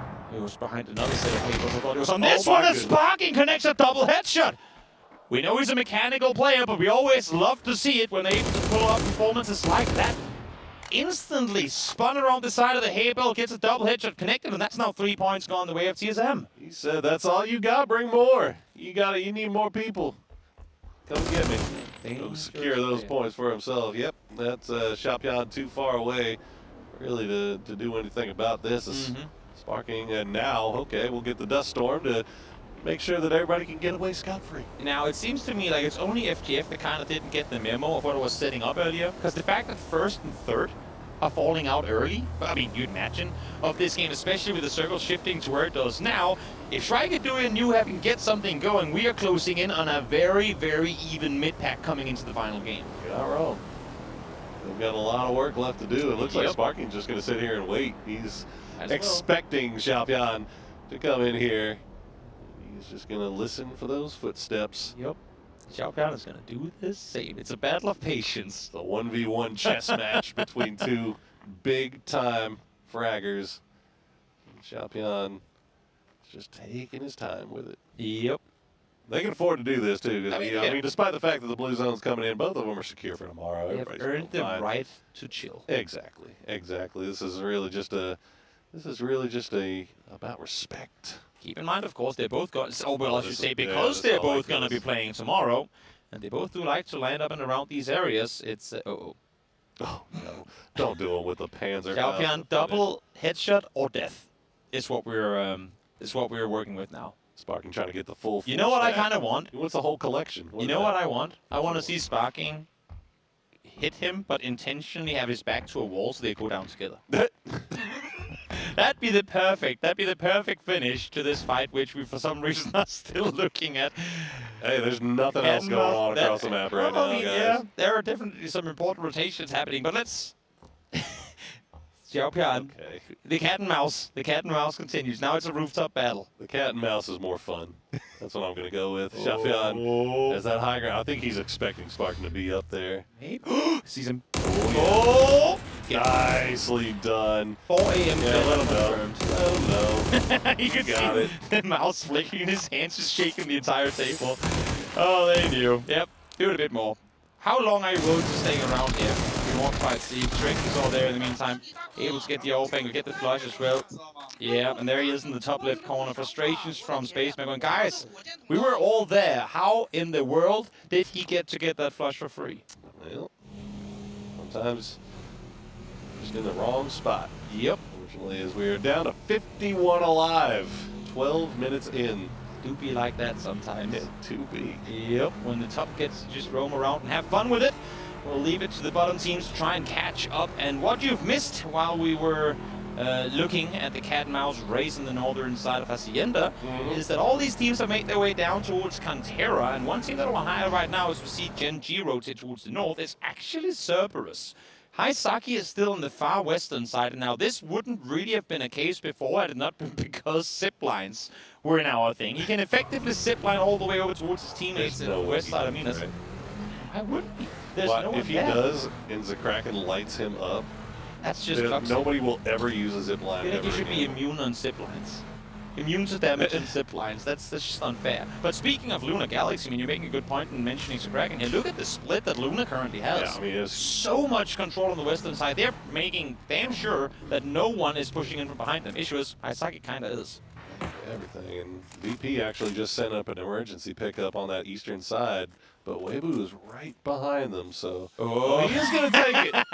Let's go. Don't get shut. Come on. Zakraken, look away. Circle is south. You should go south. Oh, what? Oh, he's really asking for it. He really kind of is, isn't he? He's really asking for the observers, highlighting NH Esports currently dead last. Sat Circle Center, 3 teams around the crater. Oh, he saw him too. But Kraken is leaving. Make perfect sense. There's much more to play for. Luna currently at 19 points, and Cerberus down in 17. Neither of these two teams are anywhere safe. VP took it. Up that bottom 4. VP took the E pickup. Where do you Weibo wasn't looking. I think just going to go right into the container. I feel like that's what but now they've scouted. They have to see cars. They have to have seen cars, but they're dropping on it anyway. There's going to be a hot drop between between Virtus Pro and 17 Gaming in the making, and it could only go one way really, and that's exactly this. Xiao Wu finds Nixie early. The people are landing, but they're down to low HP already as Sushu falls down as well. Good eyes on the part of 17, and they're going to find, okay, Beamy. He's going to strike back here a little bit, gets the knock and the flush onto Suju as Little Ghost will come up here and try to finish off what's left of him. The Molotov might be enough. If he gets him, yeah, it will get him. So we'll go ahead and secure those two, but the shots from Abisa will find Little Ghost as well. So 17, despite the fact that they had the lion's edge of the kills in the beginning of this thing, he's kind of turning around on him a little bit. And again, this is a very center prime location. Again, should the circles keep going this way, I'm kind of surprised that none of the teams on the outskirts, on the rim of this crater, are looking into this fight. We can see and New Happy on the southern side. They were initially going to look up. The thing is, they have so many teams on their south side that as soon as they push us up towards the ridge line, they get shot in the back. Yeah. Man, going for the rim this early, though, I mean, it's dangerous, no doubt. It's a pretty tough job. No doubt. But we'll see. I mean, you see a number of teams that are just kind of playing around the edge of it right now. But yeah. So they got a free path up to that rim just in case they do decide to go up there. But for right now, it looks like they're just going to hold out. Everything's coming in. Xiaopian, the last player alive, 4 a.m. Somehow, some way, with 5 HP remaining, staying alive. You know what? He went for the how many teams can I get shot by before making it in here, and I think the number ended up around big high. Another one. EB gets another one, ends up being taken out by the Sonar, but the damage has already been done. Now for 17 Gaming as well, 26 points should be safe. So while it's of course annoying, they want to get the most out of every game they play. They should be all right. I mean, that's 4 kills they definitely wanted, but they were in a fantastic position until the hot drop came in. So now it's down to Chapier. Also, it leaves us in a fun spot where the entirety of Cantera is currently taken by one player. Not really a whole lot to do about it. Teams spots Chapier in the open, falls down. Nice effort, but 4AM will fall in 13. That's another kill that FaZe could very much use. They're going to get a little bit close to Falcons now, too. They got to pull back just a little bit. James has to stop down to heal, and not everybody is there at the current moment. So Corexy trying to go in for the low angle. They're only a 3-piece here, FaZe. They got to be real careful about how they approach this fight. Yep, Cerberus is coming up in that direction now as well. If they run straight into one another, Cerberus might catch FaZe in a split. Corexy is isolated on the southern side. You can see Vex and James running up towards the north, but they might not even notice Corexy at all. These smokes could be a huge bait to potentially end up with a downfall of Cerberus, but nope, they think better of it. They ignore the smokes, the signs of fight in the nearby vicinity, and push forward. I find it a pretty decent path here to avoid shots for the most part, but Chapier will find Hisaki, so that'll be him going down and flushed out. So another point picked up by 17. Meanwhile, Sonics, they're going to find Duckby as they start to get a little bit more active here on the western edge of Cantera. Cerberus in trouble, and for Sonics, it's huge points coming in. Not only do you get yourself further away from the bottom 4, but you try and make sure that the teams behind you do not get a chance to climb. So massive. Sonics are now set at 22 as we see the new circle pop out towards the eastern side of Cantera. And FaZe, you can see here too, the observers marking it, have to make up their mind. Do we want to push through, or do we just try and wrap around on the eastern edge? I think the smart play is to go east, and that's what they're planning on doing too. Yeah, they do. And meanwhile, New Happy, it looks like they're content to just bunker down as Sololzi will get taken down by Shrimzy. But that should be a fairly easy res, as got him right as he was getting into the building. So it's good news for Cerberus, bad news for Sonics, so that they have to start thinking about how they want to get into this next zone as well. Exactly. They've done the damage they could. They parked the vehicles as awkwardly as they could, as they now try and see, do we go through, do we go south around? South around comes with a lot of danger involved, though. There's multiple teams still sat down there. Teams that are only now making moves. Tianba, Luna Galaxy, and Gen G all on top of each other. Tianba just light up Luna Galaxy as they get a little bit close to the roadside there, as the Kraken and Posa will get taken out. I believe that is down to just Haven and Vinny. They'll stay alive for the time being, but Gen G, they've got some problems to deal with of their own, as Tianba has just set up a firing line for free, as Sonics will finish off Cerberus inside Cantera Crater. Sonics stay alive, they lose Shrimzy, maybe one more, and if I know it's just gonna be him, as Luna Galaxy is taken care of. Now it's Gen G on the run, try to make their way north. Linshu able to dodge and weave, avoid Babo, get out of his vehicle, get shots fired, but cannot connect a single one. Ooh, get back away from that. You don't want to go down there. It's a nice game. Could be just in time, but what a shot there from Linshu. Gets him with a fadeaway. But Gen G, they've still got players alive on this roadside, but Linshu will do work from there as well. Once they get the ridge line locked down, I loved the idea that Babu was trying to get around the side, get the off angle, force them off the hill, because they knew that up on that road itself, they are so exposed. Once they get full control of it, once they get Babu down, it's practically impossible for Gen G to make anything happen. And now, Tianba can try and reset, but they know Rex is still up. Rex is not to be taken for granted. Absolutely not, but that was... Man, that was just an absolute firing line set up by Tianba on that roadside. Unfortunately for the Luna Galaxy and Gen G, they just ran into it completely unawares. Meanwhile, Rex just going to have to heal through a little bit more blue here. And, well, I don't know what else. First dates. Yeah, he's got plenty of time. But Tianba, I mean, they can just sit this out. He is dead. The thing is for Tianba, I mean, they really want to be focusing inward right now. They know that there's a circle still to be moved towards. They have New Abbey in a compound. They have Schweiger Dewey, who's currently getting peppered by Falcons with Luna Galaxy right behind them. Like, they want to get down here and third-party this, but they can't engage on this right now because they're all forced to wait for Rex to make a move. I swear, man, I can't believe we're already getting started with the shenanigans in these final two games. 27 alive here, and it's only phase 5. But these guys have gotten active early and often, and you see Payne get flushed out by Flood as Falcons have 4 deep in the compound off to the northeastern side. At Schwagadui, they've still got some room to play around here. I feel like they're spending more time ducking and dodging than they are shooting back at their opponents because they're getting shot at from 4 different angles. Can't really assess where these shots coming in from with constant bullets flying past their ears. And Tianba, I love the fact that they're now making moves. They saw 2 players down in Schwagadui. They have to think circle first. We deal with Rex if he comes from behind, but just allocate. Like, that's what you can do when you're still 4 up. You allocate 1 to hold an eye behind, the rest push forward. There's so much more to be won in this game as the nade is right on the feet of Lin Shu. Oh, that's huge for them. That opens up a little bit of a doorway here for Tiantian to try to make his way up there and see if he can take out somebody else. But Nan is going to steal the kill away. That is huge for SGD as they are trying to claw their way out of 15th place. All their points are getting stolen away. Wow, Tiantian knocks his former teammate, and then Nan steals his former teammate's knock away from his other former teammate. That's, hate to see it. That's a Chinese sandwich of former Tianba members that just had to go that way. Rex makes a run for it, but I'm sorry, mate, your days are counted. Down goes Gen G. A 7-piece for Tianba here. Hey, maybe all it took was that one big 15-kill win to right the ship. We'll see. True. But they come in tomorrow, but they're going to be starting off again at 0 points, so they got to do it 2 days in a row. We'll Correct. see what happens. Been left behind with Fex and James still further forward, and you can see Sonics again. I mean, they're playing the same game as Tianba was just before. Yes, we want to deal with the solo, but we also have to play the circle. We're moving in on the edge. We're leaving Correction with no chances of getting any one of us down. Yeah, gotta go. You're still 3 up. 6 kills go a long way to securing your spot into tomorrow. But I could get a few more just to be sure. And especially, I mean, you got New Happy with 3 up, and SGD, they're still kicking. Kicking at least for a little while longer. They're, again, I mean, open to a lot of angles, but they've been able to mitigate quite a few of them.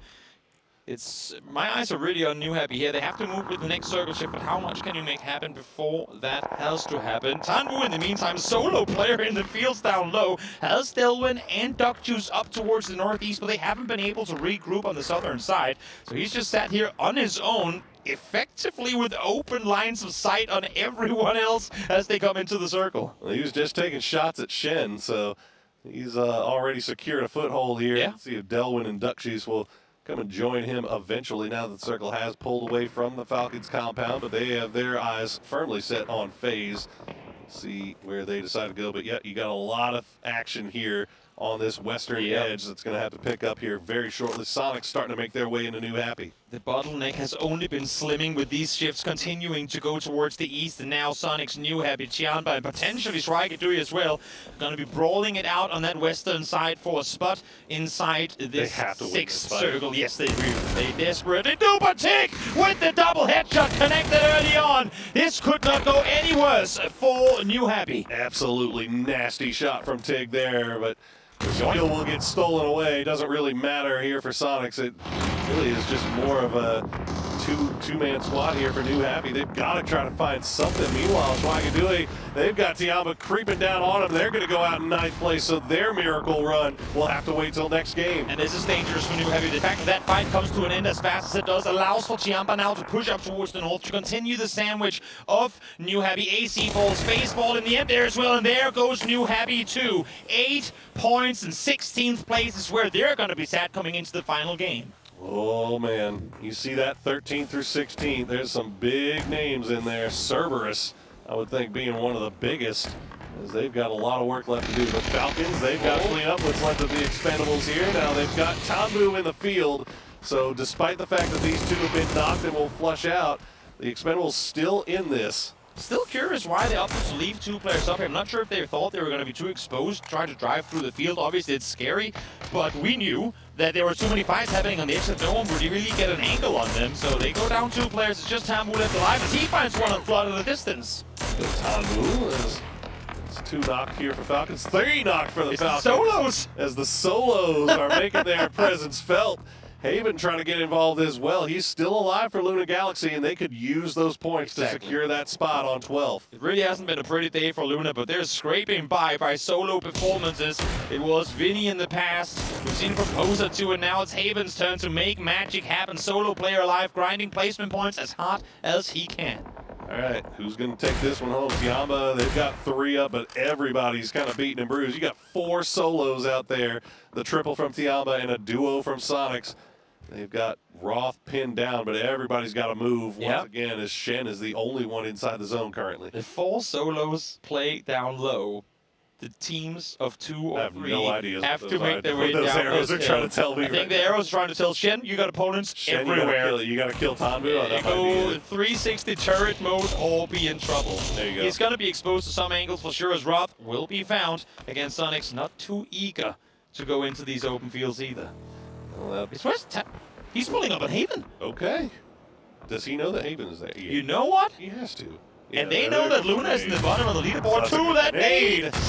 Oh, not close enough. Just a little bit short.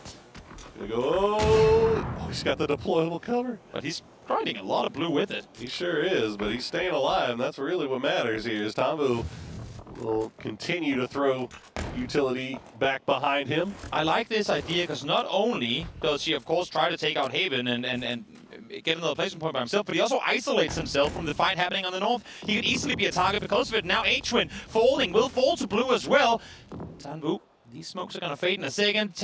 Gonna deny the points here too. Not want to give anything over, I suppose, to Luna because everyone else is in already.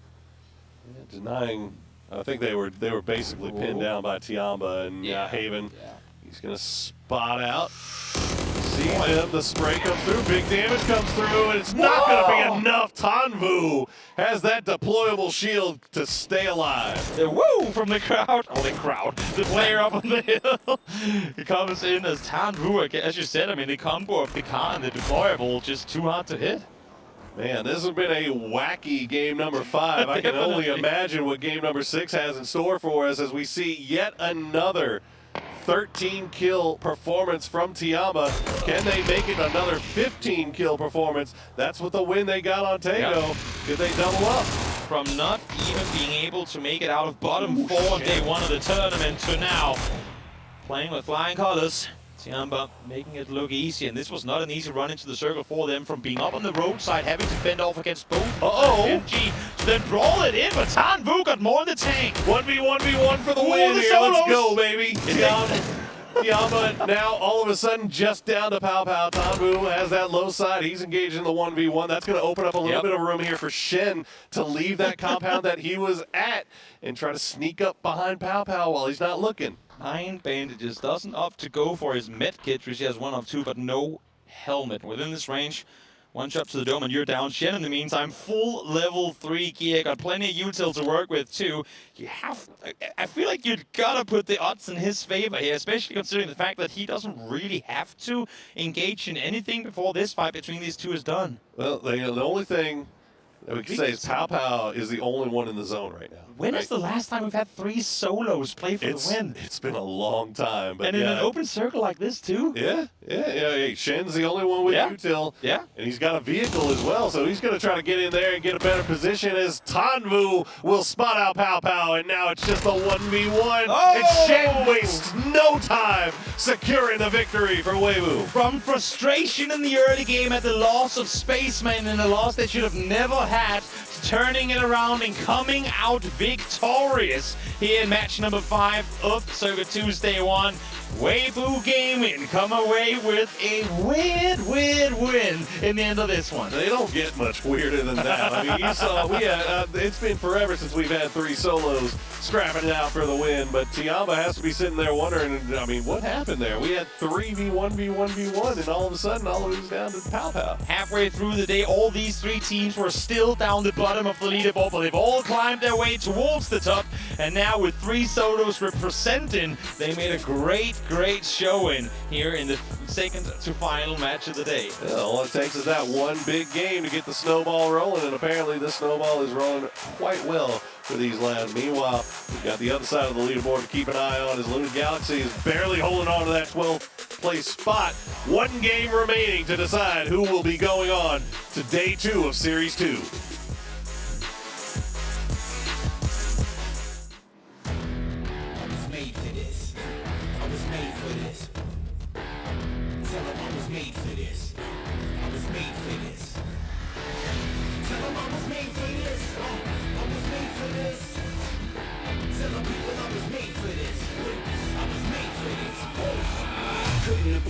man for the job. It's my time, and I ain't after. So if you and your homies ready for the show, there's nothing left to be said. Just get ready and let's go. Lessons were learned on day one of Circuit 1 last week, because for another match, a team that just barely made the cutoff last week comes through and does it when it matters most. Weibo gets that win, and they did it in a fascinating way where it ended up in a 1v1v1, and I didn't think that Shen was going to win that for a while there, Martin, but he sure pulled it out. Yeah, it's a classic for him, right? These clutch moments, we've seen it done it before. Remember back to PGC 2022 in Dubai, and right, this guy just has this amazing gift and fracking power, and he pulls it off here. I'm just sad that Kalaris has him on his fantasy team. Yeah, Kyle Iris is probably not sad about that. No, he was cheering. You had a bad one. The last game you had was a good one. So yeah, but fucking guys are necking. here, so You're it's probably fine. both in the top 100, dominating the world, so it is what it is. That's how it is. Congratulations. Yeah. But overall, though, this again, and I said it before, right? It's when they need it the most. Yes. It's just gonna be the catchphrase for the tournament here, right? Because that one game that turns your single digit or 10 points day into plus 30, that makes you go into the next circuit day is literally just what it is, right? And it's been crazy that these teams that, some of them that's been knocked out before, some of them that's been in kind of on the bottom, those are the teams that are getting it right now. It's yeah, I think it kind of comes back around to the more games and the more days that you're able to play, that's actually going to have a huge impact. Once you get to the grand finals, potentially you could have played up towards of 9 days. Yeah. That's a huge amount of preparation going into a 3-day final. It's been a long time that we've been playing this, and there's been this constant conversation where there have been plenty of formats where we say, hey man, it's a benefit to get past and not to go to work, right? Like, right. And in normal life, sure, having a day off is wonderful, not having to go into work, but for these guys, going into work is something to look forward to. That's what makes them sharper for the next stage. So I do think a lot of these teams who are spending so much time playing are going to excel here, and it has been proven by the play here today. Now, end of that match, we saw a couple other things. We saw Expendables go in very deep. Tiamba had, I think, an advantage there with 3 up. I don't really... What happened? I mean, I feel like that 3-1-1 should have really gone Tiamba's way. Yeah, I mean, it's just when everyone else realizes that if we don't kill Tiamba, they're going to win. And that's really what it comes down to, right? Like, you have to band together to maximize your points, and then it becomes like these two positions that shouldn't be aiming, everyone should be focused on you at the same time. Then it's like it's everyone against you, and then you have to kind of get through that, and it just doesn't happen. The enemy of my enemy is truly my friend. That is exactly what it was. But 13 kills for Tampa still puts them in overall most points for this game here for the 5th match. The penultimate game. Penultimate match. And they get some good points. Weebu's going to get 7, and that's going to actually probably guarantee that they advance until tomorrow. Expendables also going to have a great game there. And then the Sonics, despite losing Shrimsy early, which hurts my heart, walks away with 9 kills and should be pretty comfortable advancing to tomorrow off the back of that. Yeah, for sure. I'm not too worried about Sonics at this point. Well, I'm not worried about them here. I'm worried about the long game. No, we're coming back. Like, they're getting another day to play. But PGCs traditionally. Yes, the curse breakers. Yeah, not great. But, we'll see. If they got that EWC in their pocket, we'll see what happens as we move forward here. Big game, though. Again, congratulations to Tiamba coming out with that victory. I think much needed in sort of momentum pushing them. I mean, not victory, getting the most points out of this game, I think, ultimately. That momentum we continue to push them forward. We will also going to have another one. And tomorrow, remember, the teams, 4 of the bottom teams are going to get eliminated here, and we bring in the next 4 qualifiers tomorrow, and the game will continue to push forward. But no points for PGC's Grand Finals will be accrued until the 3rd day of the circuit. So even if you have a bad day here and you just barely eke it through, doesn't mean it's over for you. Let's look at those stats from the winning team. Shen, you talked about him, Martin. He has such clutch potential, and I'm sure having full tier 3s going into that fight gave him a little extra clutch confidence. Yeah, and 8x as well, like he's banging out. But that was a case of when the car started driving and they didn't focus on him. It's like, okay, he's got it. He's putting himself into the best spot possible. 3-gear, 8x list. There's no way he's losing that. And he's just slamming them. So good to see here for Weibo that they're able to do that. And for Shen to get an MVP here, that's huge. 5 kills, almost 500 damage. Yeah, so good for him. He's going to walk away with that MVP, and I think he nailed it on the head. He's pushing with that car, and I don't think either of them really wanted to be the one to go ahead and get away position and be the engager, and that allowed him to take the win. Well done there, and like I said, they worked together to stop Tiamba from taking the victory. Ultimately, he was set up, he had what he needed, he had his gear healthy, and that's how you get those wins, right? It's about, I think my favorite Fuzzface quote of all time is that the best players, the best teams win when they're not supposed to win. Yeah. And that's what makes a great team. Let's take a look at the match leaderboard, as Tiamba will be up in first place because of the fact that they got so many gosh darn kills in that match. And it does just be like that sometimes. Expendable Sonics, Falcons, 17. A lot of our teams that we saw on the bottom continuing to show up here at the top of these boards. Yeah, it's rare to hear something coherent from Fuzz, but yeah, that's definitely true for this. But also our overall leaderboard, that actually puts a tie on TSM and Tiamba. Yeah, that's really good for them. Weibo jumping into third with that game again. Huge. It is really close in our central game, like in our mid pack, right? 23 points all the way up to 37. It's only 13 points difference, but it's a huge gap. But our bottom is kind of trying to, or starting to solidify them a little bit. I would say maybe Cerberus still with one good game, they could still push up. There's 3 teams tied on 23. So for them, for Luna, FaZe, and Gen G, they have to get more points than their direct competitor in this. FaZe has to get more than Gen G and Luna and so forth, right? And because if from the future, Shakadui, New Happy, or Cerberus, they get a decent game or a win or double-digit kills, they will be that next team that's going to get pushed down here. But it's looking pretty solidified at this point here. Yeah. Just a little bit sad for Cerberus. Remember, they had 5 points or so from a full 5 kills from the game where they took Sonics out, and just still nothing. Just 13 more points in those other 4 games that's rough. Well, I mean, 1 placement point is shocking, right? That is the insane. kill count is respectable. At the end of the day, they got 17 kills, but they're just not completing, moving the entire team into the late game. It seems like they're just so used to being so overpowered that they're just too much hubris. They have 1 less kill than the Expendables, and the Expendables are 5th because they have that many placement points, right? So it really comes down to no consistency and no positioning in the top 8 so far. 1 more game to go, and you know we could come in and we can come back and say, you know, after a 6th game, it comes down to him as popping off 6-7 kills. We've seen him do it before, right? And I was like, oh, here are they're turned on now. Let's see what they do tomorrow. Right, well, let's see if they activate because they are in the danger zone. For those of you at home who are watching as we head into our last match of the day, a quick reminder that if you're on the bottom 4, you're done. First circuit 2, you got to sit and watch while everybody else goes. 2 more days burns to watch. 2 days to watch while everyone else tries to earn points to the grand final. And for Cerberus, that would mean in 6 days of play, they would have played only 2. Exactly. That is insane. And they're a team that warms up, right? So they're a team that needs to have those reps in on them. Now, I will remind everybody there, Luna Galaxy, FaZe Clan, and Gen G are all sitting at 23 points, so they will be competing with each other to not be last because you have to assume if you're one of those 3 teams, Cerberus could have a pop-off. You never write them off for those 3 higher-up teams. So if you're those 3 teams, is there anything specific or special that you do to make sure that the other 2 don't pass you? It seems risky. No, this is an insane kill feed tracking that needs to happen, right? Yeah. They need to make sure that they are super aware of where every single team of them, like their direct competitor, are, to make sure that they can either third-party them or count to see how many more points they do so they can maximize towards the end. All right, you got to maximize because we're coming to the end not only of that game, but of the day 1 here on Circuit 2. It's time to find out. Last match of the day. Let's head over in just a second to our casting duo. It's going to be Porosaurus and Toby taking us home.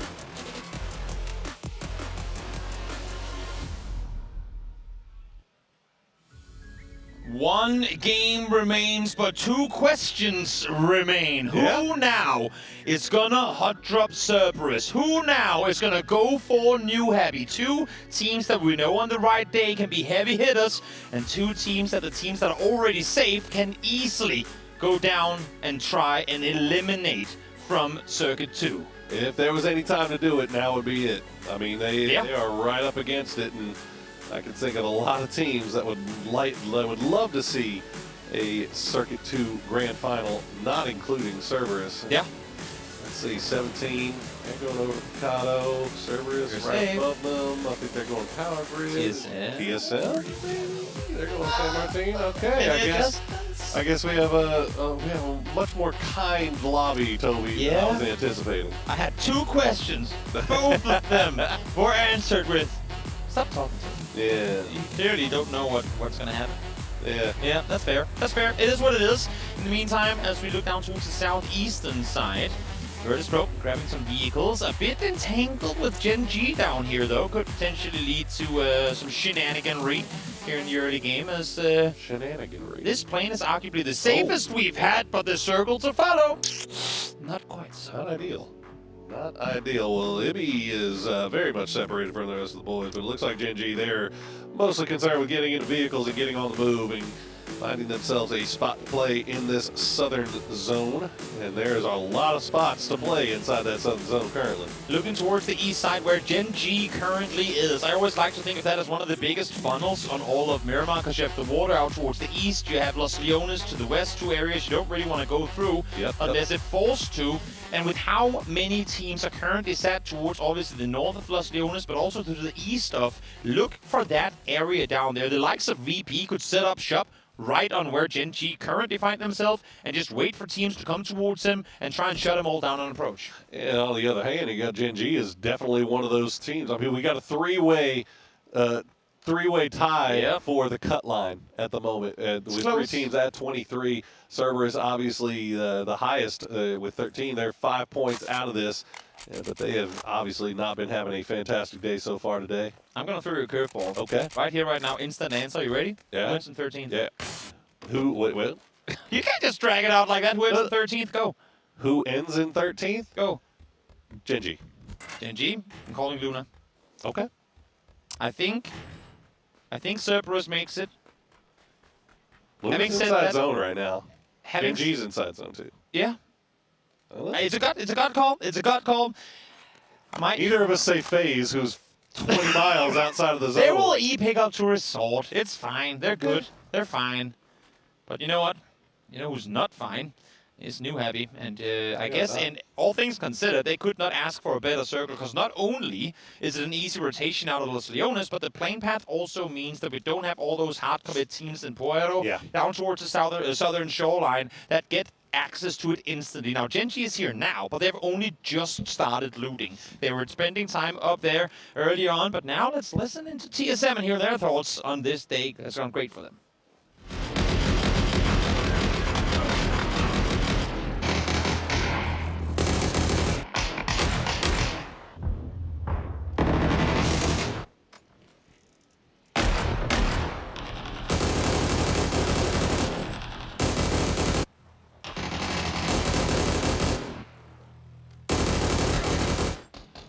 I stand corrected. It was a highlight.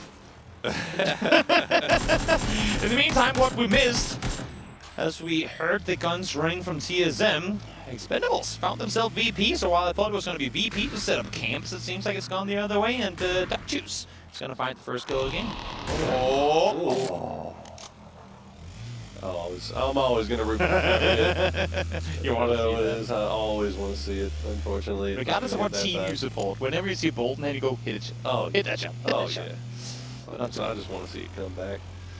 Alas, it's too hard to flush your kill, flush your knocks. True. Sniper, so. True. That is the primary reason why we don't see it get too much comp love, just in case anybody was wondering. But hope springs eternal, Toby. Yeah, true. That is true.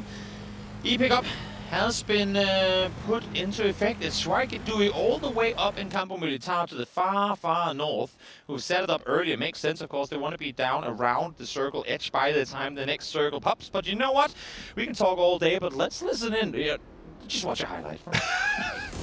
No way. No! And they are fighting for it fiercely.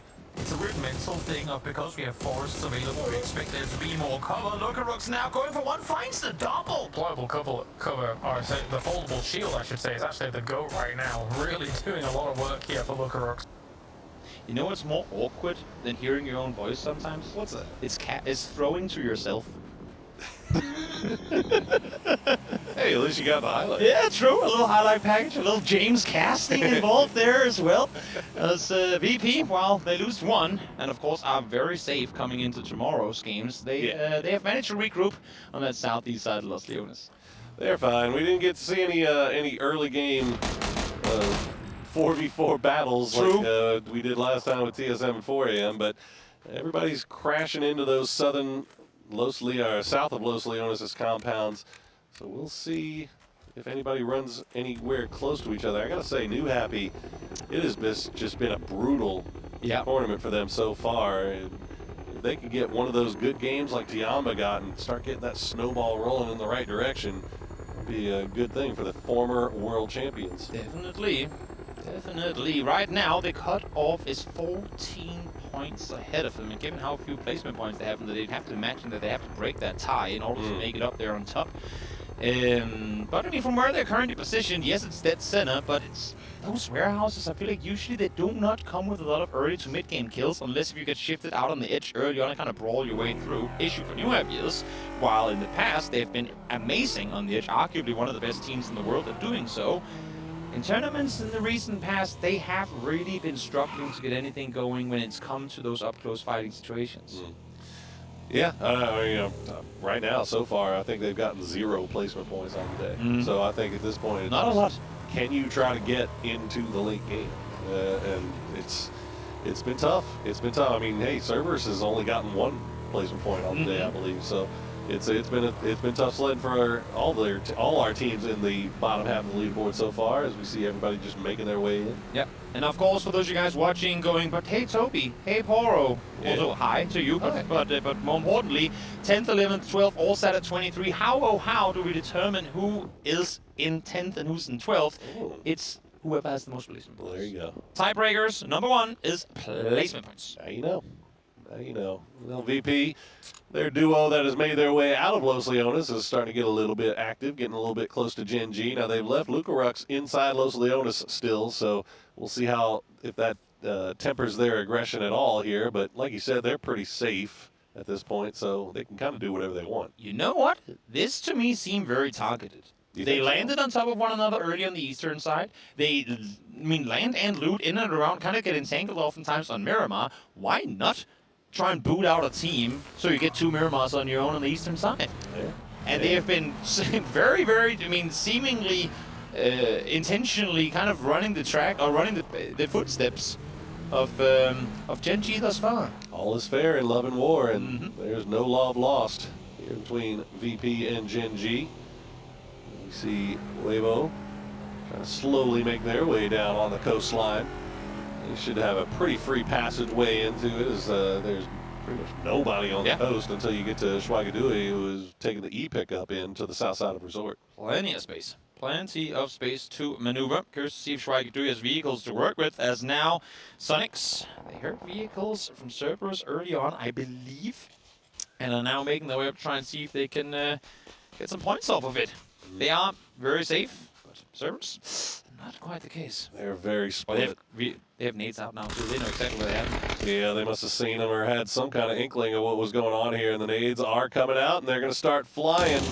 Liam Ass is on the move. He's going to get knocked pretty low, but not enough to get him down just yet as the utility continues to fly in. Yeah, and we talked about targeted efforts, targeted fights. I feel like Sonics is very well aware that this is Cerberus maneuvering in from the western side. Issue is Sonics, while they're safe in making it through to tomorrow, for this game, if they want to come out victorious, they have face up north. They'll hear these shots sooner rather than later. They could potentially look to go down and get a peek in this direction too. That was actually excellent work by Sololzi there. Oh, yes. From range, just taking a few shots over in their general direction for Sonics to pull back down. And as a result, Sonics will just get on the move once again. So the mass should be safe, and the rest of the Cerberus should be able to get back together, and they have to now find a way. Yep. Make their way inside this next zone. Where are you going to play? Oftentimes we credit people for how good they are at engaging in fights. I oftentimes like to give arguably even more credit for the teams that are good at disengaging, getting out of situations like that. The issue is they're running from one fight straight, potentially into another. They're going straight into the open arms of FaZe, where they're going to catch Gustav in a vehicle. Not sure if he's going to be ready for the fight, but FaZe now has an opportunity to go hunting. They sure do. Well, TSN was making their way through. Okay, now we come back to that Cerberus versus FaZe. Gustav caught on his own corrects. He gets out of the vehicle. Let's see if he will find a spray down onto somebody. MS will go the low side. And that might have actually saved his life there. Yeah. As the rest of the boys, looks like FaZe still trying to. Oh no, Duckmai getting a little bit close there, but Correxy will just hop on in and get on out. considering that my quick math gets us at around 200 bullets spent on that rotation, the fact that no one got taken out and almost no one got hit is actually kind of impressive to me. But Cerberus are far from safe. They're going into a second run at FaZe. It just feels like the whole world is against Cerberus right now, as FaZe is kind of chasing them down a little bit as they try to make their way into the western side of Los Leones, but Cerberus does manage to get into some compounds here as we check in with Schweigegui, just trading shots back and forth from the future. Both of these teams below the cut line, but they could, I mean, a big 4v4 battle could prove huge. Yep, definitely could. We saw the knock coming in there as well. Sagi Hell's gone down. Jeems now on the run on forward. Do they know? Do they realize that there's one this close? Jeems hasn't passed, been called a nade god. Doesn't need it this time around. Finds Stockmai as well as Cerberus falls to 2. Now it's still, and I say only, while only 5 points can be a tall order, even more so when you only a duo left alive. Still doable for Himas and his teammate, but with Himas, he wants to get away from their life, and for now, he has issues. Now FaZe knows that it's Cerberus they're hunting. Oh man, going for that revive might have been, might have been the bad call there. Unfortunately, you gotta realize the situation that they are just hunting you down, and there's going to be a number of teams in the lobby right now that are in a position to do that. They are secure with their spots, so they can kind of do whatever they want to here. As you see, 4 Angry Men will get the 1 knock on to ZYY. That is a big wide split for Weibo, so that is not a man that is going to be revived anytime soon. Yep, there you go. Point into 4 AM's bag. You know what? Last game, Weibo lost the player at the 8-minute mark. That is, they came out with a win anyway. So maybe that's their recipe for success. We'll see if the circles keep going east, if they get the reward of that being a player down early on. As we see Xiaoqian's in-game settings here, 400 DPI. I feel like that's where a lot of players that are only crazy people like Beamy that goes up to 16. Yeah, I was gonna say that's about 1,200 shy of where Beamy is. One day, different strokes for different folks, right? TSM, they've got themselves a nice little spot towards the center of the circle, just on the north side of Resort, as we wait and see where the next zone will decide to take us. So we're already down to 60 alive. Yeah, I say already down.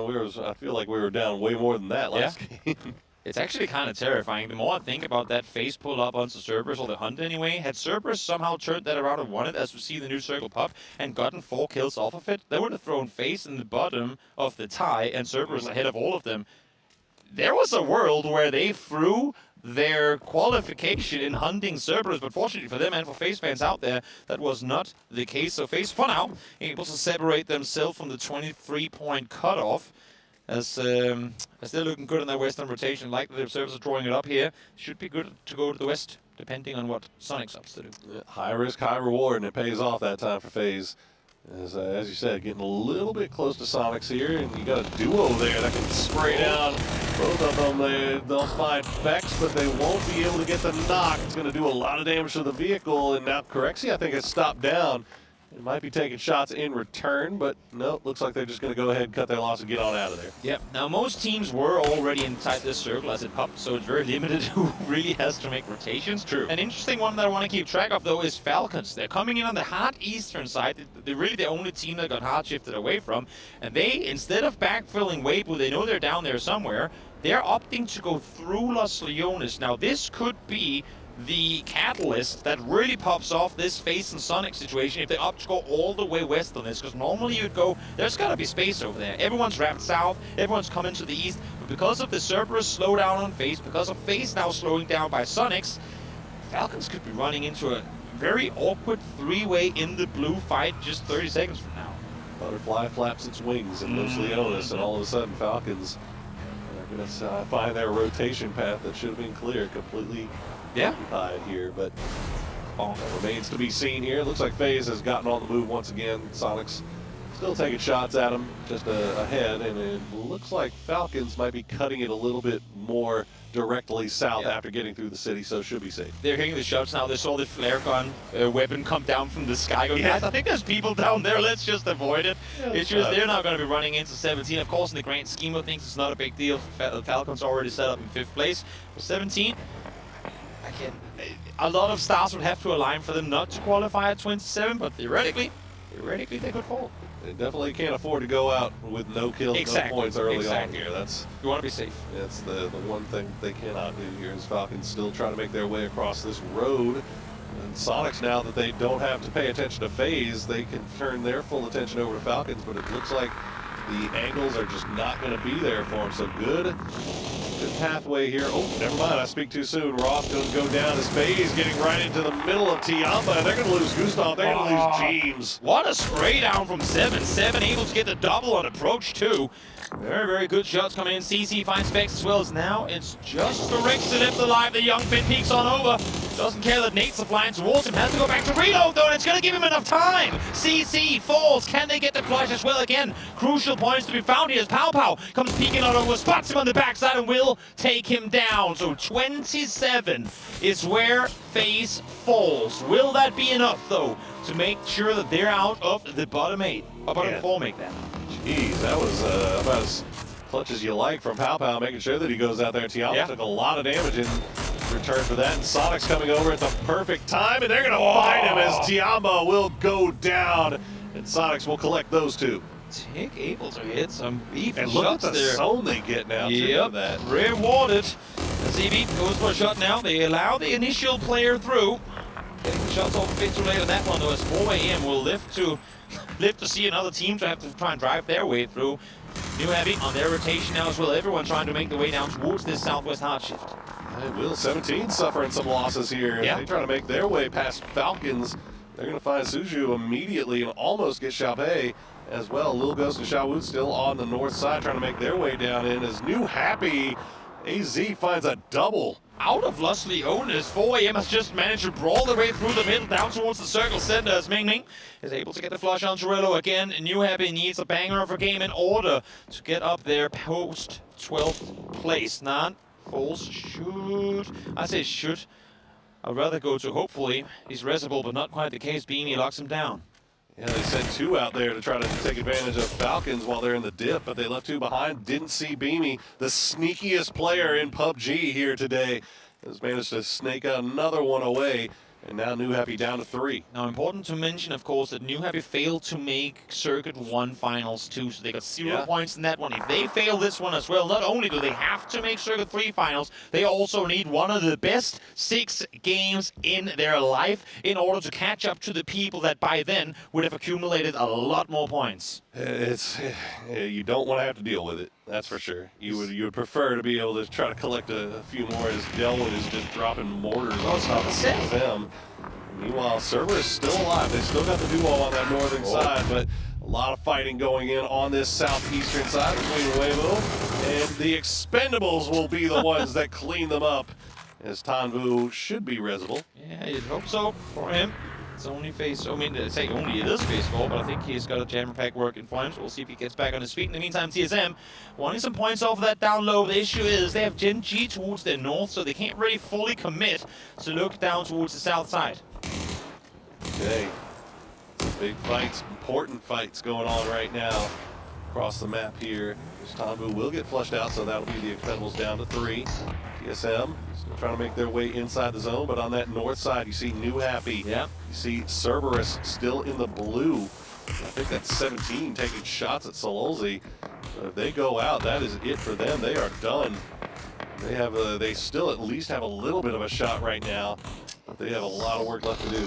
Definitely looking slim at this point. You have all of Falcons now engaging this battle too. They're getting forced off by 17 into the clutter that is the fight on the eastern side. Maybe their points to be stolen by Cerberus, but Sololzi is going to be the first one to fall. Will get flushed as well as down to just 1 player left alive.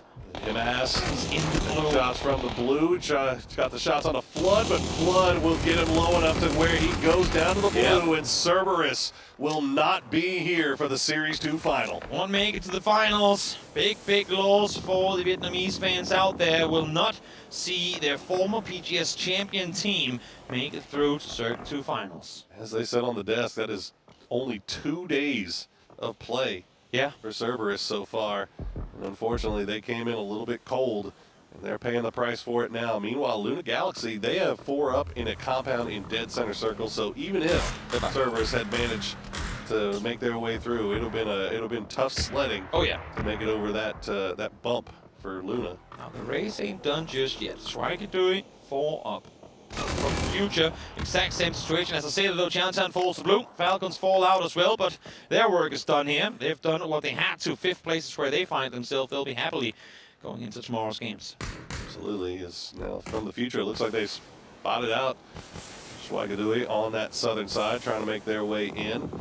So SGD will have to drop those smokes down and hope that they stay alive long enough for FTF to lose tracking. Well, they got a vehicle at least. That's something. Worst case scenario too for the for the excitement of this match. The fact that they've got the two teams fighting for qualification, both potentially fighting one another. Not quite the case though. As Schweigadui, as you said, is able to get that vehicle out and rolling out of the warehouse. Get up on the western side of this ridge line. They have space to make it to the west. Issue is that space is open fields, and there ain't a whole lot of space inside the circle that's really playable. Yeah, they got, I mean, if nothing else, they got time to stop down and heal up before making their way in. As we see, TSM will go down, but they are very comfortable. Second place finish for them overall here is 4 AM. Trying to get things going in the right direction here. 4AM able to get the double. Godby peeking on over, finding one. Xiaopian with the other. Taking down their countrymen in 17, who were having a hell of a lot of trouble dealing with both 4AM, Luna from a distance, and now Sonics peeking ever so much closer towards the Little Ghost. I gotta tell you, man, like 17, they should be fine. They're gonna go down in 9th, but they're good for making it to tomorrow. Yeah. They have not looked that good. Nope. They have really not looked that good. They So hopefully tomorrow they can bring a little bit more of that spice to the table and get themselves righted, because it has been a little bit of a slow start. Yeah, in order for this leaderboard to get really changed up, we need Schweigadui, we need from the future to go out and start shaking this game table. It's looking unlikely, especially with the fact that they're sat next to each other right now. You have to imagine that eventually they're going to have to fight one another, so only one could make it through. But even that would have to come at a clean sweep. And now look at the circle going straight back towards Luna's compound. Schweigadui and FTF, it's where our eyes are going to be right now, but it's looking very, very grim. Yeah, it's all really bad. I mean, FTF, I like sending 2 out there. I mean, they know they have SGD kind of pinned down, and that's a good spray, but you got to get the knock. What? You can't let Payne flip it on you like that, Hoppy. What are you doing, buddy? Not only does Happy whiff shots you never should have, but to be able to realize what's going on, spin around him with 1 HP, peek back, get the double headshot as well. Great reaction from Payne to just stay calm through all of that. Absolutely filthy from Payne. He will go down to Trick in the end, though, and the grenade will finish him off. His own grenade, really, as Jervis and Mings now the last 2 players left alive for Schweigadui, and they're going to try to survive a little bit longer. Jervis in vehicle, but 4 AM, they have come out here. They want to feast. Yep, definitely do. Looking to see if they get some more off of it. Vinny, though, is going to be the one to find Godby at a distance. Bobo now in trouble as well. They wanted to get FTF down, but in doing so, they're leaving themselves exposed to Lunar Galaxy. Bobo, though, lops an 8 on over and finds Jervis. Only one left up now for SGD, and it's Mings. He's got a little bit of some cover to play around here as Jervis gets stolen away by Vinny. Luca Rux now finding some shots into 4 AM as well. So you got VP on that north side. I think Xiaopian, the last player left alive for 4 AM. FTF, meanwhile, they've got 3 up. They've got a little bit of a pathway. Actually, do you have all 4? I don't know. Do you go north side of the road on this? You know that 4AM and VP were fighting just before. They're still staying on the ridge line, now getting mortared as well to make matters worse. Lunar Galaxy, they've flexed out. Haven really wants to go peek what's happening on the other side of that hill. He does. Okay, that's when you think twice about peeking again. When you peek over and get instantly headshot. The insta headshot from Ivy will force them back down once again. Gotta say, Luna, they're getting ants in their pants. They're starting to get kind of expand away from this compound a little bit. But it's going to pay off as he's going to find the knock on a Trick. While Mings will steal that one away. So it's another point for SGD. But it might be, I don't think it's going to be anywhere near enough. Yeah, they're still 8 points behind from FaZe. So this might be just a battle for who finishes 13th. A truce between the two could have made this one more exciting, but now it's going to be on the sole survivor of Schweigadui. Mings, you've made things happen before, but you find yourself with your back against the blue and only a broke down truck for cover. All of Luna's eyes are on you, my friend. How, oh how, do you get 6 more points here? That's a start. Headshot connected. Not too bad. Let's keep the hope. Let's keep the hype alive. Let's keep the hope up. Best thing I can There's the hope run. for here. He's dead. Never mind. All right, hype is done. We are overwhelmed. Showman, check in. There we go. Let's We go. are all set. You can see your top 12 that are moving on to tomorrow. And as unfortunately, Schwagadui from the future, Cerberus and New Happy will be sitting out and waiting until Series 3 begins. Right now, we've got a game to decide here. Luna Galaxy, they've got the compound. Gen G has 4 up, and they've got some high ground to work with here. And then you've got the 2 solos, Lucarux and Xiaopian. And of course, in the grand scheme of things, what happens here on the leaderboard might not matter, but for Luna Galaxy, you said it too, they've been shaky in this tournament. If they can finish off day 1 of Circuit 2 with a win, and not just that, but a pretty good one, that come out here and really grab the win for themselves, that could boast a lot of momentum their way coming into tomorrow's games. Absolutely. This new, more aggressive play style coming out of Luna Galaxy has paid off pretty well, as in terms of at least making it in the top 12. Now we get to see if they can win a game with it. And they have gotten a lot of circle love with this one for sure, but you get those every now and again. You got to win the games that you get the circle love too. For sure. Sure you do. Same thing for Gen G. I mean, Gen G finished dead last in Circuit 1 finals. For them to also be able to come out here and get something going is huge. Haven cleaning up the solos on the western side, or the northern side of the board, I should say. Finding Xiaopian, finding Lucarux as well. It's going to leave us in a 4v3 for now, unless it's a crack could potentially get back on his feet. They won't be able to get Greg, but Adam's just going to send it right into the compound. Unfortunately, Haven has the perfect angle for that, and he is going to clean that player up. And now the rest of Gen G has decided to crash as well. Tosi going to come in from the north side as everybody's very, very low here. They're not letting Luna get the res onto this fallen man here. Exactly. They want to take them down while there's still 3 up, but they're coming at a lot of damage towards themselves too. Adam down, Babo down slow HP as well, will get the first aid off. Tosi, I love this position. He has a nice line of sight towards the compound down below. It's very limited. Luna back up to 4. Can wrap around. They do get the res on up, which is huge. Gives them the numbers advantage. They're actually going to get Adder up too. They have the building. Okay. Well, we're going to get back up to a 4v4 here very shortly, it feels like. But, Vinny has spotted out Tosi. Yeah. Tosi had that really good position, but he can't get knocked here or he is donezo. Tosi. Look at Haven as a Kraken. Yeah. They're rapping. They know they have him. Again, go for the isolated play. I love this setup. Again, it's Luna's proactivity. It's the fact they read it and instantly make a play based on the info that they have available. Really smart stuff. You can't go down to him. There you go. Haven will twist on him, and 9 HP remaining. But now Gen G, they've got 3 in the compound. But now Luna Galaxy, they have control over pretty much everything else. Nate could be golden. Oh my Bounces goodness. just a bit too far. Vanny down to low speed, forced off the roof now altogether. As shots come through from a distance too. They too now, Gen G that is, want to clear out the solo. Try to isolate these flank players. Both of these two teams doing a phenomenal job at exactly that as Vinny gets busy with the gasoline. But my friend, that's not where he intended for that one to land.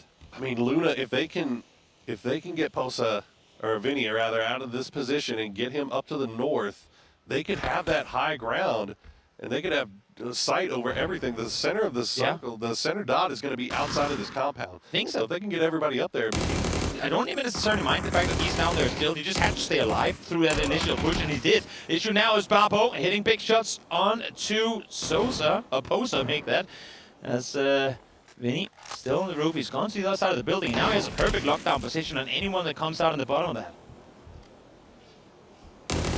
slow things down just a little bit. Very fortunate that tree is right where it needed to be at the right time. As Luna Galaxy maybe getting a little bit too pressure here. Okay, One nice more knock knock. on a Barpo. That's going to even things up here just a bit. Oh, Vinny is down as well. We couldn't see because we can't see the kill feed with this camera view. So it's Haven, it's a Kraken up against the 2 down below. They should be able to get the rest, but the final blue is closing in. They will get Bapo back on his feet, so it's a 3v2, but they have 2 caught inside the middle. Haven is running for it. Caught in the open. Was able to flick on one, but Adder instantly trades him. Haven, all he had to do was hold on while the res was coming through, but he got a little bit aggressive. But it doesn't matter. Posa back on his feet, so it's a full 2v2. But Gen G has the ridge line to work with. So Kraken and Posa now, they have to figure out where these guys are. They got to do it quickly, but nice spray from Rex will take down Zakraken, and it's all down to Posa. Posa on his own, going for the wraparound. What can you do in a 1v2 here?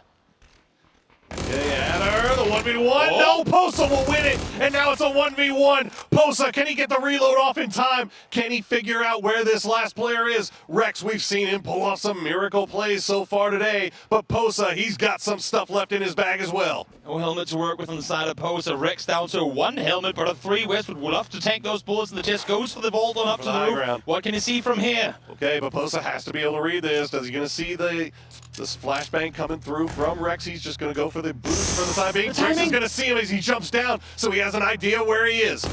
Goes up, goes to the guy in the 3v one. Blue zone. Trying to get it. Blue is going to take Rex down to under half HP. Advantage in the side of Posa, but again, not a whole lot to work with. Creeps so much further forward, and Posa will come out victorious in the final match of the day. A nail biter all the way down to the finish between these two teams. That was some high-level stuff right there. Posa just waiting for the perfect opportunity. Unfortunately for Rex, I think he just ate too much damage from that blue zone and just put him behind the 8 ball before he even got in the fight. I love the constant change of positions in this fight. So great awareness on both teams and isolating solo players, figuring out where is the star, where is the dot, where the game is, and how do we put ourselves in the best position to come out victorious in this game. You know, it felt like Luna had the priority on that. They knew it. They were playing it so well, but Gen G just getting the huge knocks at the perfect time. And in the end, both of those teams taking it down to a 1v1, absolutely huge. Well, that's going to do it for day number 1, but let's get us set up for day number 2 of Circuit 2.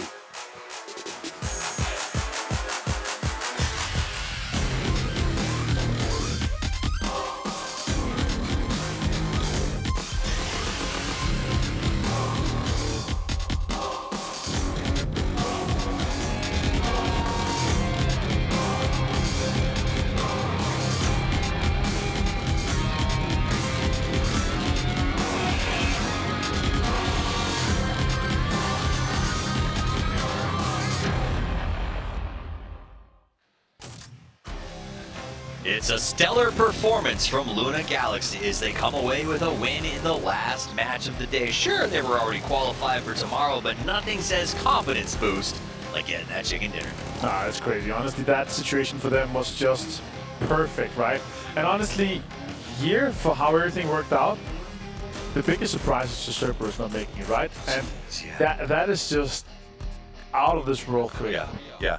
Well, I mean, because that's not a team that it should happen to at all. And I think what you brought up right before that game, of if this happens to them, they'll have played 2 days out of 6. And how do they possibly kind of recover from that, especially with the numbers they got in the first weekend? I mean, but that was the problem. You have to win early, especially if you're a favorite team, because people are gunning for you. I was walking through the stadium on the way back to the desk, and I passed Falcons and saw Trevor going, job done. We did exactly what we wanted to. Right. And he's already put their stamp on fishing camp for the drop spot. Exactly. It's perfect. That's what you do. That's the danger of this format. If you cannot start fast, you are going to get smashed every single time. And that's what we saw from Cerberus, which a massive shock. But it's been a lot of shocks we've seen so far. I mean, even in the last round, teams that we expected to show up to get into the final day didn't make it there. So a lot of upsets here at PGC 2024. And I think some of that is, it seems like some of our teams are coming in a little bit rusty after PGS. Maybe they took a little bit of time off and are regretting that now. Yeah, there's multiple things to it, obviously, but once you have, we're playing a 6-game day. Once you have, your 25, 30 points, and you have 2 or 3 games remaining, or even 4, you can mess with a lot of other teams. And yeah, that's just really horrendous to play against. But you're a team to watch here. Luna managed to get a 20-pointer that actually going to put them in a really fantastic spot for the day, and I hope that confidence is going to be going into tomorrow too for them. I guess I haven't been wrong just in the fact that they have been enjoyable to watch in this event. When you see them in a fight, it ends up being exciting, no matter what happens. And now they're finally starting to close out some matches. Now, I will say there's a caveat to that. It was match 6 on Circuit Day 1. A lot of those teams were qualified. When Cerberus went down early, I think a lot of the teams, it almost seemed like, started to push sends, maybe try a few things they were thinking about doing. But it had a sense of, okay, we all made it. And so it just kind of came down to who has that circle at the end. But the gunfight was still a ton of fun to watch. I thought Gen G might be able to bookend their day here, but Luna just, they gave Posa the 2 1v1s, and he came away. Yeah, they're super happy. They're good to see from Luna. All right, well, we're going to go up to the stage real quick to check in with Bella as she catches up with some of our players.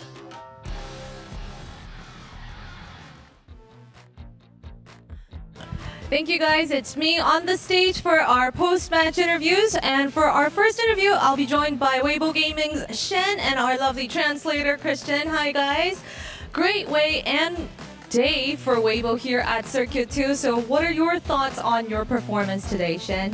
今天是微博 Gaming 开了一个非常好的好头，对于我们第二个巡回赛来说，那你对今天这个比赛会有这个表现有什么样的想法吗？也是改变了一下打法吧，因为就是前几天站位还是有点问题的，然后今天就放开打，就是以干架为主。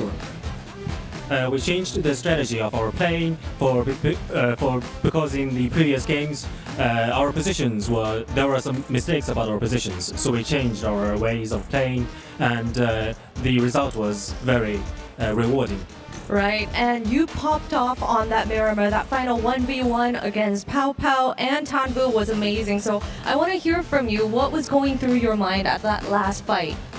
在 Miramar 的最后那个部分，那个1v1 你和泡泡和天福那个表现真是太棒了。我想请问你在最后那个部分脑子里想的是什么呢？当时也有队友在给我报信息，就是天霸倒人了，就倒2个了，然后我也是看了一眼，就是自己的载具还是能开的，然后就是也没想到自己这么准，给他秒了。So my players, my teammates were giving me information that 2 other players of Tianba were already lost, and so I made my preparation and I got my position, and I didn't expect to kill the other player with such a excellent performance. Oh yeah, you really did pop off and you made a lot of your fans happy. So you said you changed your strategy coming into Circuit 2. So what is it that you want to bring into tomorrow as we get to day 2 of Circuit 2? 对，所以你刚才提到就是今天换了打法嘛，那么你在接下来比赛当中想要怎么样去继续保持今天这样一个状态呢？Is it a secret? 是秘密吗？也不是吧，就每个人该做好自己的事情就好了吧，就是不要重复第1、第2天那种情况就好了。That's not a secret. I think just everyone should do his job, and we would not repeat how we played in the first and second days. All right, best of luck to you for tomorrow as well. 恭喜恭喜 Shen.